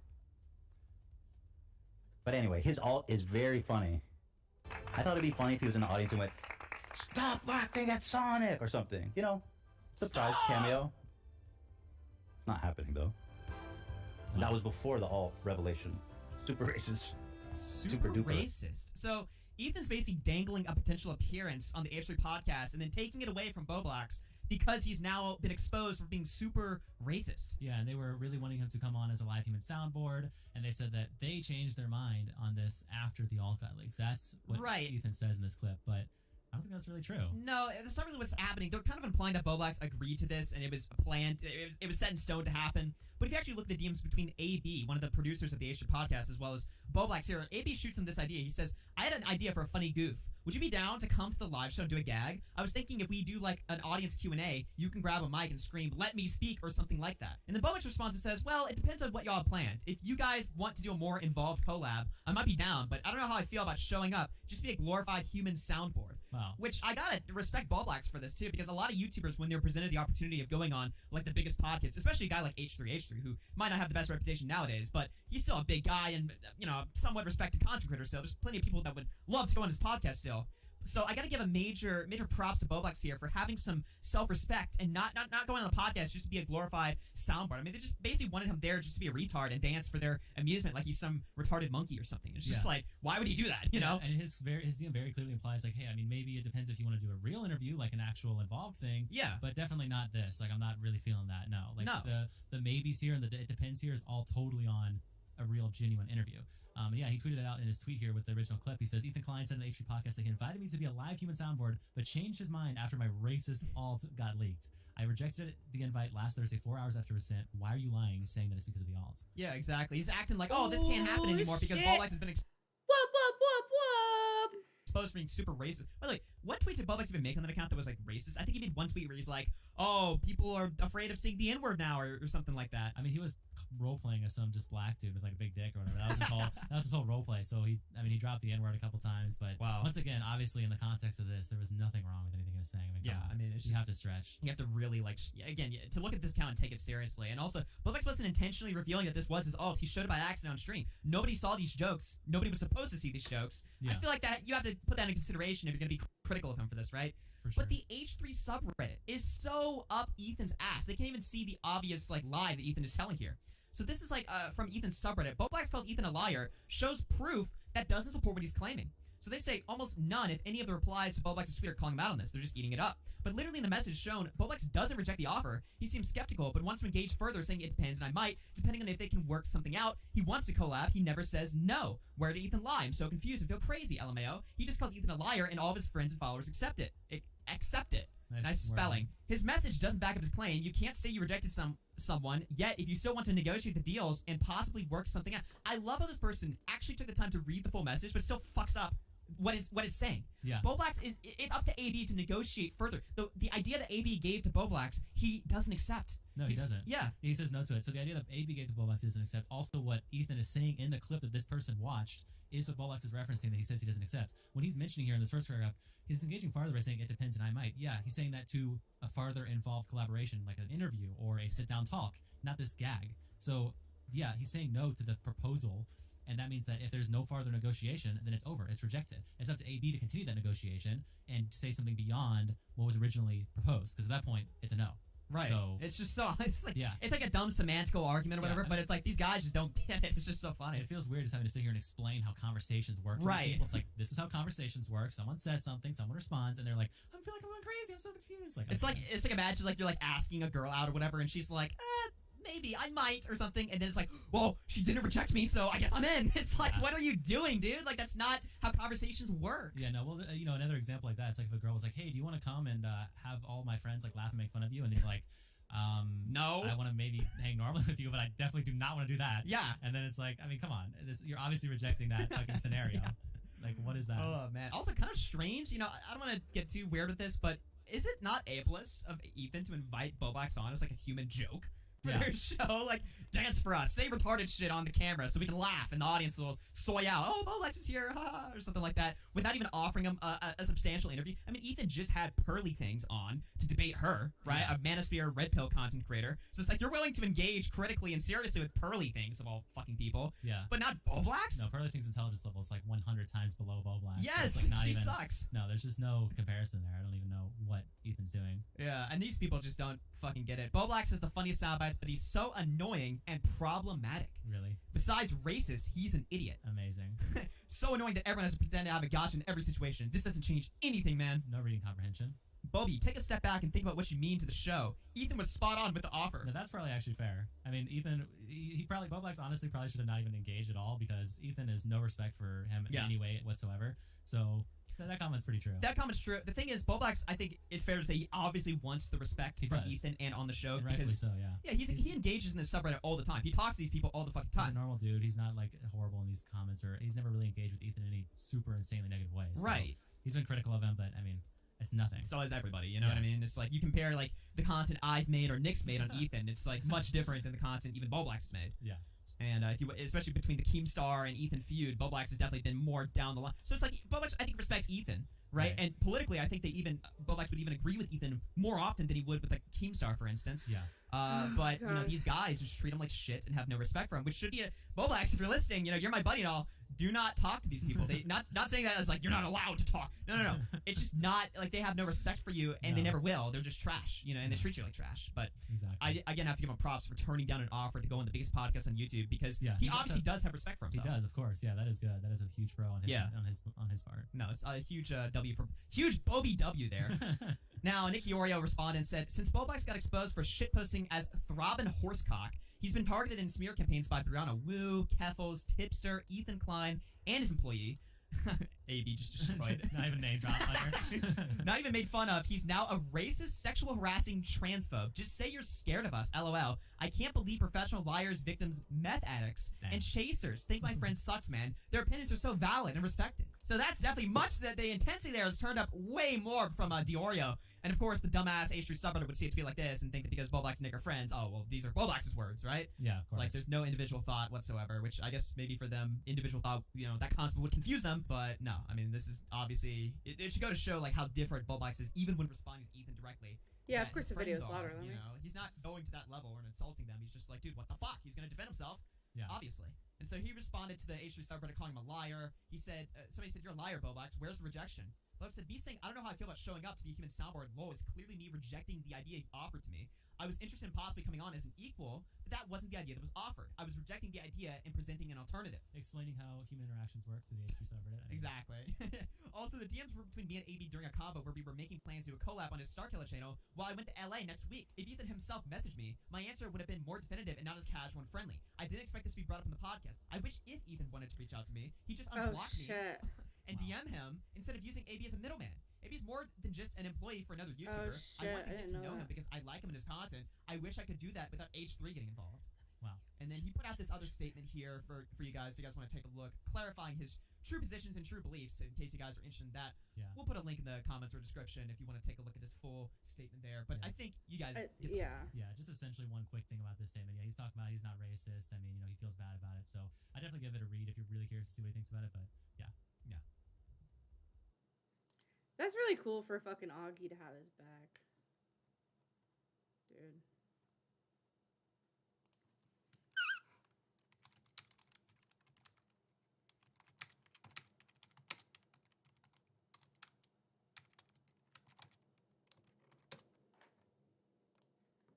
But yeah, for those that don't know or haven't seen, this is my fucking wall.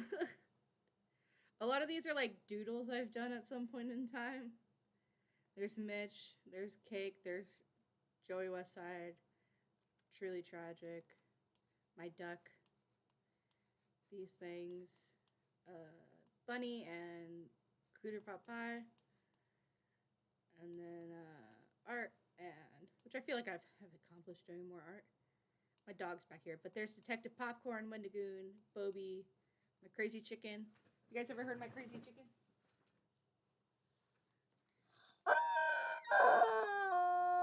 The moo-moos, the pandas. Routine. How you do anything is how you do everything. More moo-moos, more moo-moos. I like cows. Art. The Blackbird song. Whee. The car I want. My dream car, obviously. This is not a good, reliable car. No offense. And the art that Shanri did.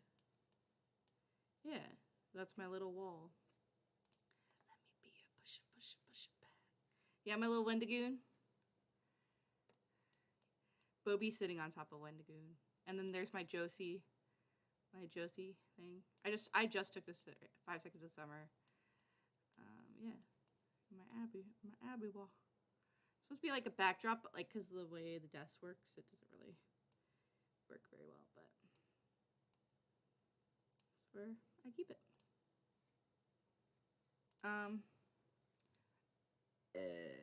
You know what video we could watch?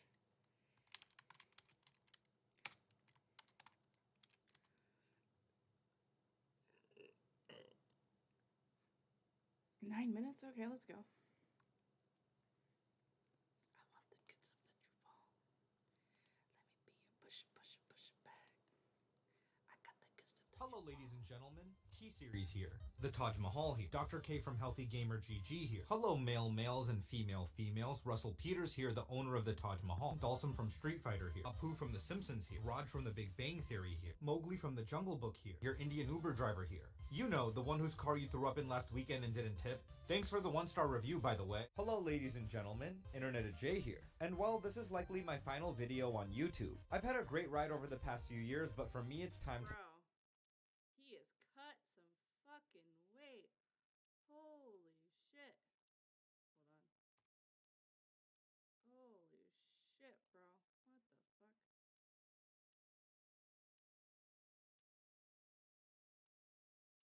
This is not wanting me to shrink this at all. There we go. I love bunnies the most. That's why it's inward. Really like bunnies. I mean, I like all of them. I can't really say I like one more than the other. But yeah, okay.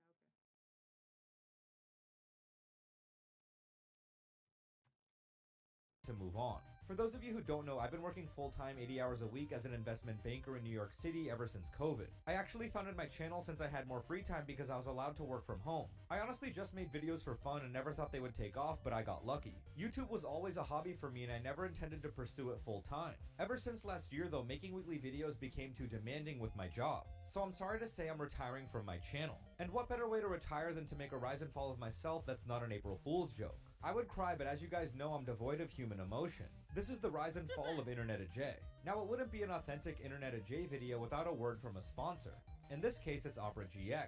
Opera GX is on a mission to get people to break up with their boring browsers and have fun while doing it. Wait, the is he message serious? is simple. Opera GX is not for everyone. But if you game, it's time to switch over. Opera GX offers you a lot of Okay, I usually wouldn't. Actually, I'm still gonna just skip over it. I was gonna say, I just don't care. on a mission to get people to break one. Mods feature, you can now find ways to sounds like opening a new tab, background. I did turn my mic down, but I just turned it back up. It should be all the way up. I'll turn my, because I have it kind of far away. I wonder if I do, oh shit. If I do this, is this better? Women moment. It's always a woman moment in this house. Oh, you know why? Because okay. We'll get this. This is closer. This is going to be down a little bit.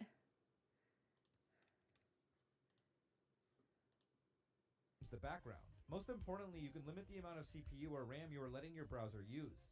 What's sad is that a lot of browsers hog your PC's resources, but that's not the case with Opera GX. It's great to enhance performance on your PC when gaming with your browser open and to get rid of lag while playing games while listening to music. It's perfect when you want to keep a bunch of tabs open not to lose them, but you don't want your browser to hurt your gaming performance. Opera GX has GX Control. Look at the difference between Opera GX and Chrome's RAM and CPU usage while playing Fortnite. Another major benefit of Opera GX is the GX Corner feature. At GX Corner, you can stay up to date with free games, the best deals, new releases, and breaking gaming news in one. And discussed how an actress explored the story of Rise and Fall YouTuber who. Now back to the shitty video you came to watch. Internet of Jay is a C-tier Rise and Fall YouTuber who created his channel on May 13, 2020. His first video explored the story of Lonely Girl 15. In it, the semi-obese brown man discussed how an actress fooled the world into thinking she was a vlogger. You could see Jay was a new YouTuber by his basic setup and nervous stare at the camera. However, his first ever video did well, amassing around 10,000 views in a few weeks, which was impressive. Currently, it has nearly 500,000 views, making Internet of Jay look far more successful than he actually was starting out. Unfortunately for the public, the minor success motivated him to keep making content, but he wouldn't see major growth until he covered perhaps the most interesting online personality of all time, Ice Poseidon. You see, Ice Poseidon was a Twitch streamer who was infamously banned from the platform after being swatted on a plane back in April 2017. His community was toxic, egged him on, and he leaned into it. He also had a group of so-called Andys who leached off his success. There was Asian Andy, Mexican Andy, and this train wreck of a human being. Surprisingly, no one else really covered Ice's drastic fall in a video. So when Internet of Jay released his mini documentary on him on August 20th, 2020, it brought a lot of attention to his channel. Striking while the iron was hot, Indian Andy, Internet of Jay, made videos about Ice's inner circle, aka the CX network. And while his thumbnails were like sulfuric acid straight to the retina, they featured grotesque images of the subject of his videos with characteristic red eyes. The combination of visuals and informative content led to Internet of Jay generating several hundred thousands of views per video. After covering most of the CX network, Jay switched to the rise and fall of popular YouTubers. First there was FouseyTube, then came Vitaly. Interestingly, a massive amount of people wondered what happened to the very prank channels that embodied the early 2010s on the platform and tuned in to watch. By this point, Internet of Jay cemented himself as one of the go-to YouTubers for rise and fall content. Mind you, these types of videos were very trendy throughout 2020 and 2021. While people initially came for the content, they stayed for Jay's uniqueness. His eyebrows moved up and down like he was a brown Ethan Klein, he made an uncomfortable amount of Indian jokes and straight-faced even the most serious of topics. He was even memed once for comparing pedo allegations to the game Among Us. However, viewers immediately picked up on how odd the video was. It was truly more sus than a character from Among Us. First off, he was accused of sexually abusing and grooming minors. Beyond that, his videos weren't 4 hours long like many others in his genre. They were usually 10 to 15 minutes long and provided the basics of the story without an overabundance of detail. Notably, he liked to end each video on a positive note and always provided suggestions on how to improve. Jay wanted to give a little bit of hope instead of only focusing on the worst aspects of the fall. This was a nice touch as Jay's kindness balanced out his intense ugliness, making the videos possible to watch all the way through, which by the way helped the click-through rate. By the summer of 2021, Internet of Jay was on fire. He strategically posted videos about creators just a few days or a week after they were trending for various dramas. This brought in even more people who wanted to know what happened without doing a large amount of research themselves. By mid-May 2021, he had gained over 100,000 subscribers in less than a year. Internet of Jay then doubled to 200,000 subscribers 6 months later. He branched out to commentary videos and wasn't afraid to make downfalls of powerful figures like Keemstar. Jay was living the high life. He collaborated with Sunny V2, Wavy Websurf, The Right Opinion, Jay Aubrey, Mudahar, Diesel Patches, Justin Lang, Nexpo, and even Michael McCrudden. Everything seemed to be going well. However, it was difficult to avoid drama as a commentary YouTuber. You see, Internet Jay created his own e-dating Twitch show with co-host Big Mac as a fun experiment in the summer of 2021 called The Love Guru. It was a bit cringy and gained some unwanted attention. A YouTuber named Turkey Tom called him out for it on his second channel, Tom Dark. Tom had a long history of using the N-word and was exposed by D'Angelo Wallace in a Tom, video. no! In which Tom had been documented saying stuff like, burn the nigger publicly. My new name is going to be niggers. I hate niggers. Oh well, I'll eventually call someone a nigger too many times, or I'll bully someone enough. I doubt you'll hate me. Niggers don't talk, they just say chicken. I don't know. Probably if the entire video is just going. I didn't think you guys were live. I looked at Augie's channel. I was like, oh, he's not. Kill yourself, Nick. Ouch, talk about toxic. After Internet Jay brought this history up on Twitter, Tom developed Internet a Jay! Leave Turkey Tom alone. Okay? He's not a hateful person. Oh my god. Internet Jay. Just keep gobbling up the cocks of Ethan Klein, bro. That's all I'm gonna say. Keep gobbling up his fucking his not working dick. So he made multiple videos trying to egg a Jay on. However, Jay wasn't nearly as obsessed with Tom as Tom was with him and just ignored him. Hurt by never getting a Jay's approval like a 15-year-old schoolgirl, Tom continued to complain but just looked like a baby. And well, Jay made even more videos and even reached the 344,000 subscriber mark. Unfortunately though, by late 2022, the consistent weekly videos along with the demands of an intense full-time job became too much.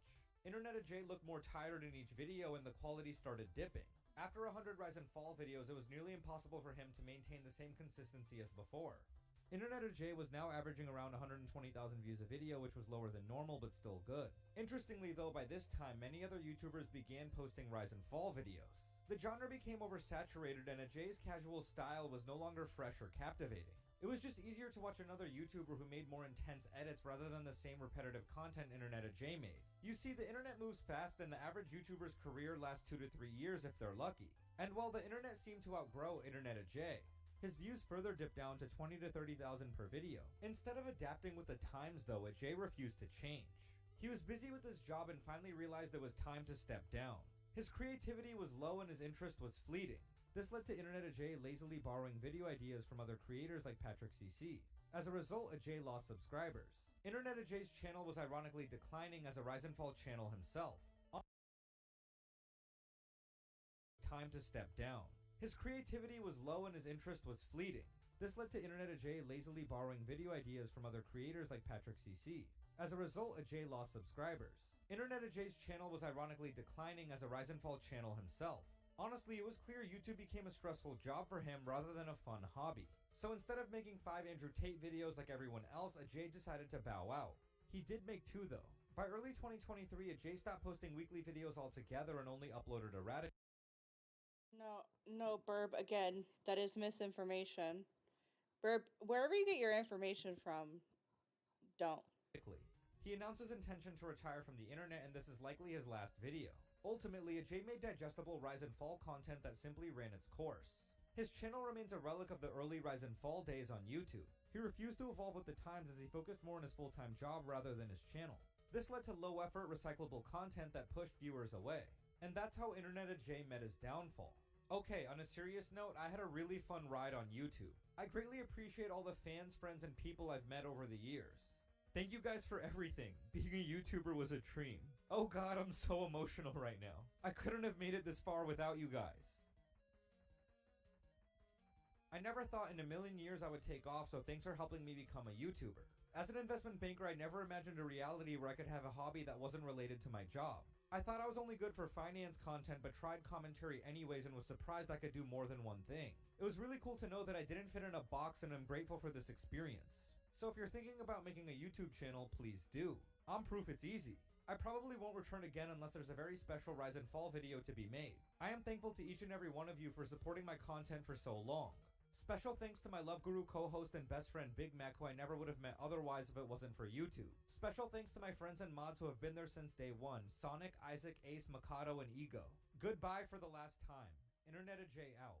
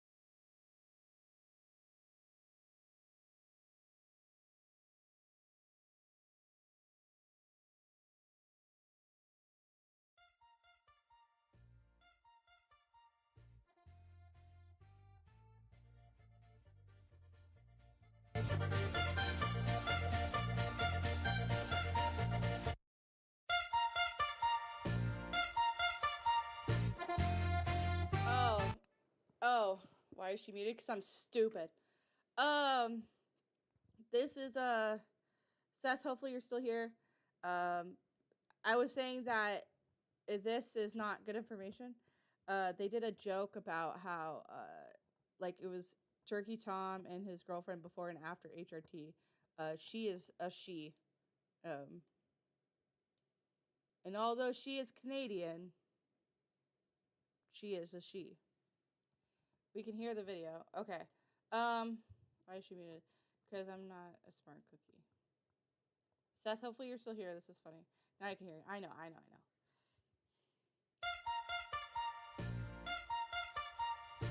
This is the Germans video.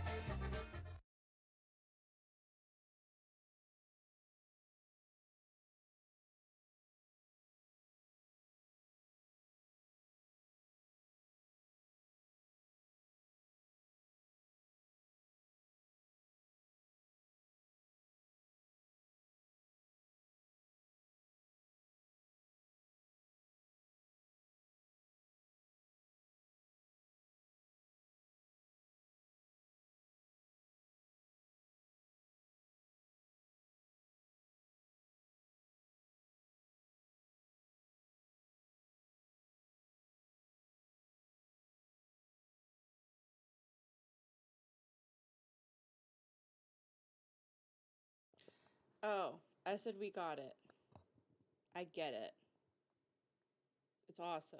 It was beep bop, boop bop, bida bop, boop bop. Boop beep beep boop bop beep boop bop. Good stuff. I haven't watched any of this stuff. What the fuck? I got that good stuff that you bought. Let me be your push it back. I got that good stuff that you bought. Let me be your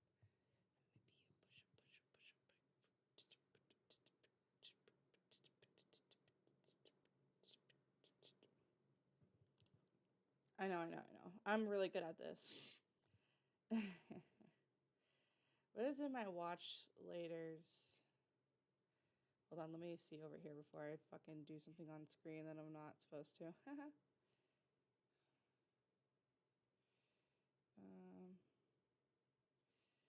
got that good stuff that you bought. Let me be your push it back. I got that good stuff that you bought. Let me be your push it back. I got that good stuff that you bought. Let me be your push it back. I got that good stuff that you bought. Let me be your push it back.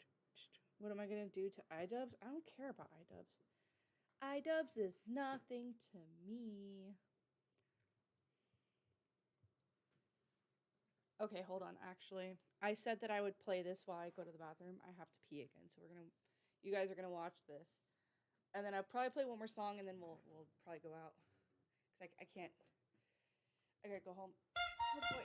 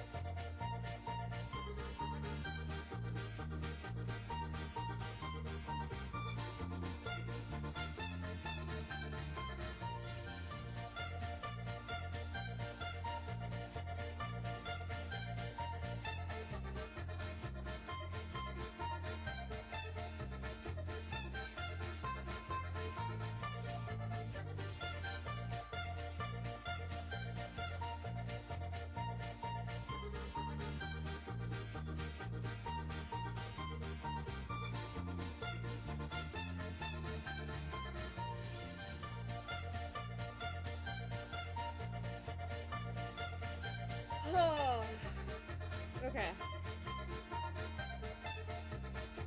Amazing. I could honestly go without ever hearing that song ever again. It's been in my head for now 4 minutes, and I want to die. So Peepaw should be going live in a few minutes if you're still here. I don't know if anybody's really watching anymore, to be honest. I'm gonna lead this song out. History. Let's see, history. I'm fucking tired. Not really, I'm actually kind of wide awake. But if you know Peepaw, you know. Dude, I love this song.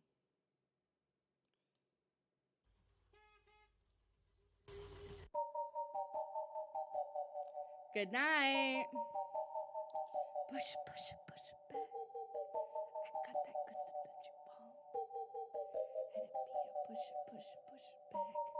I got that good stuff that you want. And it be a push it, push it, push it back. I got that good stuff that you want. Let me be your push it, push it, push it, ayy. I got that good stuff that you want. Let me be your push it, push it, push it, ayy. I got that good stuff that you want. Let me be your push it, push it, push it, ayy.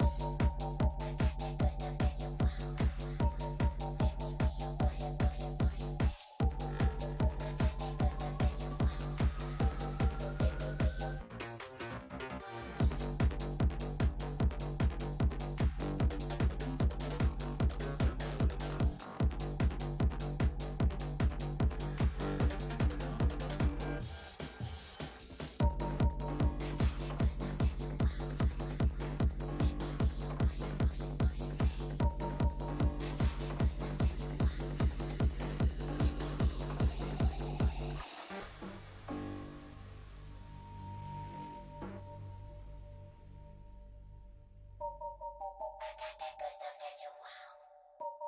Let me be your push it, push it, push it, ayy. I got that good stuff that you want. Let me be your push it, push it, push it, ayy. Push it, push it, push it.